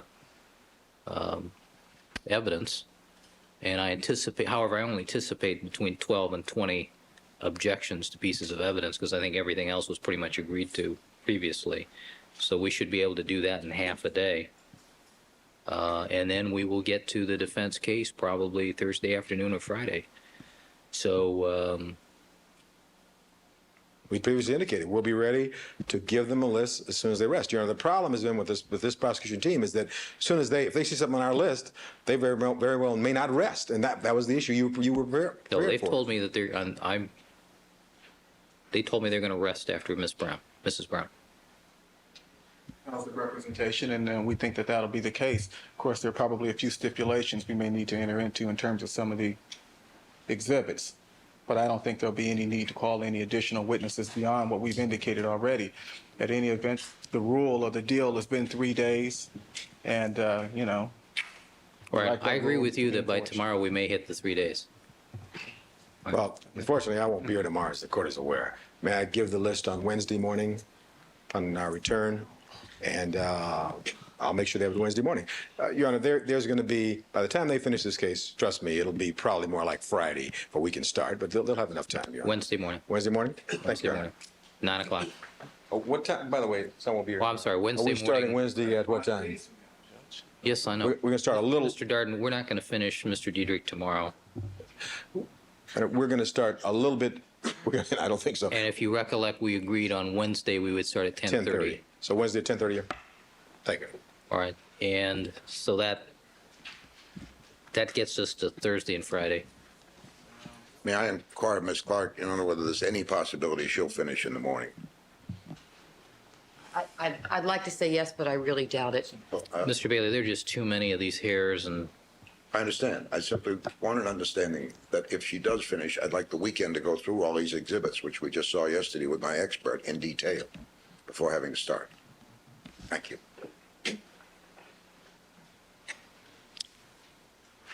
okay, let's move on to the motion. There is a motion to strike, actually, a renewed motion to strike with regards to the foundation for the blood evidence, which I think is the appropriate characterization of where we are at this point. I believe that's an accurate characterization, Your Honor. Actually, this motion really renews a prior objection to the admission of comparative evidence using the reference sample of Mr. Simpson's blood sample prior to the appropriate laying of a foundation for the admission of that blood sample. And I believe Your Honor's ruling at the time was that you were not going to dictate to the prosecution the order of their proof, that we could proceed subject to the laying of a foundation. Our motion at this point calls to the court's attention that there is no foundation in this record for the admission of a reference sample of Mr. Simpson's blood. And therefore, unless the prosecution is going to offer some additional evidence to lay that foundation, all of the DNA comparisons and all of the conventional serology comparisons comparing the reference sample of the alleged reference sample of Mr. Simpson's blood must be excluded from evidence. Now, the prosecution has filed with the court a trial brief number 7, in which they assert that there is no need to call the nurse who actually drew the blood from Mr. Simpson in order to... Mr. Allman, forgive me for interrupting you. Do we have People's 183 available? All right, may I have that, please? I believe what we have available is a photo of People's 183. The actual exhibit itself has never been produced or offered in evidence other than a photograph. Certainly, calling the nurse would be the most obvious and direct way to lay this foundation, and there is at this point no explanation for the failure to call the nurse. The closest thing to an explanation comes in an argument contained in this brief that somehow the defense should be precluded from inquiring of the nurse as to how much blood was drawn at the time of the actual taking of the sample. But the problem, of course, is that what is represented in this brief misrepresents the testimony of the nurse. It's asserted here that the defense will never be able to establish a sufficient foundation for Nurse Paratus to testify to the amount of blood drawn from the defendant. The reason is that Nurse Paratus will testify that he has virtually no experience measuring the amount of blood drawn from a person and put in a reference vial. Moreover, he did not measure the amount of blood drawn in this case. His prior testimony as to the amount of blood drawn was a complete guess, lacking any foundation whatever. And that is simply not an accurate characterization of Nurse Paratus's testimony at the preliminary hearing. The testimony at the preliminary hearing proceeded as follows. Counsel, can you give me the page on that? Yes, this is page 25 of the preliminary proceedings on Thursday, July 7th, 1994. Thank you. Cross-examination by Mr. Shapiro. Question: how much blood did you withdraw from Mr. Simpson? Answer: approximately 8 cc's. Question: when you say approximately, you did not measure the amount? Answer: well, it could have been 7.9 or it could have been 8.1. I just looked at the syringe and it looked at about 8 cc's. I withdrew the needle from his arm. Question: nobody asked you to take a precise amount of blood? Answer: no. Question: and you did not record the amount of blood you took? Answer: no. It's just routinely, that's about the amount I usually draw. Question: and you do this on a routine basis every day? You do this every day in the jail, take blood? Answer: whenever, not for this sort of thing, it's usually for alcohol, blood alcohol. Question: but you do take blood on a regular basis? Answer: yes. So it's quite clear from the prior testimony that the nurse looked at the syringe and gave a very precise range that what he drew was from 7.9 to 8.1 cc's. We believe that the testimony of this nurse is essential to lay the foundation necessary for the people to prove, as they must, that the reference sample to which they are comparing all of the unknown blood exemplars for DNA analysis and conventional serology analysis is actually the blood of Mr. Simpson. That is not established in the record at this trial thus far by the testimony of Detective Van Adder. Detective Van Adder simply testified that he was present when the nurse drew the blood, and then he was later given a vial, a purple-topped vial, which he put into an envelope and transported back to the Rockingham scene. And there is an essential gap in that testimony. Detective Van Adder did not testify that he observed the transfer of the blood from the syringe into the purple-topped vial.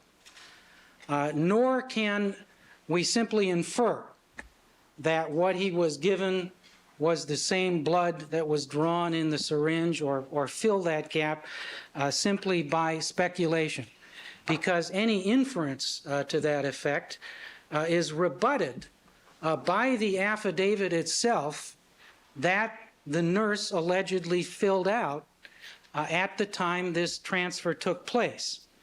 Now, Your Honor will observe the language of that affidavit certifies that, and I'll read it, I, Thano Paratus, collected a blood sample from the right arm of the above-named subject on June 13th, 1994 at 14:30 by venipuncture using a sterile dry hypodermic needle on a needle or syringe, and using the disinfectant is identified. Aqueous citron, I think. Right. I deposited the sample into an evacuated clean, dry vial, which vial I received from Van Adder. And after initialing a label on the vial, I returned the vial containing the blood sample to the above officer. I declare under penalty of perjury that the foregoing is true and that this declaration was executed on May 19th, 1994. Now, there's a real problem here, of course, because the date that appears on that affidavit under the evidence code must be presumed to be a true date. That is, the court, in the absence of any absence to the contrary, must presume under evidence code section 640 that a writing is truly dated. That means that on this state of the record, that affidavit was completed on May 19th, nearly a month before the alleged operation that he was describing and verifying allegedly took place. If we follow the evidence code, the certificate is on its face presumed to be a fraudulent certificate. And in the face of the existence of that fraudulent certificate, we certainly cannot infer that all of the proper procedures were followed in this case. Obviously, there were some mistakes made, and those mistakes have to be explained before Your Honor can simply infer that the proper procedure was followed and that what we have in this case is actually the blood that was drawn by that syringe from Mr. Simpson. So we don't have a foundation in the testimony of Detective Van Adder, nor do we have a foundation in this affidavit or certificate itself. The people have made the argument in their trial brief that the California Evidence Code permits the court to utilize this certificate as a business record so that through hearsay contained in the certificate, we can lay the foundation. There are two problems with it, actually three problems. The first problem, of course, is that the certificate is presumptively fraudulent.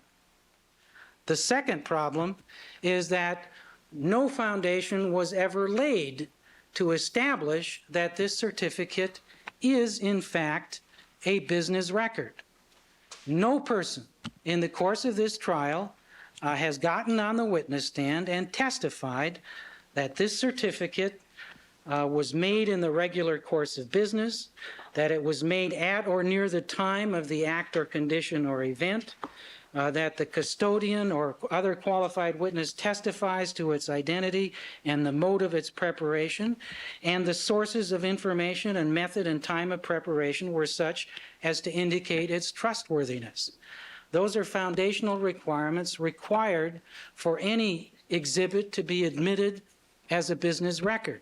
We don't have any testimony to establish that. All we have is a photograph produced through another witness who was not even present when this certificate was made, saying that when the blood was brought to the laboratory, this certificate accompanied it. And that does not supply the necessary foundation to establish that this certificate is indeed a business record or an official record. The third problem with this is that there is no legal authority in California to allow the identity of the donor of a sample to be tested in a laboratory to be established by hearsay evidence through the use of a business record or an official record. The only legal authority presented by the prosecution is the case of County of Sonoma versus Grant W. And if Your Honor will look at that case, you will discover that the identity of the donor was stipulated in that case. So the purpose of offering a hearsay record in that case was not to prove where the substance had come from. It was simply to prove the routine laboratory analysis of the substance. And that's very different from relying on a hearsay record to establish the identity of who the actual donor of the substance examined was. There are problems with the use of hearsay for this purpose. Number one, it deprives the defendant of the opportunity and right to cross-examine. And the answer to that is going to be, well, if you want to cross-examine, you can call him yourself. The evidence code gives us the right under Section 1203 to call to the witness stand and cross-examine the declarant of any hearsay statement. So certainly we have that right. But exercising that right, obviously, is going to come at a price. And the price that will be exacted in this case is that if we have to call the nurse ourselves to cross-examine him, we are put in the position of then bolstering the prosecution's case and supplying an essential element necessary to the proof of their case. And that is precisely the situation that was addressed by the United States Court of Appeals for the Ninth Circuit in the case that I supplied to Your Honor that was just decided last March. The case is Wigglesworth versus Oregon. And in that case, the court was confronted with an Oregon statute that permits a laboratory report with respect to the identity of a drug to be admitted without testimony by the technician who conducted the analysis, but gives the defendant then the right to call and cross-examine the technician. And the court noted that the dilemma this presents to the defendant to either forego cross-examination or risk bolstering the prosecution's case had been avoided in Oregon by an Oregon Supreme Court opinion that is also with the material supplied to the court, State versus Hancock, to say that in such a situation, then the cross-examination must occur during the state's case in chief. That is, the defendant must be given the opportunity to cross-examine during the state's case in chief before the hearsay report is admitted in evidence to supply the essential element. But since the Wigglesworth case had come before the trial court, before the Hancock decision had come down, and the defendant had not been given that opportunity, the court found that there was a violation of due process and granted a writ of habeas corpus. So I want to make it very clear that the objection of the defendant to supplying this essential element of the prosecution's case through hearsay is not only an objection based on grounds of the denial of the constitutional right of confrontation, but also a denial of due process in the sense of requiring the defendant, if he wishes to assert his opportunity to cross-examine, to himself risk supplying that missing element of the prosecution case. So to sum up, on the state of the record we have right now at this point in the trial, and the people have indicated they do not intend to call Nurse Paratus, we are missing an essential gap with respect to the chain of custody of the blood that was drawn from Mr. Simpson's arm in terms of that actually being the blood that provided the reference samples.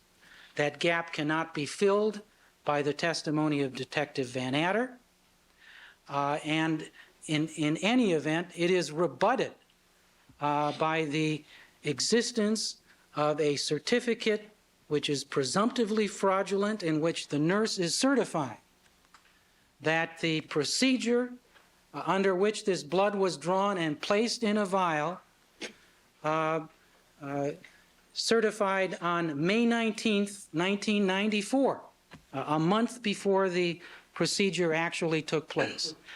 So that discrepancy has to be explained before we can find the necessary foundation.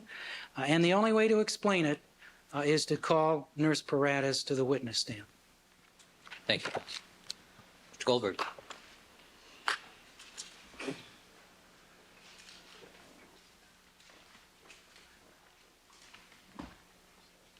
Good afternoon, Your Honor. Good afternoon, Mr. Goldberg. Your Honor, before I begin, I'd like to give the court a copy of some excerpts from the transcript that I typed up that I'd like to refer to, and it might be easier if the court had it. I have them in front of me. I believe I have all the relevant. You may or may not, and right, I well, highlighted sure. certain things. Sure. I gave a copy to defense counsel. All right.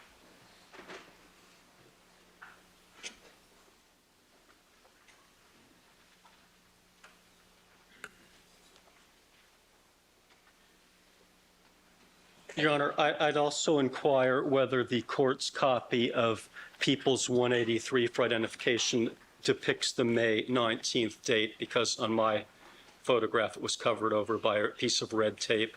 It is covered over by a piece of red tape. However, the tape is semi-transparent, and it does appear to be a 5 to me, and I did look at it with a magnifying glass this afternoon. Okay, because on my copies, I said I could not see that, although I don't think that's particularly important at any rate. I'd like to address counsel's argument and why it is that we have proven the chain of custody of the blood vial, and I'd like to divide it up into 3 points. First, I'd like to clarify what I regard to be, and what I also believe the defense has defined as the rather narrow issue that the court has to decide this afternoon. In other words, focus the court's attention on what really is the only issue before the court. Then I'd like to discuss the sufficiency of Detective Van Adder and Detective Lang's testimony in establishing the chain of custody. And then thirdly, I'd like to discuss the business records or official records exception to the hearsay rule. But the court need never reach that third issue because I think you can dispose this on the first and second issues. First, the people in the defense appear to agree, if you read the moving papers, that the law of the state of California is, with respect to a blood vial, a reference vial, that the chain of custody of that reference vial can be established by a police officer who says that they were present and saw it being drawn and then took custody of that reference vial. The case that we cited for that proposition was People versus Lewis, and counsel also cited it. We both agree on how to interpret it. That's exactly what happened there. And I think we don't really need a case to tell us that, because we know that routinely that is how it is done in courts and probably in front of Your Honor, even in driving under the influence cases where the officer says, I was present, the blood sample was drawn, I took custody of it, and delivered it to the crime laboratory, and that is all that is needed in order to establish that the item is what it purports to be. Where we appear to disagree is we appear to disagree as to the sufficiency of Detective Lang and Van Adder's testimony in accomplishing that end. And to be even more precise in framing the issue, what the defense has said in their moving papers is they have said that the alleged gap in the chain of custody exists at a single link of the chain, so to speak, in the jail dispensary. They say that between the time that the blood left the defendant's arm and ended up in the possession of Detective Van Adder, there is a gap that prevents us from establishing chain of custody, according to cases such as People versus Lewis and ordinary principles of common sense.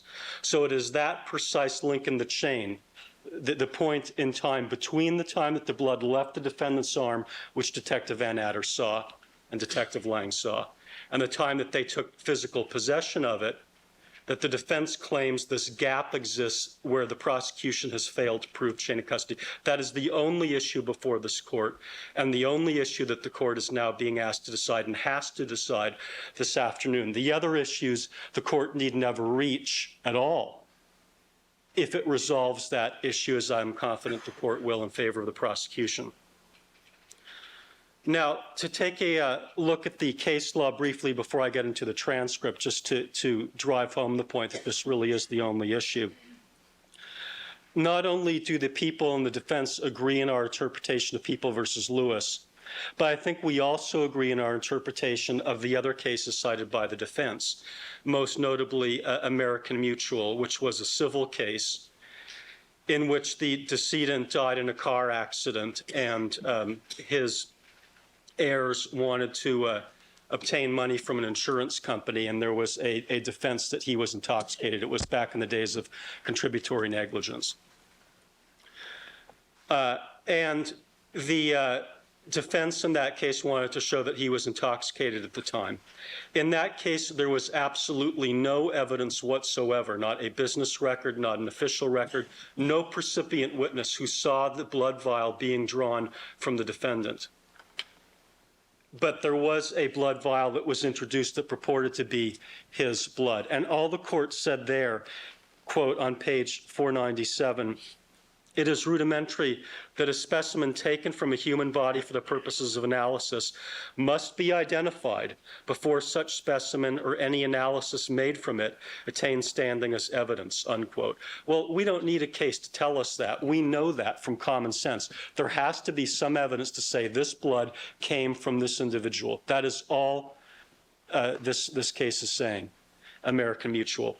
The other two cases, and I won't discuss them in any more detail, that counsel cited are McGowan and Madden, which both cited American Mutual, quoted the exact language that I just quoted to the court. Actually, it wasn't a quote, but they used the exact same language, stood for the exact same proposition. And in those three cases, there was zero evidence, not any evidence whatsoever, not a precipient witness, not an admissible business or official record, as to where this blood came from. And the court simply said, well, you have to have some evidence to show that it is what it purports to be.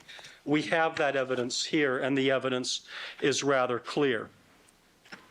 Looking at the transcript testimony, Your Honor, and I wrote out what I regard to be some of the more relevant points. Under number 1 on my summary, we have testimony that Detective Van Adder and the defendant went to the jail dispensary, establishing personal knowledge. This is the part that counsel claims is lacking.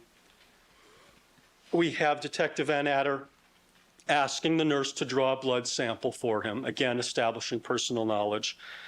We have him testifying, according to both the people and the defense, that he personally observed the blood sample being drawn from the defendant with a syringe, again, establishing personal knowledge.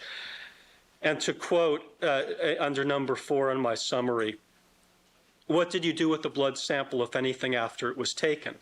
Answer, "I maintained custody of the blood sample and turned it over to the criminalist." It seems pretty unambiguous. He's standing there, he's watching this happen, he sees it taken, and the blood sample is then turned over to him, and he brings it to Mr. Fung.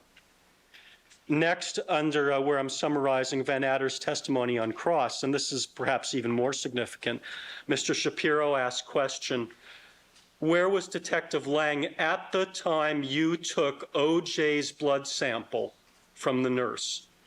Answer, "He was with me." There's never been any doubt in this case as to whose blood sample that is, and that Detective Van Adder had personal knowledge of it. It is almost as if the defense now wants to somehow strike the question that was asked by Mr. Shapiro and the answer given as lacking foundation for personal knowledge. It was clear to Mr. Shapiro, as it was to everyone listening to this testimony, that these are events that he observed and witnessed that he has personal knowledge of.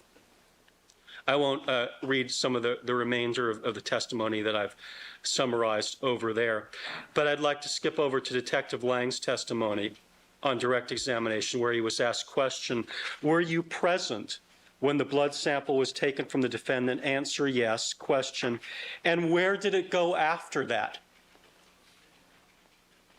Answer, "It went into my partner's possession."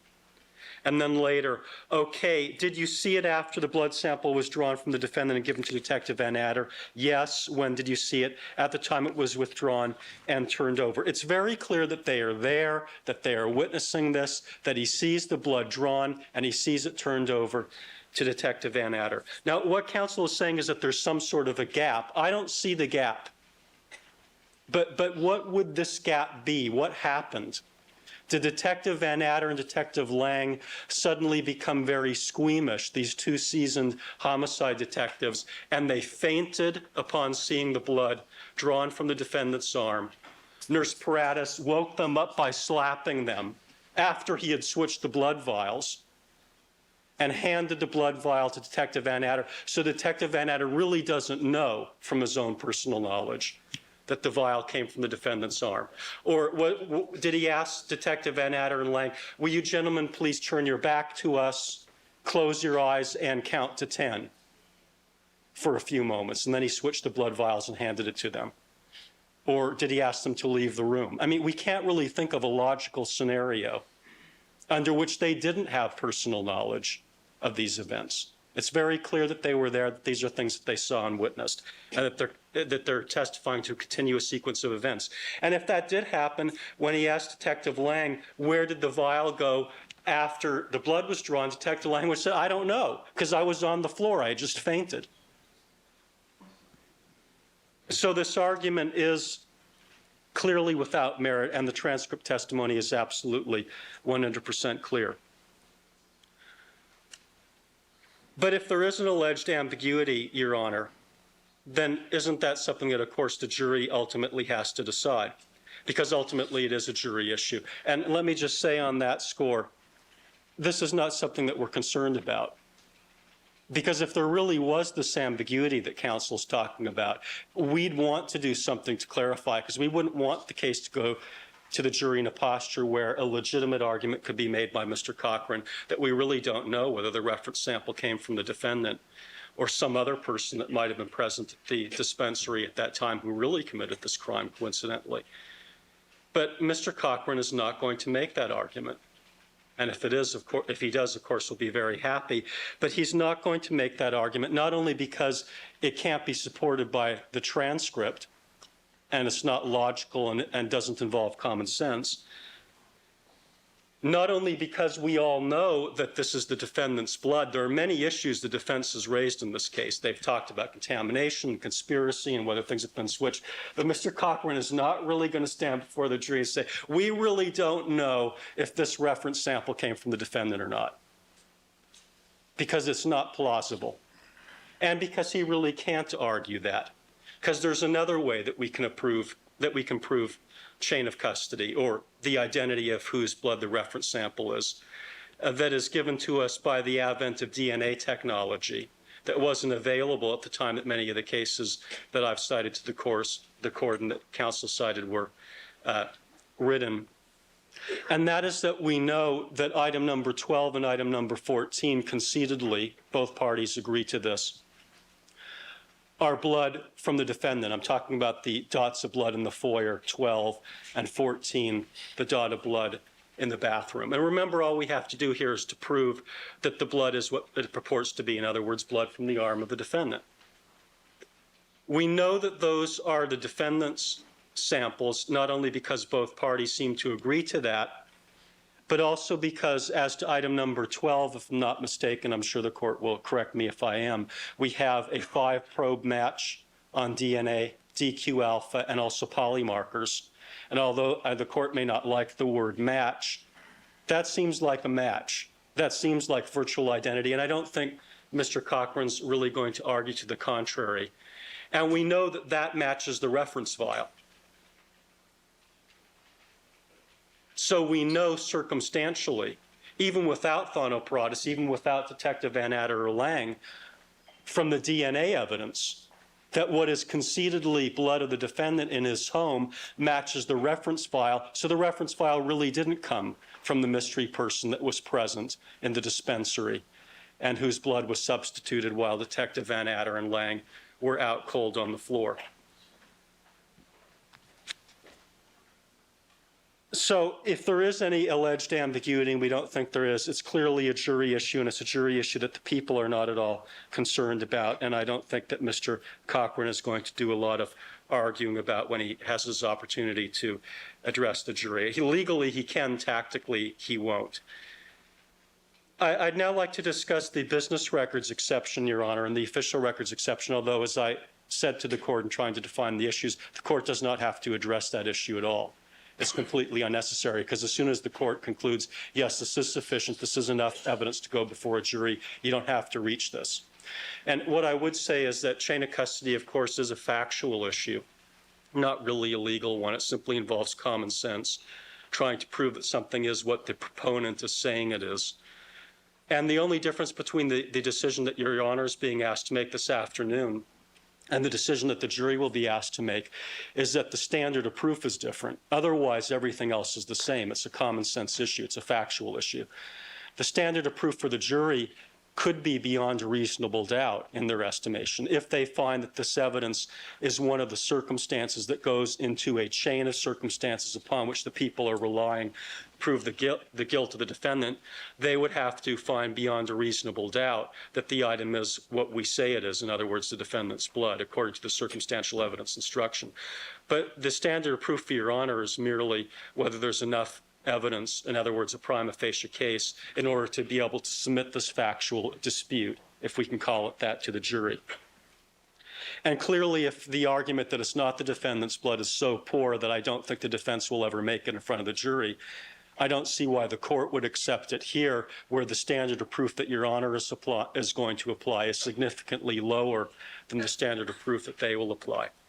But to get to the business records exception, I don't want to belabor the issue. I'll try to address it quickly because, as I said, I don't think the court needs to necessarily reach this. There are just a couple of points I would like to make. First of all, what we are relying on, to be more accurate in my terminology, is not the business records exception, but the official records exception. And the only distinction between those two exceptions is that the official records exception does not require a custodian or other qualified witness to testify in order for the record to come in. Official records can be and usually are self-authenticating. And in the article that I appended to my points and authorities, I described how it is that a laboratory report, and we're not dealing with a laboratory report here, that's even a more complex issue, but how a laboratory report can come into court without ever having any witness testify in order to lay any foundation for that record under the official records exception. And Jefferson also talks about this in his treatise. And I won't go into all the elements of how that can be done. I laid it out. It was fairly succinct. It was on page 19 of the article that I read. And there are various inferences and presumptions that you apply in allowing an official record in without having an authenticating witness. The only one that I would like to specifically discuss, since the court, if the court feels it needs to, could simply look at that portion of my article. The only portion I would like to specifically discuss is the timeliness requirement, because it has been raised by counsel. That is the suggestion that here the evidence envelope contains the date of May the 19th. And what I would say there is that the case of People versus Utter, which we discussed and I also discussed in my article, says that one of the ways we can get an official record in without having a witness testify and prove the timeliness requirement that it was made at or near the time of the act, condition, or event described therein is that we have a presumption in the state of California, as counsel noted, that a record that contains a date is deemed to have been or is presumed to be truly dated. And when the record indicates that the date that the record was filled out is the same as the date that the analysis was performed, in People versus Utter, it was a chemical analysis, a laboratory report, that the timeliness requirement is satisfied simply by looking at the date on the evidence itself. In other words, if you have a date on an analyzed evidence report saying, I did this analysis on June the 13th, and the report is dated June the 13th, and you have evidence indicating that the test was on June the 13th, that in and of itself establishes the timeliness requirement without anyone testifying that it was made at or near the time of the act, condition, or event. Of course, here we can establish it because we know that the defendant was brought in on June the 13th at the time that's contained on this record. And we also know from Detective Van Adder that he received this envelope and that it obviously was filled out before he received it. So we can infer and presume the timeliness requirement from the face of the record itself. And the record is dated June the 13th as to the date that the blood was drawn. The May the 19th date is entirely irrelevant from a legal perspective, because if the court reads this, what I call the chain of custody statement, it is in the form of a declaration, the declaration saying, I declare under penalty of perjury that the foregoing is true, and that this declaration was executed on 5/1994. So the declaration is invalid, because it obviously couldn't have been executed on 5/1994. Presumably, Mr. Paradas filled out the declaration portion of this prior to the time that he actually drew the blood. But the declaration portion was never admissible, because we do not allow in declarations as any exception to the hearsay rule except in motions. But before a jury, the declaration itself isn't admissible. What makes this admissible is not that it's in the form of a declaration executed under penalty of perjury. What makes it admissible is that it meets all the requirements of the official records exception to the hearsay rule. So if there was no declaration on it, if it didn't say this is under penalty of perjury, it would be equally admissible. And the fact that there is a declaration under penalty of perjury doesn't make it any more admissible. The fact that it's incorrectly dated doesn't make it any less admissible. It's simply irrelevant from a legal perspective. Moreover, this document has been published before the jury without objection, most notably in the testimony of Colin Yamauchi summarized under number 5 on my points and authorities, where Mr. Yamauchi is asked on cross-examination by the defense attorney question. Now, let's move in on the bottom half from, quote, officers requesting withdrawal, unquote, down. Now, do you recognize this to be a picture of the envelope that contained Mr. Simpson's blood vial? Again, everyone understands that the testimony has established this is Mr. Simpson's blood vial. And obviously, they can't now object to their own question. We didn't object. Answer. It's kind of hard to read, but I recognize the name of the nurse that corresponds to the vial of blood and my notes. Question. And can you see now that this box we're focusing in on now refers to the affidavit of the person withdrawing blood? Answer. I can read that affidavit. Quote, a person withdrawing blood, unquote. Question, and it indicates that Thano Paradas, the nurse, gave the blood vial to Detective Van Adder. So here we have the defense again publishing this, and it had previously been published by the people, in front of the jury, reading the declaration, putting it up on the Elmo, and now they're saying that we're supposed to essentially unring that bell or strike that testimony, even though they elicited it, and unpublish this document. And on that score, I'd just like to bring to the court's attention the case of People versus Dorsey, which talks about the necessity of making specific and timely objections, and may also be of interest to the court later on in other issues that I'm sure the court is going to confront when it comes time to moving in exhibits. All right, Mr. Goldberg, would you conclude your remarks? This is the conclusion. You're at 20 minutes now. This is the conclusion. And I may just point out, Your Honor, that we did file our brief first, so technically we were the moving party. So that would entitle us to 2 arguments. Yes and no, because it's actually, the genesis of this was a motion to strike. Okay. Well, at any rate, I was concluding, Your Honor. All right. And maybe I shouldn't have taken so long, because this really is an extremely simple issue and should be resolved simply by looking at Detective Van Adder's testimony, and I do apologize for that. And I hope I haven't made it sound more complex than it really is by treating it perhaps with more seriousness than it actually deserves. But at any rate, in Dorsey, what happens was that a bank record was introduced in a non-sufficient funds case under the business records exception, but there was no testimony at all that it was prepared at or near the time of the act conditioner event, and no testimony as to the mode of preparation. And counsel in that case for the defense objected, objection, no foundation, repeatedly, and the objections were overruled. What the court held in Dorsey is that that objection was not sufficiently specific, because when you're making an objection, you have to state the specific grounds, which would mean that the specific objection that should have been made at that time is objection, no foundation, as to manner and mode of preparation.